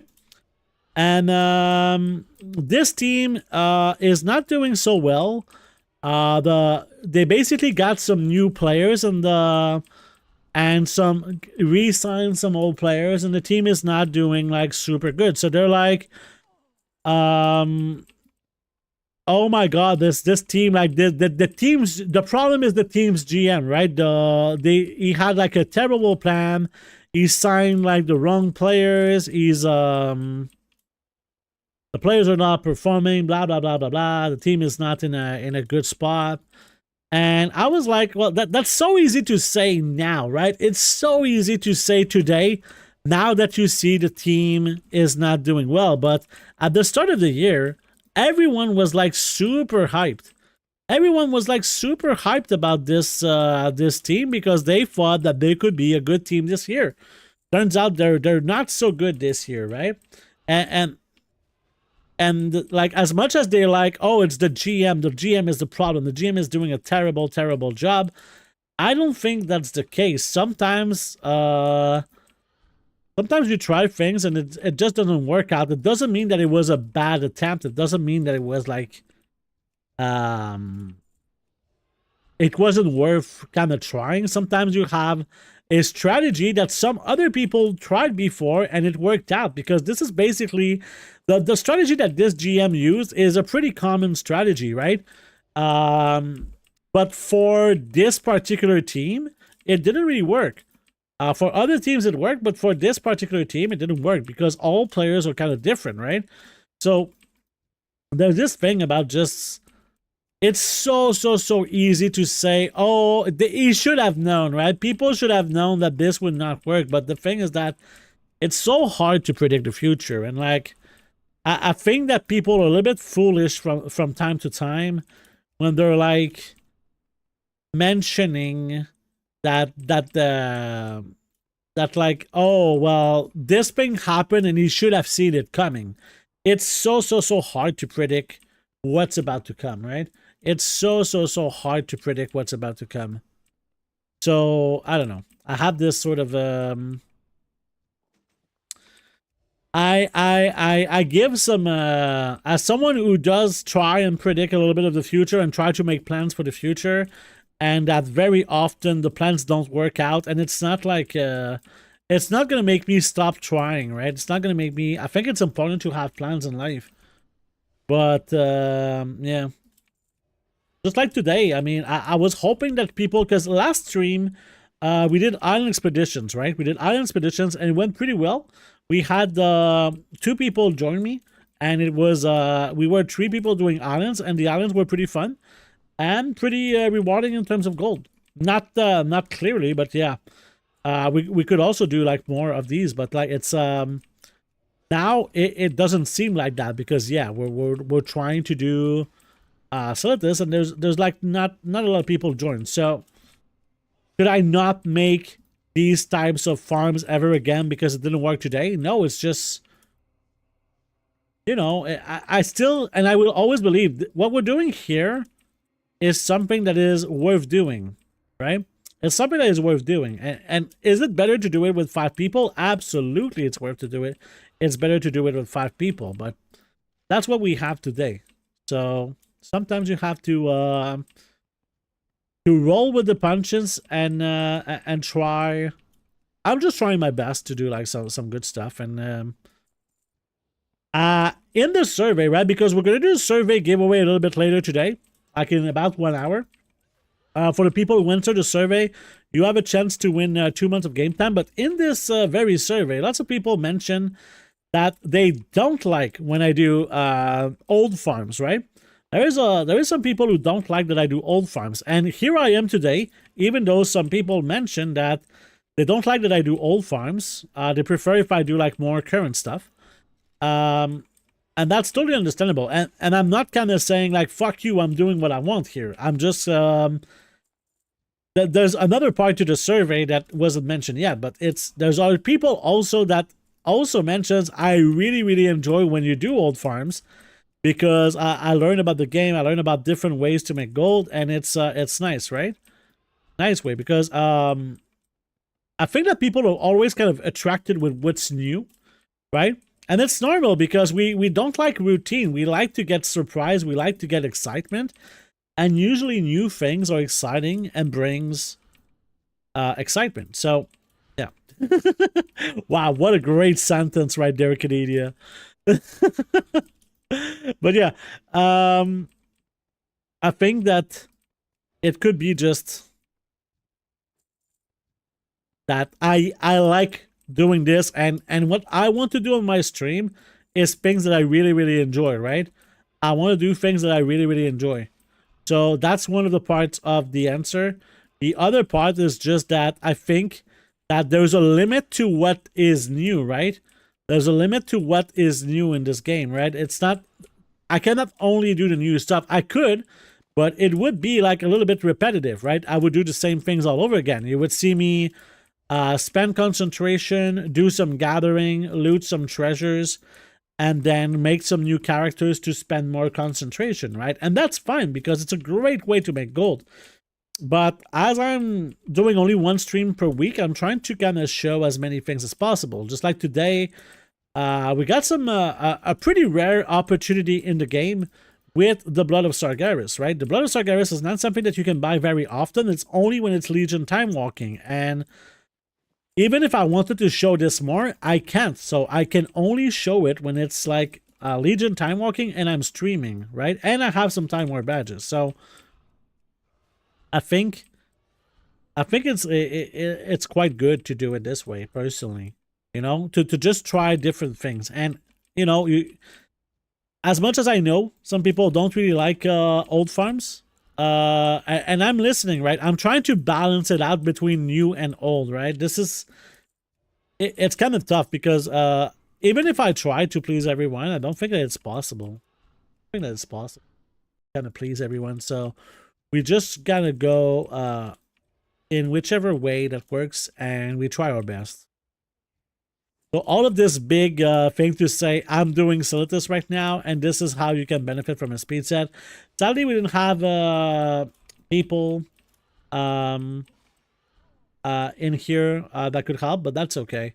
What do you normally use Blood of Sargeras with? Well, I made an article on Blood of Sargeras. I can kind of link it here, but I'll explain as well as if you want more details, you can check the article. But to answer quickly, I craft some toys. I craft a mount. I craft the Mechabam Imprint Matrix, which is a very, very, very good item to craft because it's an item that's used only by hunters. But if a hunter uses this, it gives him the ability to tame mechanical pets. So if you're a hunter and you'd like to get mechanical pets, the only way that you can do that is by using a Mechabam Imprint Matrix. And Mechabam Imprint Matrix is sellable on the auction house, but it is crafted with 20 Bloods of Sargeras, which are bind on pickup materials, right?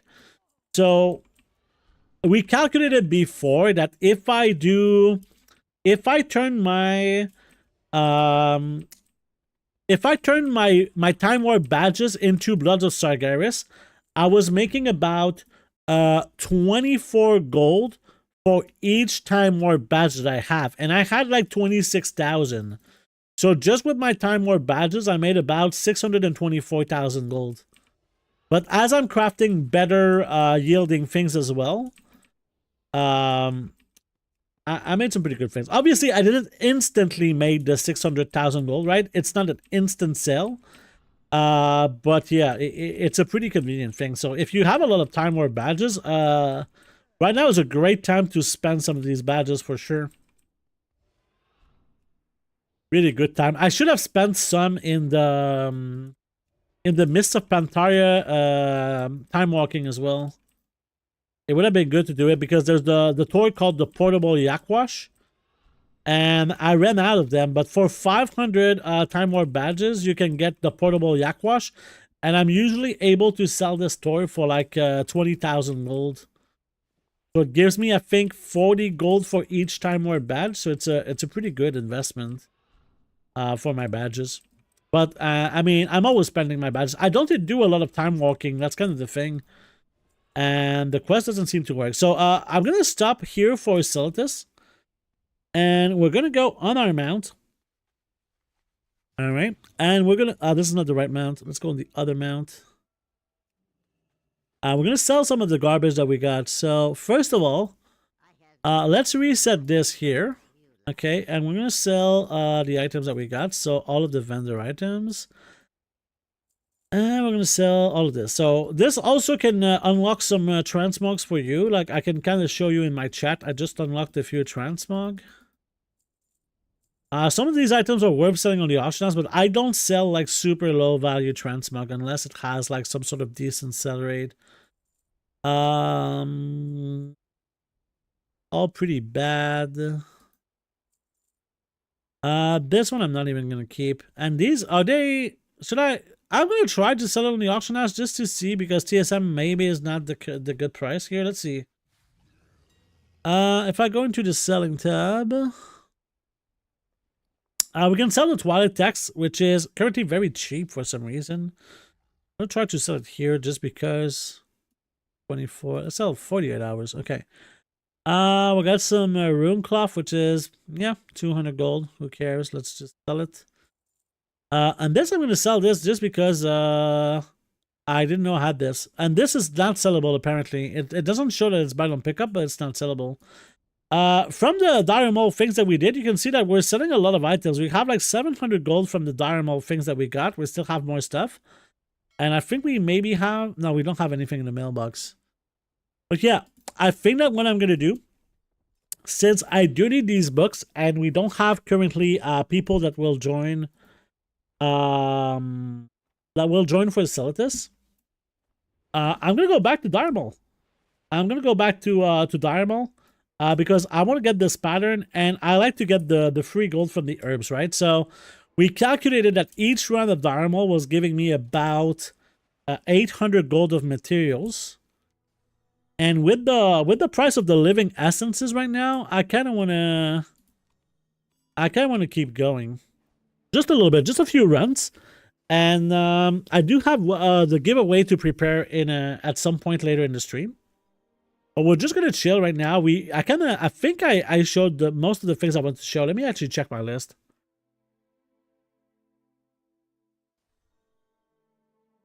Oh, I could do another solo farm that's really close to here, actually.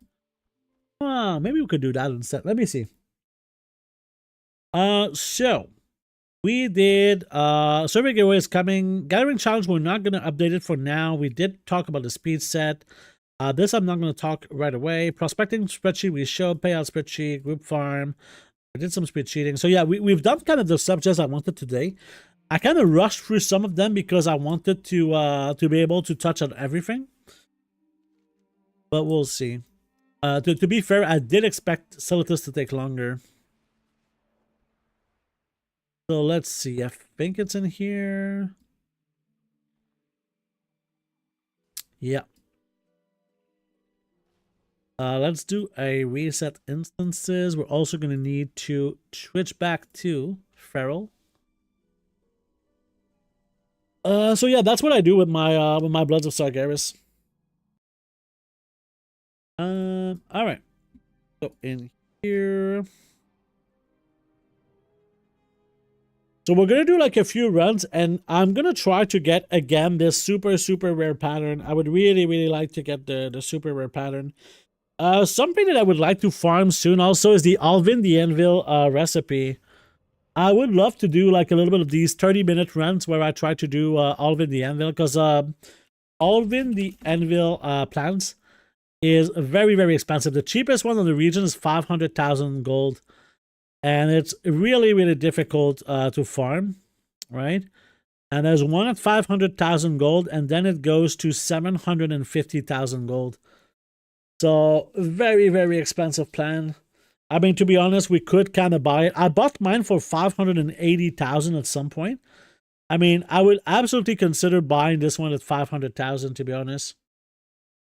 Yeah, you need blacksmithing for I don't know, to get the plan. You don't need blacksmithing, but to use the plan you need blacksmithing. But basically there's a dungeon. I can try and find it for you in Dragonflight. Right, it's the dungeon in here, right? There's a dungeon in here. Belphyrus, I think it's called. It's Waking Shores. So there's a dungeon like in here. And inside this dungeon, you have a chance to get the Alvin the Anvil recipe. All right. Oh, do I not? Oh, okay, I need to switch back. Okay, there you go. All right, let's see. Oh, I need to start this, yeah. All right, let's try to get some books too, because I do need the books. Oh, there is a book. Oh, yeah, nice. Already have a book right here. So that's probably like, I'm going to probably sell this for about 5,000 gold. So that's always very, very nice. Come on. From the comments that I've saw on Wowhead, some people got it without having blacksmithing on the character. But you can check the Wowhead comments, but that's what I read. If I remember correctly. Oh, we got a living essence again. The living essences, we just sold them for 350 gold, which is very, very nice.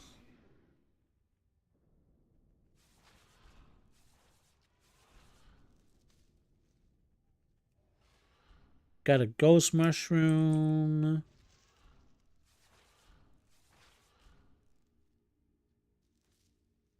Go.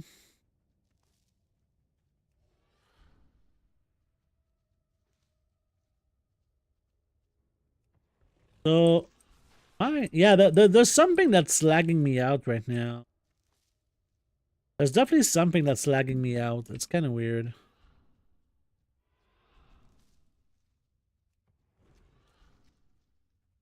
Oh.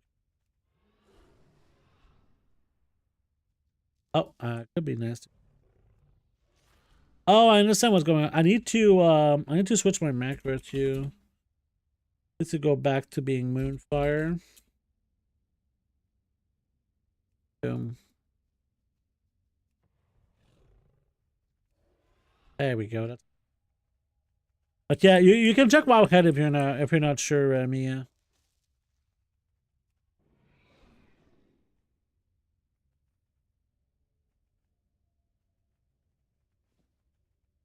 Yay.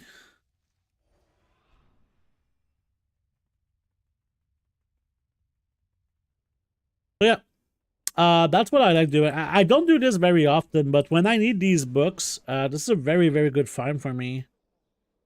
It's just something that always brings me like a decent chunk of gold, and it's something that I don't do enough anymore. It's something that I used to really, really love doing. You bought the pattern, never farmed it. Yeah, same. I farmed it once, but I did buy the pattern as well. So here we got a chest that is locked, so we're going to open the chest. This is not what I wanted. This is how I open my chest, is with the engineering. So we got some garbage in the chest. I miss these RNG farms that I used to do very, very often back in the day. And, you know, Alvin the Anvil is a nice RNG farm. I think we're going to probably do soon in a stream some pet farming. We'll see how much time we have before Season 2. Because Season 2 is definitely going to take a lot of streams to kind of all of the new things that can be done to make gold. But yeah. We create a little farm for a couple of repairs if business is needed. You can do it in two ways, Mia. You don't have to just kill the rare. You can get it from a dungeon as well. My God, I'm struggling. You can get it from a dungeon, from just running the dungeon repeatedly. It's the second boss, I think, that has a chance to drop the pattern. So there's two sources for the pattern. There's the rare, but there's also the dungeon.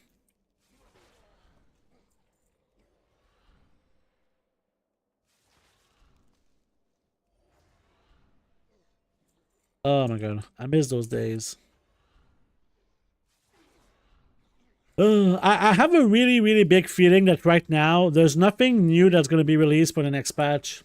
Which means there's not going to be anything new for professions except for the new Ventus runes, new contract, new armor kit, and that's it. Something like this, right? New crests. So, I'm a little bit disappointed if that's Season 2 for professions. Oh yeah, they're gonna do this little catch-up system, I guess, potentially. We don't even know. Like, Blizzard has been... maybe they're still preparing, or they're not sure what they're gonna do, but... Maybe they're doing some tweaking, right? Maybe they're doing some tweaking and they're not really ready to release any information until the tweaking is done. That I could see. Oh, we got another living essence. That's really big.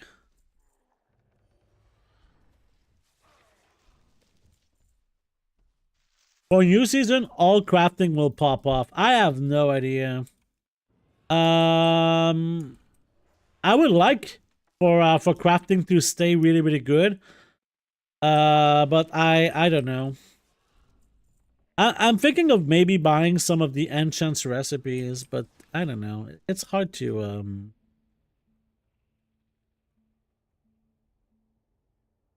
I wanted to say you're looking good. Hope your health journey is still going well. My health journey is going really, really well. As I mentioned a little bit earlier, I now have lost 108 pounds. But that's not just, this is not the only part of health, right? Health is not just about losing weight. You can be like super skinny and just be really, really unhealthy, right? As part as like I think the part that has improved way more than just my weight and my physical health is my mental health. My mental health has never been better. It's been kind of so good. I'm having a well-balanced life. I'm having a much better social life, and this is something that I kind of neglected for years and years and years. I think that as humans, we are social creatures, right? As much as I didn't like to be social, now I don't like being alone. And it's a really weird shift, right? It's a really weird shift. I think that when you have a bigger social circle, you get emotional support. And a lot of times, when you have like mental health issues, it's usually because you have like, it helps to have people to talk to when you're feeling things, right? It helps to also get like the perspective of other people. So yeah, I think that was the biggest part, is when I started investing some time into social, it really completely changed my mental health for the better. Why living essence? Really big story, gold value. Sorry, just don't. Living essence is used for some recipes, some transmog. Nobody's farming living essence, so I'm not saying that they're 345 gold right now. I don't know if this is like the stable price. I have no clue. Usually they're not that expensive, but sometimes as supply and demand goes, if nobody is farming it, eventually the supply is going to run out and the price will go up, right? It could just be someone who resetted the market. And we just got another living essence, speaking of, you know? So there's a lot of factor that goes into like the price of an old thing like this, you know? So sometimes there's, it just kind of runs out. Sometimes there's like people resetting too, right? So they just want to try to profit, because it's like, here's the thing with old materials, right? When you know that something is extremely hard to farm, even though there's a big supply, if you take all of the supply, if there is some demand for the product, right? The product being, in this case, living essence. Like, if someone bought them all for 60, let's say I buy 1,000. Okay, I buy 1,000 for 60 gold each, right? So those cost me 60,000, right? If I sell them back for 300 gold, I only need to sell 200 to get my gold back, and then the 800 other essences that I have are going to be profit, right? So it's not a bulletproof strategy, but we're talking about flipping for the new season, right? We've been talking about flipping for the new season. There's flipping that can happen with the old materials as well, right? It's a really, really good way to make gold sometimes. It's just to track, just tracking the auction house in general, right? If you tracked everything on the auction house, when there's a price of an item that has some, like, that people want to buy, and you see that there's a tendency that this is much lower than it should be, then it's a good time to buy usually, right? Not always, right? It's hard to predict the future with these markets, but I've resetted some materials like from the past, and I think a good example of this is Awakened Ire. Awakened Ire right now is extremely expensive compared to what it was not too long ago. Some people bought Awakened Ire at the end of Dragonflight for a pretty cheap price. I think it was a few hundred gold, maybe 200 gold max. And now I think it's like 1,000 gold. I don't know exactly. We could check. But Awakened Ire didn't seem like it was useful. But Awakened Ire is useful for one recipe in particular. And that's Alvin the Anvil, right? Right now, there's nobody farming Awakened Ire. Or like almost nobody farming Awakened Ire. So if nobody farms it, then the quantity that is on the auction house is the quantity on the auction house, right? Wildercloth bolts, right? Remember the tailoring bolts, the normal tailoring bolts from Dragonflight? Those are like 30 gold right now. At the end of Dragonflight, they were like 1 gold each. The reality is that nobody is farming those right now. And I wouldn't be surprised that right now there is some cloth farm in Dragonflight that is much, much, much better than anything that we have in the War Within. I would kind of be excited to see how much gold can be made, especially that now that you're level 80, you can destroy the Dragonflight mobs like really easily, right? So I'd be curious to see. I'd be quite curious to see if there is like some big gold to be made here. I mean, we could check. I kind of want to show these two items, actually. Take a moment because why not, right? And we're going to get out. And are my bags full? No, we have still lots of place. How many? Did I see that we have 8 living essences? Is that what I saw? No.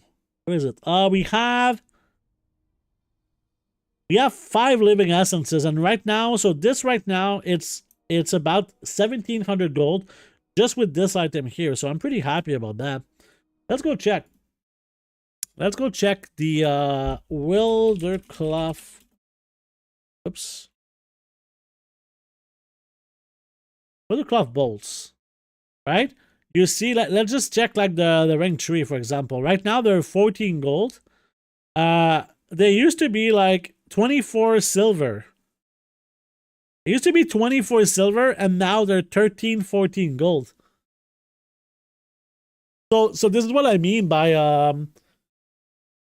there is some value into looking into older markets, right? I think Awakened Ire is also gonna be interesting. Yeah, it's look at the quantity available on the auction house right now for Awakened Ire, and that's kind of mind-blowing. There's 107 Awakened Ire on the full region right now. And at some point, right, it was 20 gold each. They were 20 gold each, and now they're 1,100. Yeah. So this is kind of why I say, like, you should always kind of look at the market. Always look at the market. And just to be clear for Intrepid Muppet, like I'm not in Dire Maul just for the living essences, right? I'm here for the books. I'm here for just having a good time in general. And I want to get the super rare pattern that drops in here. Ideally. Right? Ideally, that would be very, very nice.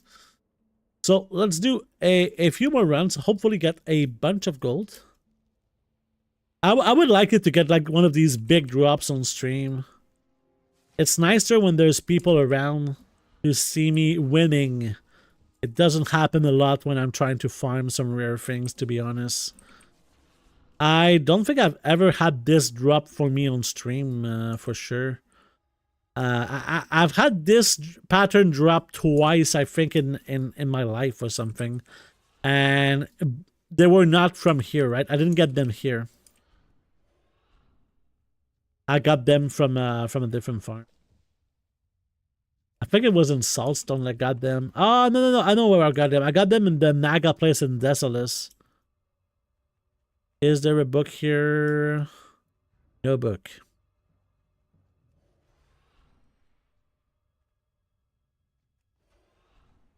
It would be nice to have a bit of a competition at some point.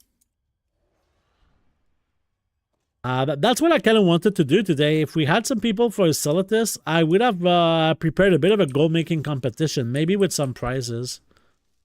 Would have been cool. I missed the time where I was doing like some gold making competitions.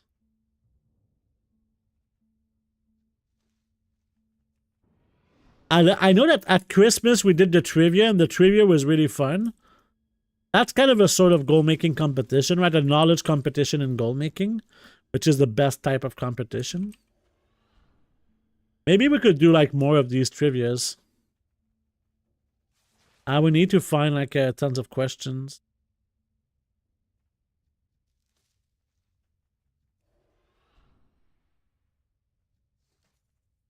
Canadia's going slow.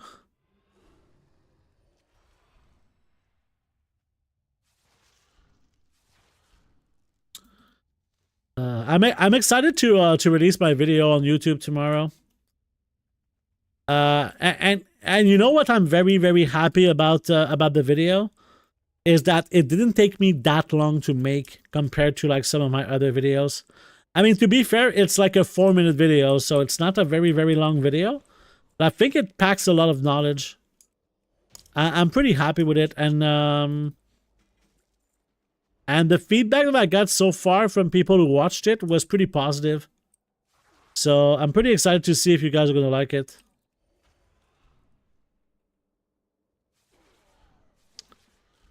And the goal is to release like tons of videos actually in the next few months. When I mean tons, I don't mean tons like some other YouTuber. Like, if I could release one video every like 2 weeks for like months, I would be fucking ecstatic, okay? I would be ecstatic if I could release one video every 2 weeks. I would be very happy. And there's gonna be some stuff for season 2 as well.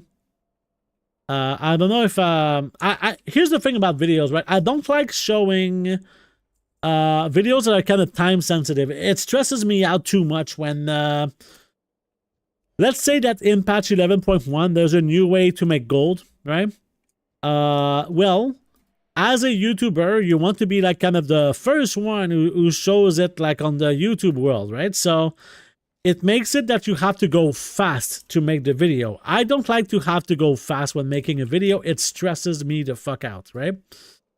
So yeah, I guess maybe this is a kind of pressure I don't like. I like taking my time to make the video as good as possible, you know? I don't like rushing when I make a video. I want to go for quality and not quantity. And I really try to make my videos short, and maybe they're too short sometimes. So yeah, I guess there's kind of a balance to have.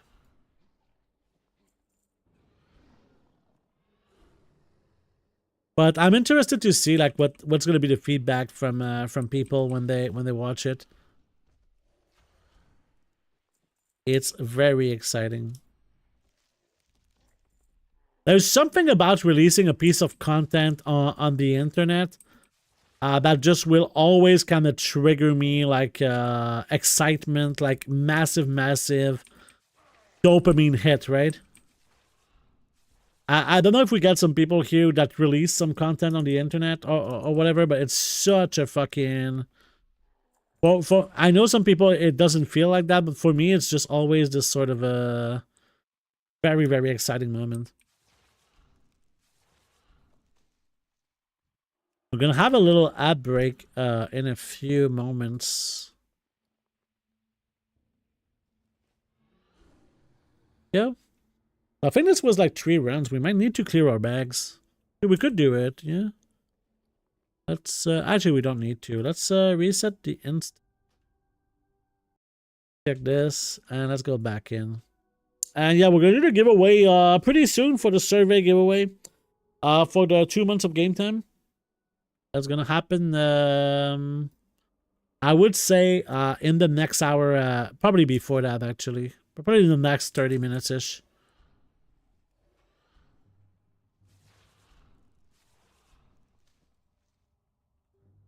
Let's see if we get a book.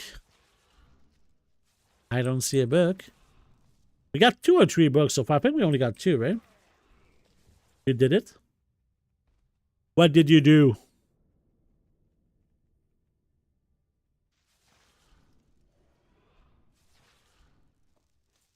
What did you do?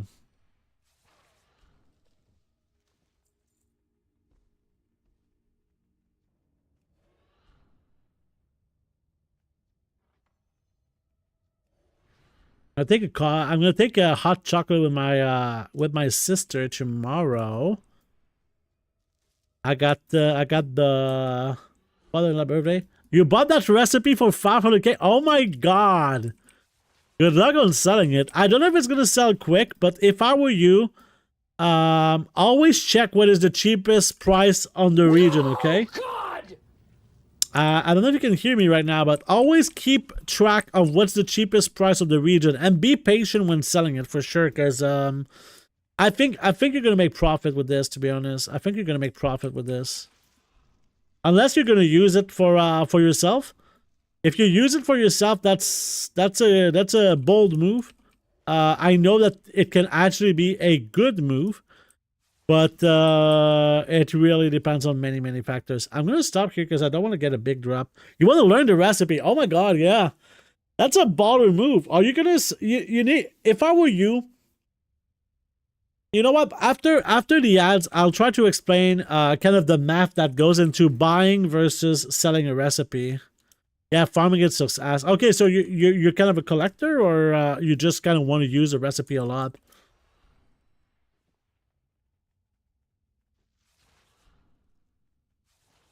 Oh, there's a book here. There's a book right here. Nice. So what I'm going to do is I'm going to stand right here in front of the book. And I'm going to stretch a little bit while the ads are going. I want to sell almonds. That's a great thing. Okay, I'm glad to hear that. I'm glad to hear that.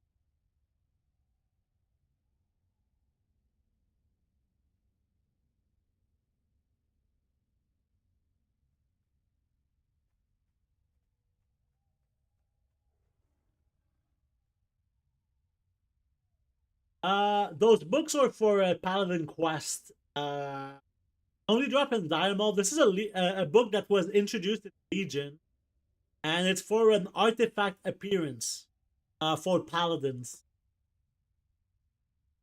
Not sure if it's for what spec, but it's for Paladin.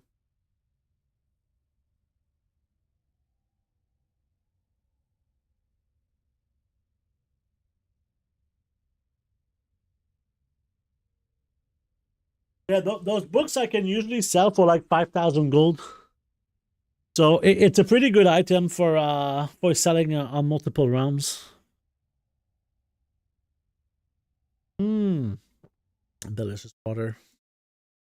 I'll open a new I'll open a little Those moves here makes me a bit, yeah. Forget about it. Good one. Good one. All right. Welcome back, everyone. From the little ad break. Very appreciate that you stick around. So we had I kind of want to explain our recipe selling. Okay, sell or use a recipe. Okay. So this is a question that can happen to you, right? If you're not sure, if you get like a big recipe, should you sell it? Should you use it, right? So we'll use the recipe of movie here, which is 500,000 gold, right?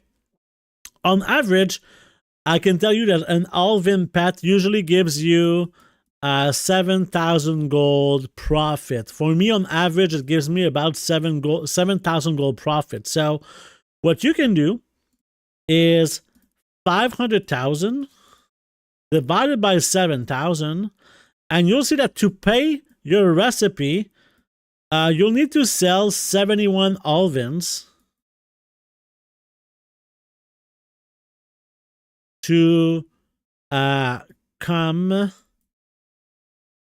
into profit, okay?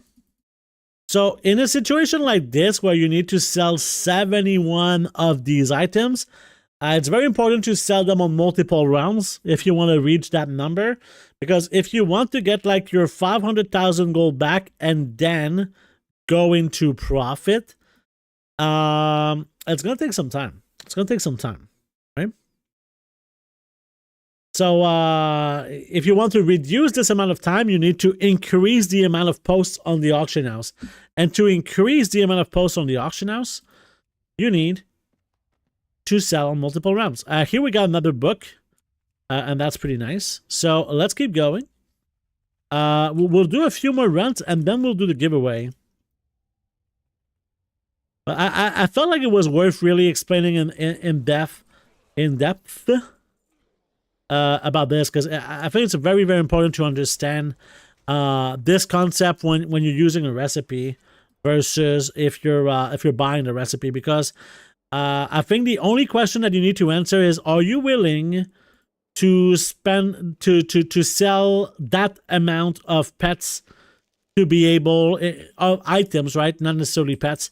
Are you willing to sell that many pets to get into profit, or would you rather just sell the plan, not have to craft anything, not have to do all of this, right? And you know, 71 Alvins is a big task, right? And it's not for everyone. So if you really want to go into it, which I did this exactly like you did. I bought the recipe for 580,000 gold, and since then I got my gold back.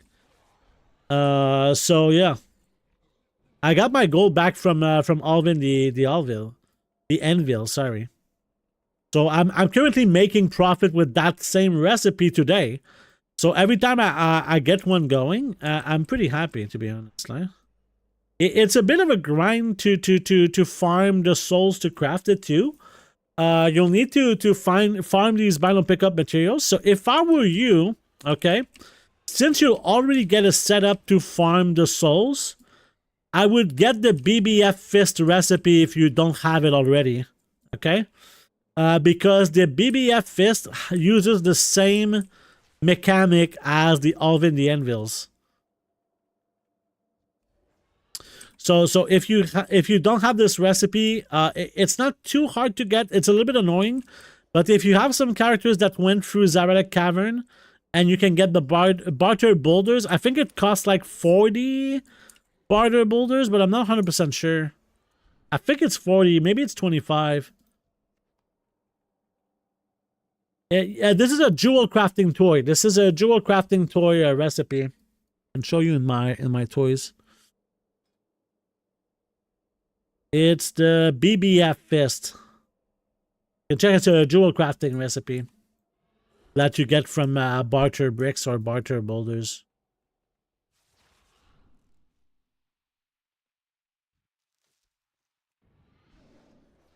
Come on, big pattern. Yeah, you know, we need a big pattern now. Go. Time to sell.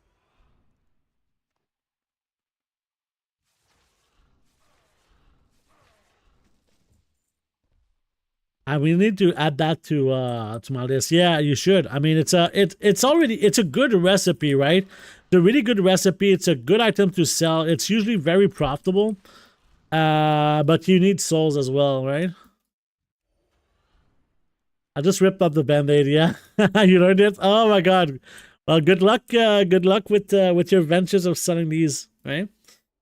Can you talk to us about PvP crafted items in Season 2 and potential strategy that would you take? Yes, because I've done this strategy multiple times now, Goldzend, so I can absolutely talk about this. So, okay.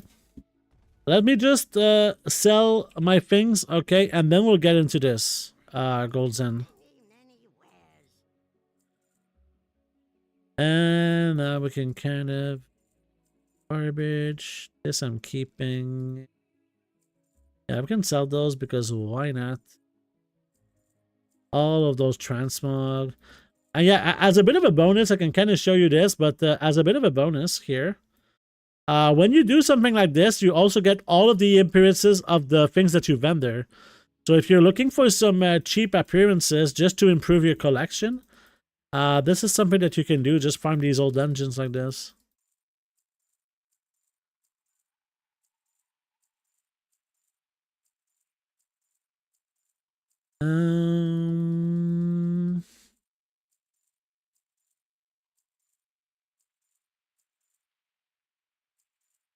Almost there. I'm not keeping any of those. They're not so good. And then I'm going to vendor the rest of the... Alright. All of these are going to go away as well.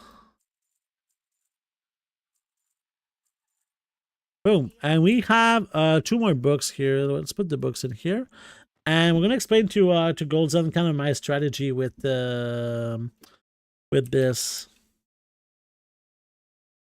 Alright. So, let's talk about PvP gear. My strategy for PvP gear, okay? Buy the patterns early or farm honor today. Because you can get usually the patterns from the boxes that you can get with honor, right? So one of the ways to make gold with honor, if you like doing PvP, is to buy these boxes that can contain marks of honor, and I think you can get patterns for PvP. So that's the first thing that you can do. And when I say buy the patterns early, I also mean buy the patterns just on the auction house. They're going to be expensive, okay? They should be pretty expensive, okay? So that's the first thing. Then sell on as many realms as you can manage, right? So that's like crucial, okay? Because to pay for the pattern, right? We just talked about the pattern here, right? We just talked about the pattern because these patterns, okay, they're going to cost you. New patterns will be 100k or more. In the first few days, they're going to be 100k or more. All right. It's also important that when you buy the patterns, use Undermine Exchange to get cheaper patterns. Okay. Use Undermine Exchange to get cheaper patterns. All right. If items are, let's say, 5k profit, you'll need to sell 20 to be even, right? But since you want to make a lot of gold, you need better than even, okay? You just need a better situation than just to be even, okay? So this is why this point is so important, is to sell as many realms as possible, right? The way that I let me explain something that I like to explain, right? And again, we'll do another thing for this. As a lot of people, right? A lot of people, they want, how can I say this?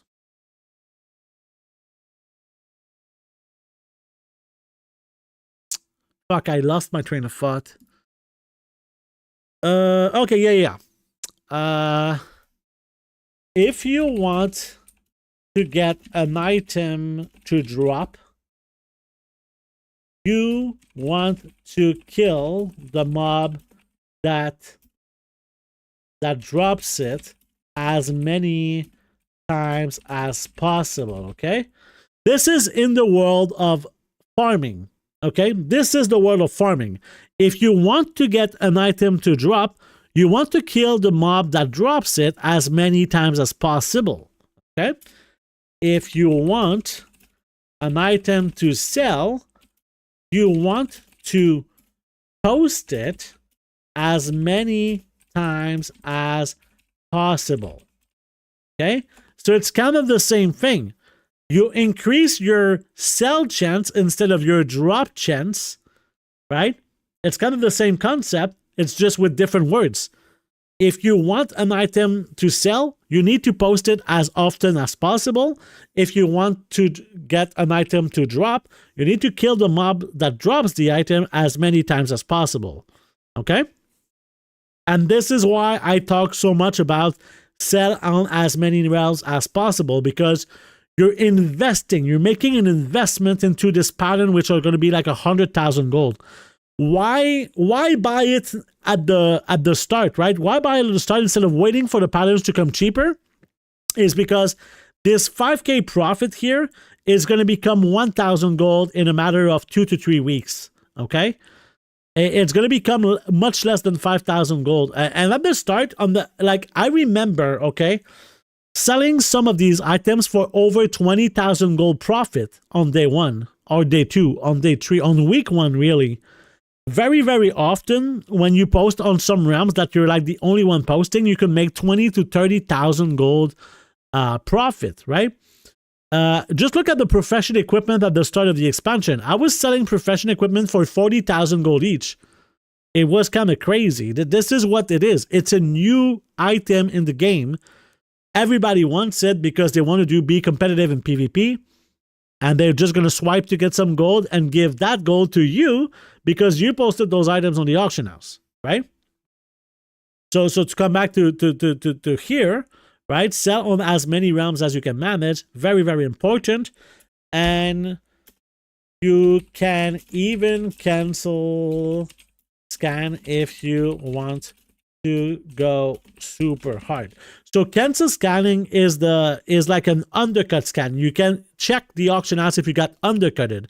You got undercutted, you cancel your auctions and you repost it so that your auction sells and not your competition, because this is a hyper competitive market where if you want to make the most out of it, you can do some cancel scanning to get there, right? Yeah, the Awakened Ire was the PvP reagent. I don't think there's such thing in the current expansion right now. There is no like special materials right now for PvP gear, which makes them less desirable, to be honest. Because the materials to craft them are going to be pretty easy to do. Unless, you know, we don't see the patterns in the new patch, so maybe I don't know if they released it in the PTR. Maybe you could tell me, Goldzem, but I haven't seen them in the PTR, the new PvP items. So I don't know if there's going to be the same system that they did like for so many patches in a row now. So we'd have to see. We're gonna do 1 or 2 more runs, and then we're gonna do the giveaway. Not checked. Yeah, I haven't checked the PTR in a long time. I still don't have access to the new zone because I haven't completed the campaign. I'm terrible. I need to complete the campaign. It's on my list of things to do, but for some reason I keep putting this off. I don't like questing. You know, the thing that I hate the most in the game probably is questing. I love World of Warcraft. I don't like questing. And they're forcing me to do it all the time. Yeah. And I know a lot of people love questing and they love the story, but that's just not... I love the gold. Give me the gold. Alright, let's see.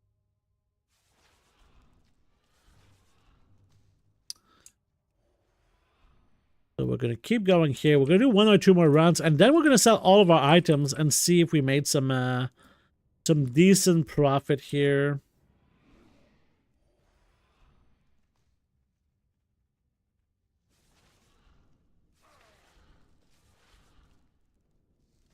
So, we got another. We got 2 living essences in that run so far. Seems like a pretty good run. Would be a better run if we got the pattern, though. Give me the pattern. Canada wants the pattern. We have a book. I don't think we have a book. No books. Let's go.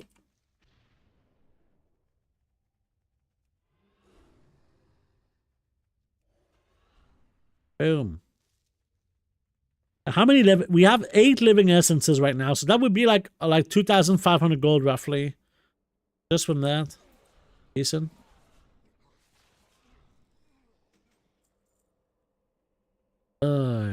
But yeah, I would like in the next few days to see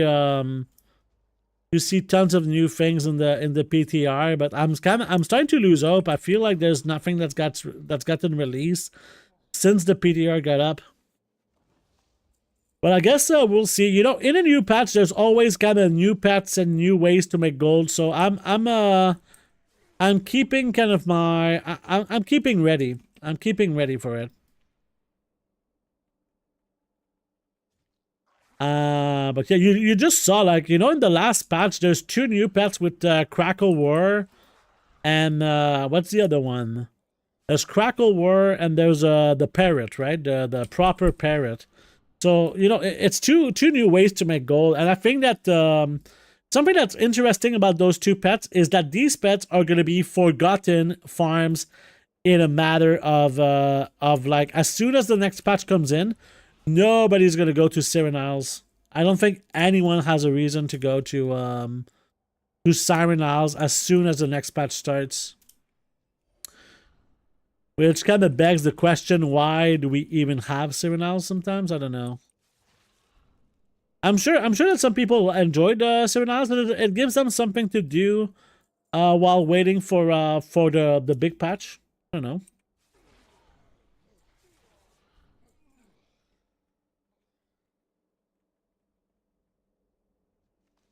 Give me big pattern.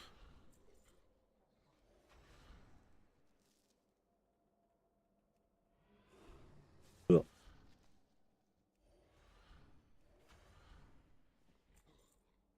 I'm so slow in this dungeon. It's good that I have a speed set, because if I didn't have a speed set, I would be like so ridiculously slow. I'm pretty happy because we got 3 books so far. We might get like 1 more. It's gonna be great for just selling on my cross realm.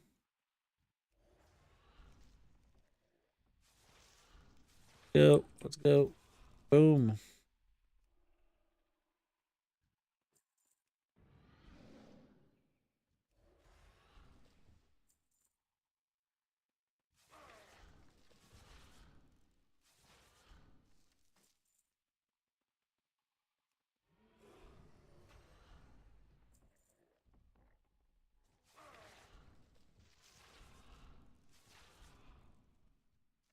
I think that's it, right? Have 1 more mob, yeah. We'll do 1 more run and then we'll be done with this. Oh, we got another living essence on the last mob. So we have 10 living essences, so that's almost 3,500 gold right there. Pretty decent. I really enjoy these old farms. I'm excited to show you that I sold a book for like, I don't know, like 20,000 gold. I know that I once sold these books for a ridiculous amount of gold. Like over 50,000, I think, for one of these books. That was some time ago, though. That was like maybe 6 months ago, a year ago, around that time. I don't know what happened, but this book severely dropped in price since like, I even had, I think it was Haley who actually sold me some books because I was running out of books and I was tired of doing Diamol. But now time has passed and I'm happy to do Diamol.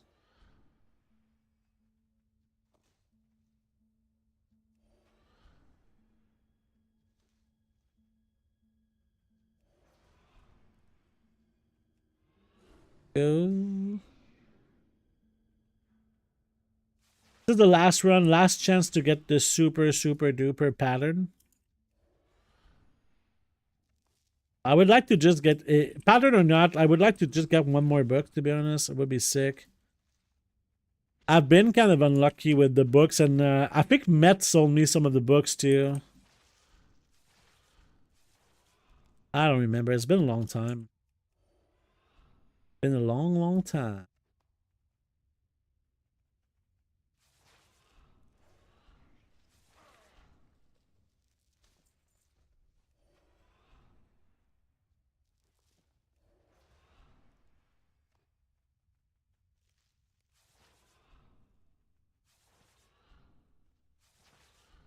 So already 2 of the book locations are not providing a book, so bit of a bad start for the book, but it's.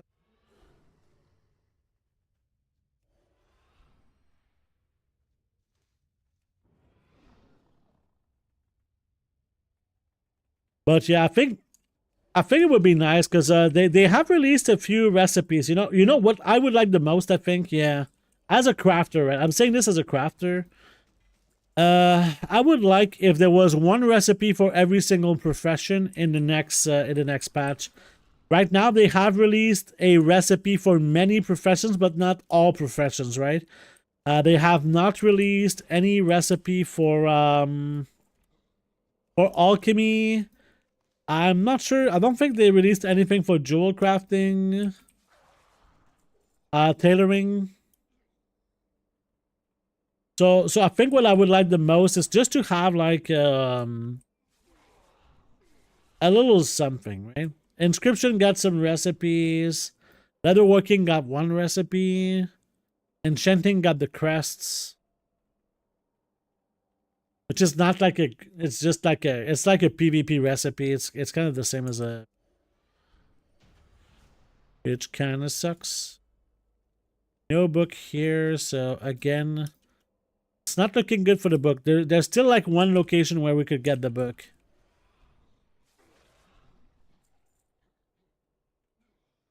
One more chance. To be fair, I might not know all of the locations for the books as well. There's one of the locations that is not accessible. Yeah. Like you need to do the dungeon, like you need to open the door to be able to get to that place in the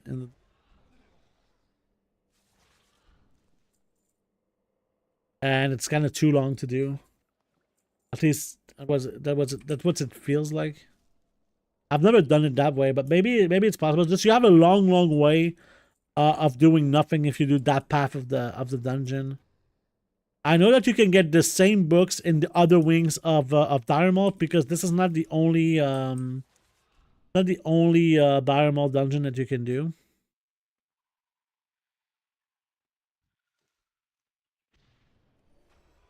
I think there's no books, so this is the last location here, and there is no books, so no books for this run. But we still have a very small chance, very small chance of getting the pattern. Regardless, we're gonna take a look at the rest here. Just see what we got from loot, and we're gonna sell on the auction house. See a little bit of what we got in total from doing this. We got a little bit of raw gold. Maybe we'll get like something like 500 raw gold from this, so it's not the place for raw gold. We got another living essence here. Be great. And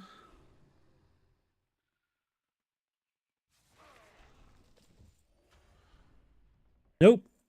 So I think I'm just gonna use like a dream walk just so I can get out of here, and we can take a look at all of the things that we got. But yeah, pretty simple way to make gold. I mean, someone was asking before because they needed like to get a token in a few days. This stuff just sells really fast, so maybe not. I don't know how fast the living essences sell. I know about a lot of things that sell fast, but out of the things that we get here, but maybe not like everything. And we get transmog at the same time for your collection, which is always nice. All of these are unlocked now in my collection. Not that I want these transmogs, but I'm sure that some people which are collectors, they probably want to get these transmogs. We get an essence of water. Essences of water of 140 gold now. Nice.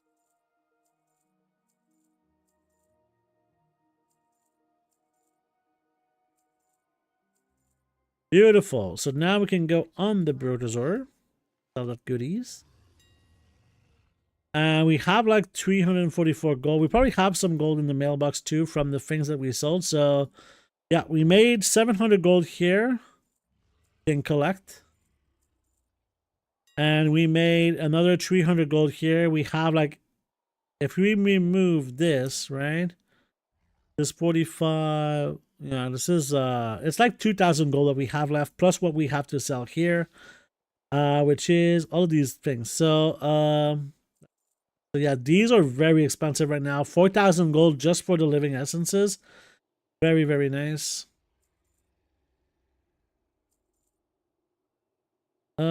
These are things that we can actually sell for 48 hours, to be honest, just to have a better sense of selling, because I'm not logging into this character very often. I'm gonna try to sell for 48 hours. We have 400 gold of this item here, which is pretty decent. Sure, whatever.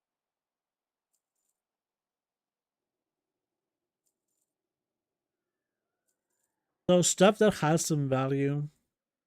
It's sad that we didn't get more gold torn because they're 50 gold each. 50 gold is a lot for just one old herb. It's kind of, I kind of want to go and farm some gold torn right now because of that.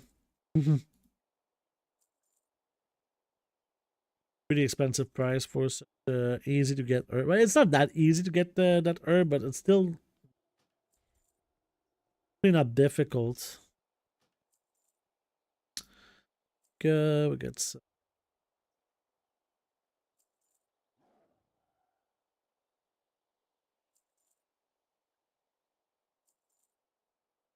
$40.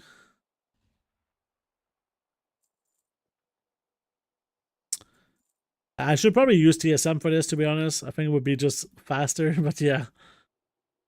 It is what it is. Sometimes we go the old way of just selling items very slowly. 450 gold just from this one. And right now the books on my realm are 4,000 gold, which is decent. So yeah, we got 386 gold coming, and yeah, we got some decent items in here. So we'll see. I mean, I'll show this mailbox in a few, probably next week. I can show you like what we got if you want a continuation of this. I don't think that this was something that was super popular, but you know what? It's it happens. Okay, so now we're gonna go, and I'm gonna prepare the giveaway for the survey. So if you didn't know, I did a survey for Twitch and I did a survey for Patreon. Okay.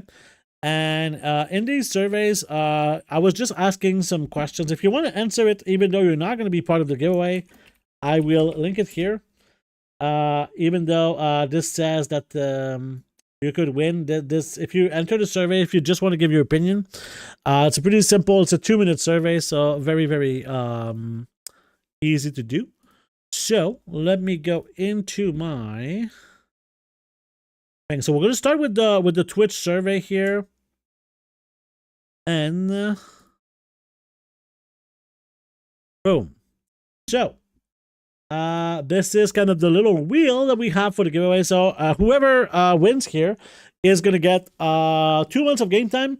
I'm going to pick up a backup winner as well. But as a bit of something to say, I want to thank everyone who took the time to answer the survey. That's extremely appreciated. All right. Very, very much appreciated. So let's go. Let's see who won the survey giveaway. And it's Razzie. Razzie is going to be, I'm going to put this on my list just to not forget.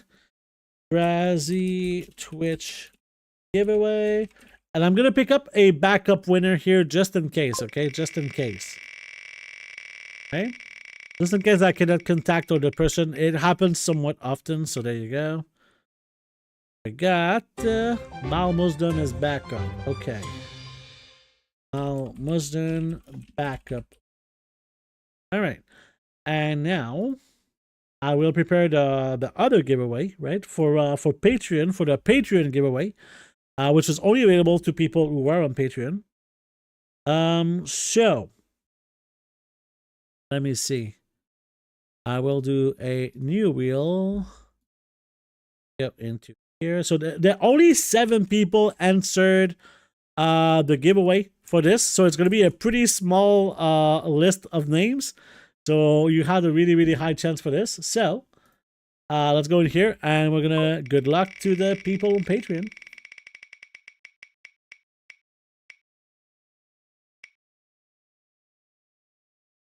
I guess this Squish is the winner for 2 months of game time. And as a different winner, I don't know if it's going to pick up the same. Hopefully not. I guess Arc or Fluffy Moon? Fluffy Moon? Frothy Moon? Frothy Moon. Frothy Moon is the backup. There you go. Did I change my company? Yeah, okay, I'm good.